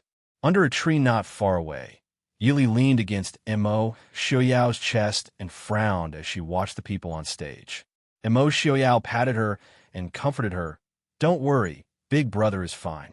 Su Qingshun had clearly calculated that Murong Xiong wouldn't dare to kill him, so he chose to sit beside Ling Taihan. As long as Murong Xiong didn't use all his strength, Ling Taihan could block it for him. At that time, no matter whether Su Qingshun was injured or not, Murong Xiong's reputation for attacking a weak person would be set. Yili nodded and asked, "How is Murong Xiong's martial arts?" Mo Xiaoyao frowned and said, "Far above me and Ling Taihan." This conclusion wasn't surprising. Murong Xiong's age was much higher than theirs. Not to mention that Murong Xiong was a martial arts genius. Even if his aptitude was ordinary, at this age, he still couldn't be underestimated. What did Murong Xiong mean just now? Yili asked with a frown. Mo Xiaoyao laughed and said, "What could it mean? When he saw that I didn't go, he felt that our Prince Ding mansion didn't give him face. Some old people like to take advantage of their seniority and think that everyone in the world should act according to their mood. They don't even see if he has the ability to do so." Yili tilted her head and looked at the people on the stage. She pursed her lips and said, "I think Miss Murong might have a different opinion from Murong Xiong and the head of the Murong family. But Miss Murong won't be able to enter the Su family's door." Ever since Su Qingchen appeared, Miss Murong's eyes never left Su Qingchen. If it wasn't for the veil covering her face and the martial arts competition on the stage diverting everyone's attention, I'm afraid that many people present would be able to perceive her feelings. Mo Xiaoyao supported Yili and said in a low voice, "If he doesn't like her." Yili smiled and said, "There's nothing to like or dislike. Big Brother and the Su family won't like her." Mo Xiaoyao wasn't interested in who Su Qingshun liked or disliked. He stood up straight and said, "It seems that there's nothing to see today. Let's go back to the city first. Perhaps there will be a good show tomorrow or the day after." The two people quietly left the stage and didn't attract too much attention. However, when they returned to City, the shopkeeper of Qingyuan was quite surprised. After all, there was such a lively event outside the city. It was strange for these two to come back so early. Mo Xiaoyao smiled faintly and said that his beloved wife wasn't feeling well, so he came back first. The shopkeeper immediately showed an understanding expression as he respectfully sent the two upstairs. After all, no matter how handsome this young master was, he was still married. Naturally, he had no fate with Miss Murong. Then it wasn't that important whether or not they watched the competition, right? Mo Xiaoyao and Yili didn't personally attend the competition on the first and second day. Mo Xiaoyao was an expert at this level, so he naturally didn't care about the small fights between the so-called experts on stage. He only heard that in these 2 days, there were a few young experts who stood out and killed their way into the top 10. Among them was Ren Qining, who they had met several times. At the same time, the head of the Murong family announced at the end of the second day that he would choose a husband for his granddaughter from the top 10 experts. Once this announcement was made, it was unknown how many people were stirred up. At the same time, a letter from Su Qingchen was delivered to Yi Li and Mo Xiaoyao's room. "Big Brother, what are your plans?" In Su Qingchen's room, Yi Li sat at the table and drank tea. Mo Xiaoyao leisurely leaned against the window and enjoyed the scenery in the distance. Su Qingchen sat to the side and looked at Yi Li. Then he turned to Mo Xiaoyao and said, "Prince, what do you think?" Mo Xiaoyao turned around and lazily said, "Didn't I leave this matter to Brother Qingchen to handle? Brother Qingchen can do as he sees fit. This small matter shouldn't be too difficult for Brother Qingchen, right?" Su Qingchen didn't comment and lightly said, Morong Xiong's idea is indeed whimsical, but there are definitely many people who are interested in this matter. After all, the Morong family's wealth is comparable to a country. Before today, Imo Jingqi had already sent people to contact the head of the Morong family. Imo Xiaoyao coldly snorted and said, Imo Jingqi is becoming less and less picky. Whatever smells good or smells bad, he's taking it back. Su Qingchan helplessly smiled and said, Prince doesn't need to be so harsh. Let's not talk about Miss Morong for now. At the very least, the wealth of the Morong family can only be fought for by anyone. From the perspective of an official, Su Qingchan would also advise Mo Xiaoyao to marry a girl from the Morong family. After all, marrying a girl to obtain such a large amount of wealth, why not? However, Mo Xiaoyao was not only the person he had to support, but also his brother-in-law. For Lier, the Morong family should not even think about setting foot in the Princeton mansion. But what the Princeton mansion doesn't want, he can't let anyone else have it. Su Qingchan's gentle eyes flashed with a trace of coldness. Big brother. Yili somewhat worriedly looked at Su Qingchan. Mo Xiaoyao stubbornly pushed everything to his big brother. Although his big brother's intelligence was outstanding, the people he had to come into contact with were all people of the Wolin. Sometimes people of Jianghu moved faster than their brains, so there was still a certain amount of danger. Su Qingchan indifferently smiled.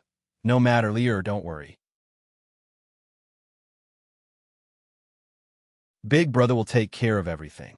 No one can threaten Li's position and happiness, even if it was the number one expert 50 years ago. Prince, if you want to deal with Morong Xiong, do you have confidence? Su Qingchan asked. And Mo Xiaoyao frowned and muttered to himself for a moment before saying, At most, I only have a 30% chance. Morong Xiong's internal energy is far above mine. If I can't end the fight quickly, the one who loses in the end will be me. Ordinary experts fight with internal energy and physical strength. But for experts at their level, the so-called physical strength has no meaning. So as long as Morong Xiong isn't old to the point of dying, they won't have the chance to compete with him in terms of physical strength, because he can firmly suppress them with his internal energy. So Morong Xiong's old age can't be considered weakness. Su Qingchan casually tapped on the table and asked after a while, If one prince isn't enough, then what about 2 or 3? You mean? Mo Xiaoyao stood up and stared at Su Qingchan. Su Qingchan looked down and calmly said, Morong family's ambition isn't small, but Morong Xiong is old. That temperament, sooner or later he'll be a disaster. His calm tone carried a faint killing intent. Mo Xiaoyao stared at him for a while before saying, There's no need for 3.